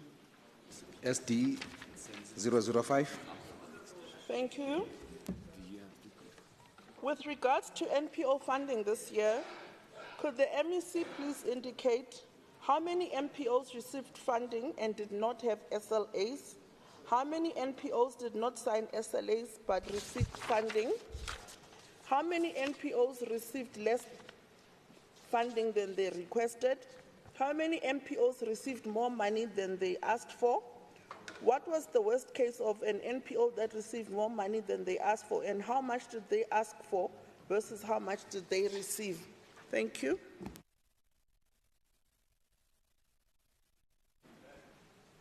Thank you very much. MEC. Presiding Officer, thank you very much. And my apologies for leg stretch. When I checked the agenda, I thought I was still a bit far. In responding to question from Honorable Nseke, is that on question number 1 and question number 2 almost sounds similar, unless English is a second language to me. On how many NPOs received funding and did not have SLAs, and how many NPOs did not sign SLAs. So it's a matter of a chicken and an egg situation. But in responding to your question is that it's 9 NPOs. On item number 3, how many received less funding than they requested? It was 84 NPOs. On how many NPOs received more money they had asked for? There are about 80 NPOs. And what is the worst case scenario? You'll recall that with the intervention by the technical team from Premier's office, the budget allocation for 2024, they had to use the basis of how they funded them in 2023-2024. So as a result, they received their allocations as per how they were funded in the previous financial year. So as a result, the organizations were not necessarily going to get more funding or lesser funding, but as tranches go in, if there's an instance, which we doubt, an instance whereby anyone might get overfunded, that also can still be corrected because they still have to receive their tranche for Q4. Thank you very much, Chair. Is there any supplementary question? I've got a supplementary remark, Chair. I'm a bit challenged because maybe let me clarify question 1 and 2 so that maybe MEC is able to answer me. The question at the beginning wants to know people who got money without an SLA. The question 2 says people who didn't have an SLA but did receive money. So I'm not sure what the 9 refers to, 1 or 2. Maybe if I can get that clarity. But other than that, I'm happy that the MECs responded to this very sensitive issue. Thank you. MEC? House Chair, iyafana nje lento 6 no 9. Kuyangokuthi ubhekisephi u6 wambhekisa ku9. Ziyafana lento le. Lezazibuzayo. Nanoma ngathi uyicacisa ngesizulu, iyafana. Siyabonga. Awena Joshua Do. In terms of Rule 134.7, I now open for additional supplementary questions or additional remarks by members who wish to do so. Okay, there's none. Member Nseke, you can ask your questions, SD006. Thank you, Chair. In response to S5.SD010, the department indicated joint responsibility between the NPO and the department to monitor the number of people in Struben shelter in Pretoria. When Struben shelter became a crisis, it was stated that it was because it had a capacity for 200 people, but had 400 people, including people who found it to be free accommodation and easy access to work. With that in mind, could the MEC please indicate, with the detailed processes outlined in the question, how did the shelter double the number of people staying there?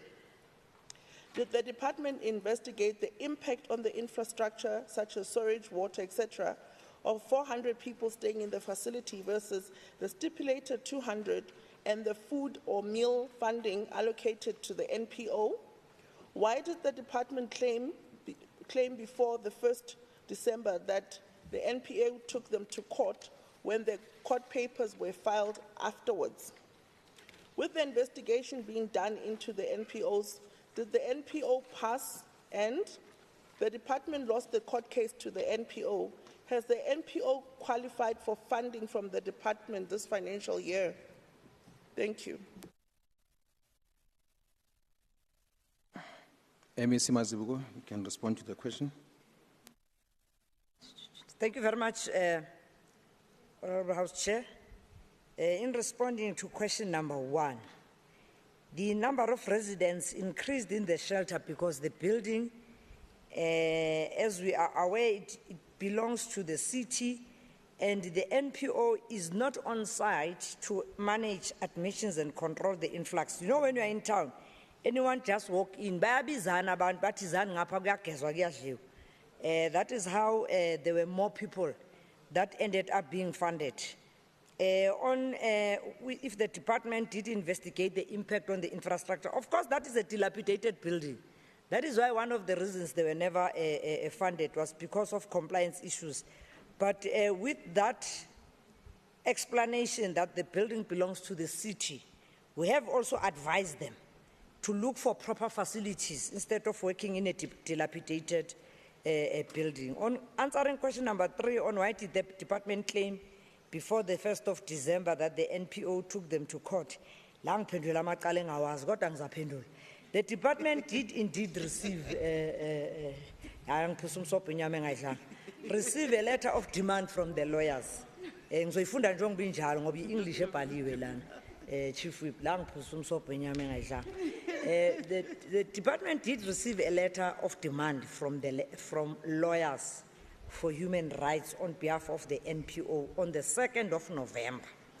And the department replied to the lawyers for human rights, acknowledging receipt on the 3rd November, and with a comprehensive response that was submitted on the 23rd November. These were all pre-litigious steps. Hey, English.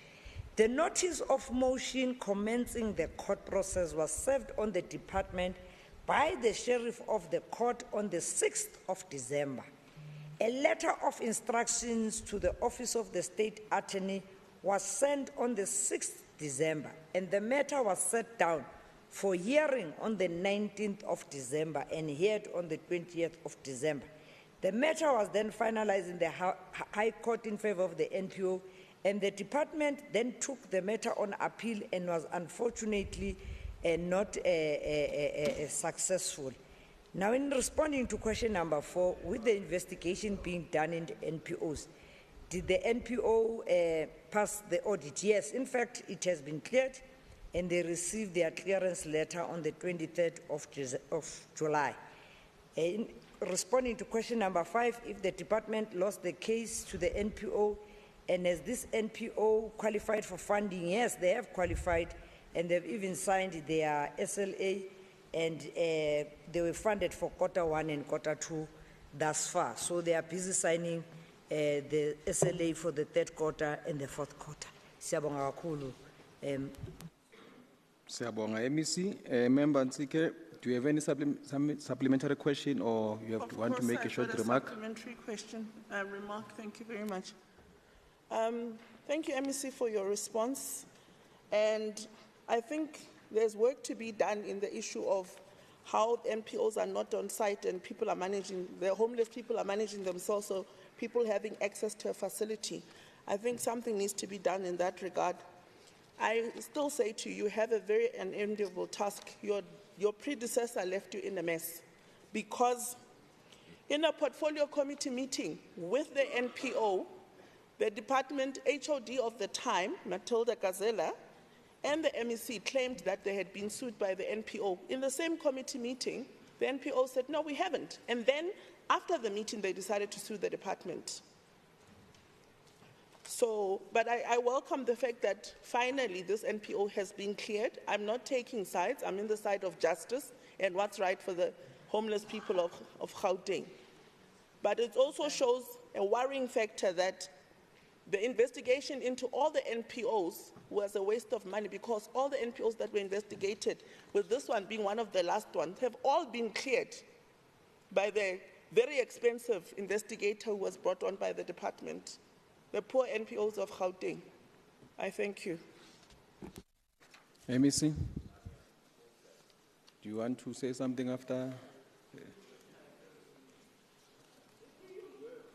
Bengishilo ngathi ngiphuzisa umsobho inyama engayidlanga. Awukawazi umsobho. Sengimani ngiyawuphuza nje, ngiyawugwinya nje lo msobho lo. Inyama le angiyidlanga. Kepha ke somlomo. Phendulela lo dlulile. Kepha ke somlomo. Wena sowuhlezi nyana yabona. ilunga likushoyo lokuthi ama NPOs aye investigatewa. Ngithemba ukuthi ilunga lizokhumbula ukuthi undunankulu ngenkathi ethula umbiko wakhe lokwesithi phecelezi sopa ka-2023 washo lapho undunankulu ukuthi kuzokwenziwa uphenyo phecelezi forensic investigation mayelana nokuyiphatha kwazo le inhlangano lezi zama NPO. Ngibabonile nje bebiza press conference nje namhlanje. Angazi bebekhuluma phezukwane ngoba asikakabi na umbiko lo abakhulumela phezulu abaxoxa indaba zakudala. Kepha ke kumanje ke undunankulu lo phethe manje umnumzana uPanyaza leSufi uye lo wathi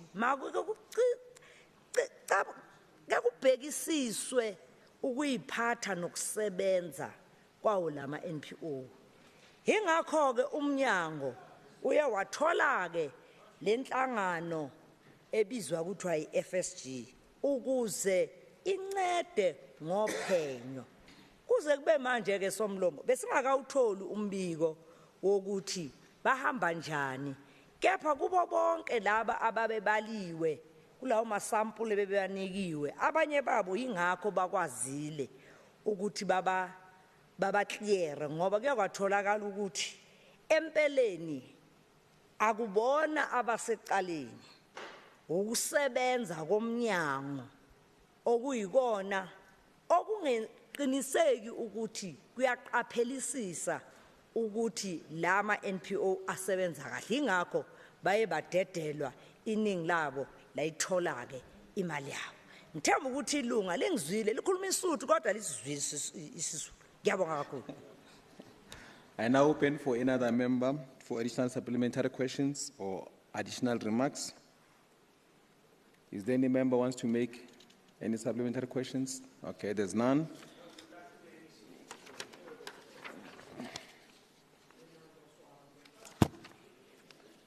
I will then call on Member Higlin to read question 4 HL 006.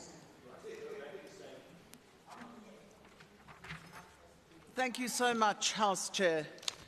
MEC, state and private healthcare facilities in Gauteng have to meet ideal clinic standards in order to qualify for inclusion in the National Health Insurance Scheme. With this in mind, and with the backlogs of processing pathology specimens relating to the identification of deceased persons, number one, how many of our state hospitals have certificates of compliance to meet with the ideal clinic standards? Please list their names and their location. Number two, how many of our state hospitals do not have certificates of compliance to meet the ideal clinic standards? Please list their names and their locations. How many state pathology facilities have certificates of compliance in terms of the NEMA Act? Please list their facilities and where they are located. How many state facilities do not have certificates of compliance in terms of the NEMA Act? And please list their facilities and where they are located. Thank you. MEC can respond to the question. Chair, this question should have been, if I was still a Deputy Speaker at the legislature, I was going to tell my team that they must write to the member and tell the member that this must be a written question. But unfortunately, I'm no longer there. I have to answer this. It's a very long, like the way that is designed, it's not for oral reply, but I have the responses. For one, only state facilities, which is PHCs and hospitals, are expected to achieve ideal clinic and ideal hospital status. So these standards and requirements are not applicable to private health facilities. However, both state and public health facilities are expected to meet the certification standards as set out by the Office of the Health Standards and Compliance. So the response then for the question, which is one, it's 22 CHCs that have inspected by the OHSC to date, all 100% and are certified for accreditation for a period of 4 years until the next certification date comes. Then 14 out of 14 hospitals that have been inspected by OHSC to date, all 100% and are certified and are eligible for accreditation for a period of 4 years until the next certification date comes. Then the second question in response to that is that all hospitals that have been inspected by OHC have received their certificate of compliance. The only outstanding one are those that are still to be inspected, and the period of inspection is determined by, again, this independent body that is called OHSC schedules.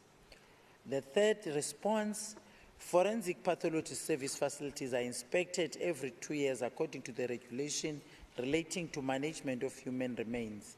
Facilities with valid certificate of compliance of the period of 2022-2024-26 financial year. Then the facilities that you wanted, the first one is Rodeport. The address is number 8, 10th Rath Street, Horizon View, Rodeport. The second one is Heidelberg, number 55, Skuman Street, Heidelberg. The third one is Springs, 1 Avenue, Heldalt Springs. Fourth one is Harangua, number 6543, Hotleng Street, Zone 5, Harangua.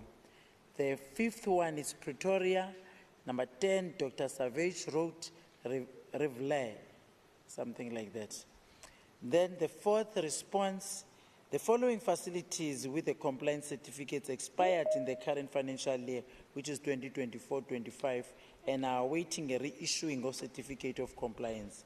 The facilities are under audit process for issuing of compliance certificate.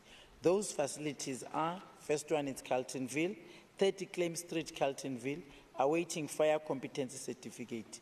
Second one is Deep Kloof at number 2 Colander Road at Deep Kloof, and the current certificate expired on the 31st of July 2024. Then the other one, which is the third one, in Johannesburg, is 25A Hospital Street, Johannesburg. And the facility is allocated next to Helen Joseph Forensic Pathology, that you know just here across the road. The fourth one is Chimiston, 10th Long Street, Chimiston. Current certificate expired on the 27th of September 2024. 5, it's Bukeng, P88 Mushweshwe Street, Bukeng. Audit conducted, awaiting for issuing of a new certificate. 6 is Brongospruit, which is 47 Kruger Street, Brongospruit. Facilities within SAPS premises with pending audit outcomes and possible relocation to Brongospruit Hospital. That's the answer, Chair. Any supplementary questions? Yeah, you have. Member Hicklin. Thank you so much, House Chair. MEC, it appears that you have more state pathology facilities that do not have certificates of compliance than you have of facilities that do have certificates of compliance. I don't know about anyone else in the House, but that makes me shiver in my boots. So when are these audits going to take place? It's all fine and well to say that they are currently under investigation or audits that are going to be happening. But we are sitting with tremendous backlogs of people who cannot have their loved ones returned to them because the pathology laboratories have tremendous backlogs. And that is a pathology unit that doesn't have a certificate of compliance. That is a major concern. Please answer the question, ma'am. MEC.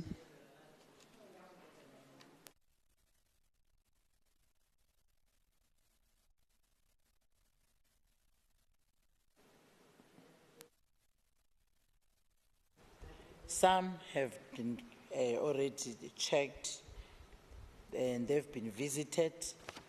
They have been issued with their certificates. Some, their certificates are pending, and I gave you the addresses of those. Some are waiting specific issue. In fact, I was even specific, the issues like your fire competency certificate, but it's unlike all of I didn't indicate, not a single one that I've said has not been checked. So I think, can you just hold on a bit with your conclusion? Because if you can visit all these facilities, you will find that there is work that have been done. Even if it has been expired, those that have expired, the process is in place, kicking in already to finalize that, so that it's exactly what you want in terms of compliance on NEMA Act that we all want to. Thank you. Do we have any member who wants to ask a supplementary question or make a short remark? There's none.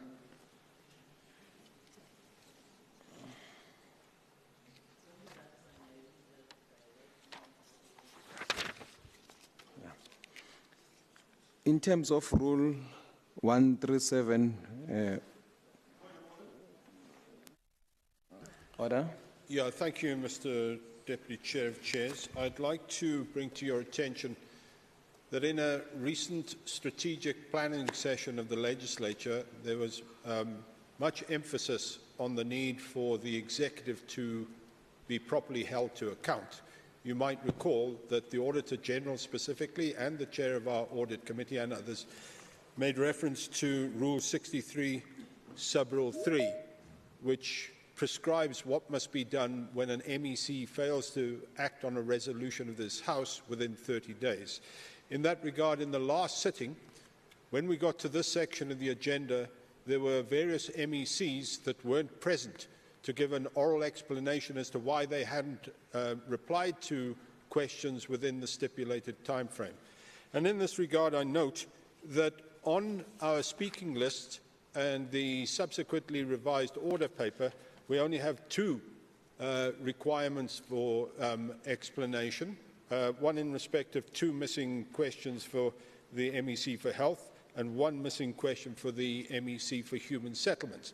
There were, in fact, in yesterday's order paper, actually three questions that the MEC for Human Settlements had to give account for, but there were also 5 other MECs that should be here to give account for 27 questions that they didn't answer on time. In that regard, the Rule 137, subsection 5 says, if a question for written reply is not replied within the stipulated time frame and no extension is requested by an MEC, during the next question day, the relevant MEC must provide an oral explanation in the House for his or her failure to reply to the question and still hand over the written reply to the table. Now, by some sleight of hand, during the course of yesterday, there was a huge rush by these 5 MECs to suddenly comply and submit some responses. It's not good enough, but it also doesn't comply with this rule. They should still be here, even though they may have submitted their replies yesterday. They contravened. It wasn't within time. They didn't get an extension of time. They should be here to answer. We had an unopposed motion to get the MECs who didn't respond last time to come to this House. I would like to put to you as a ruling, Mr. Chair, as a presiding officer, that you rule, please, that these MECs should give account in the next sitting. Will you please so rule? Thank you. Honourable Chair of Chairs and the Chair of the proceedings. Okay.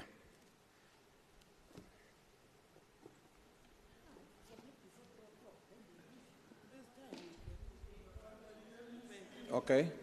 Chief Whip.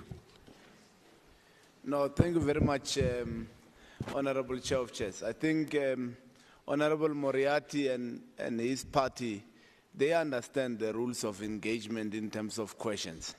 There's a specified time that you need to put in questions, and if you submit after that time, those questions will not be entertained. They know it. And I think we have to thank the presiding officers for being able to accept those who are actually able to deposit questions on time. And that's why all the MECs who have been asked questions have responded to those questions, which were submitted on time. We have no reason, Honorable Moriarty, we have no reason, Honorable Moriarty, to hide or mask anything from any member of this august House. All the questions which have been asked procedurally correct, on time, submitted to the House, will be sent to the relevant departments, MECs, for responses. And you need to check with your members what time did they submit their questions, and therefore you will get your answer. Thank you very much, Chair of Chairs. Yeah, no, Member Moriarty. Sorry, Mr. Chair, will you rule? Yeah, Can you please no, rule? Yes. We will review. Yeah. We will review all the circumstances at play, and we'll make a ruling later after we've investigated all the issues that we have raised, Member Moriarty. Thank you. May I understand that you will still come down with a ruling at some Yes, point? we'll make a ruling. Thank you very We'll make a much. ruling later once we have reviewed all the questions. Swallow? No, thank you very much. I mean, the rule 137, it's a self-explanatory. It says when there's a breach, the member in question must present an oral explanation as to why they did not abide by the prescripts of the very same rule.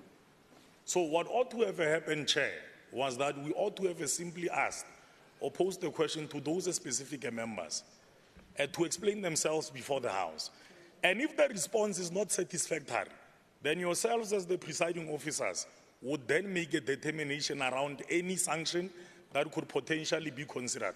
So in this case, I argue that the issue that is being advanced by Member Moriarty is neither here nor there. We ought to have posed that question to members, who were expected to submit necessary responses to questions being put forth. That is it, Chair. Thanks. Yeah, no, thank you, Member Letswalo. As I said, we will check if there was any question that was submitted, and then we'll make a ruling. And Member Moriarty has already read the rule that I was going to ask the MEC to ask a question in terms of Rule 137, subsection 5. And I'm not going to repeat it because Member Moriarty has done the reading for me.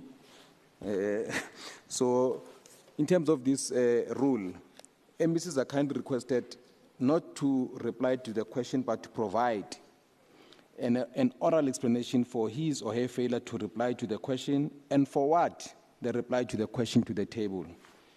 So we had questions that were asked by Member Bloom and Member Waters, which is question 5, HLO 005 and 002, which were to the MEC for Health and Wellness. So MEC Nkomorale Huku, please explain to the House why the questions number 5.005, HL005 and 002 were not responded to. You can give us an oral explanation.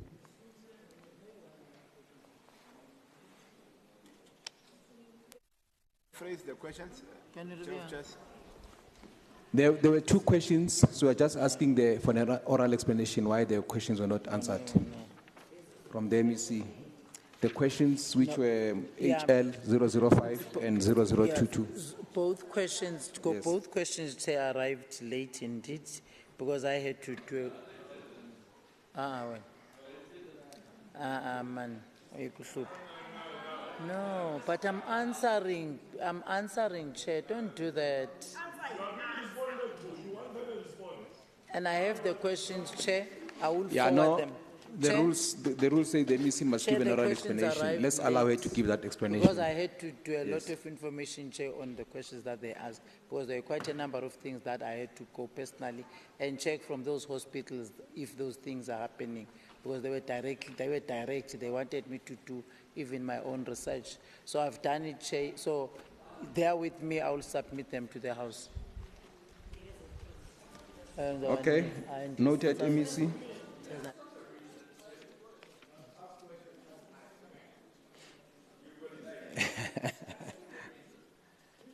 Yeah, I guess we'll have to understand the meaning of the word reason. So she gave a reason. The reason may not be satisfactory, but it is a reason, and we will take the answers as when she submits them.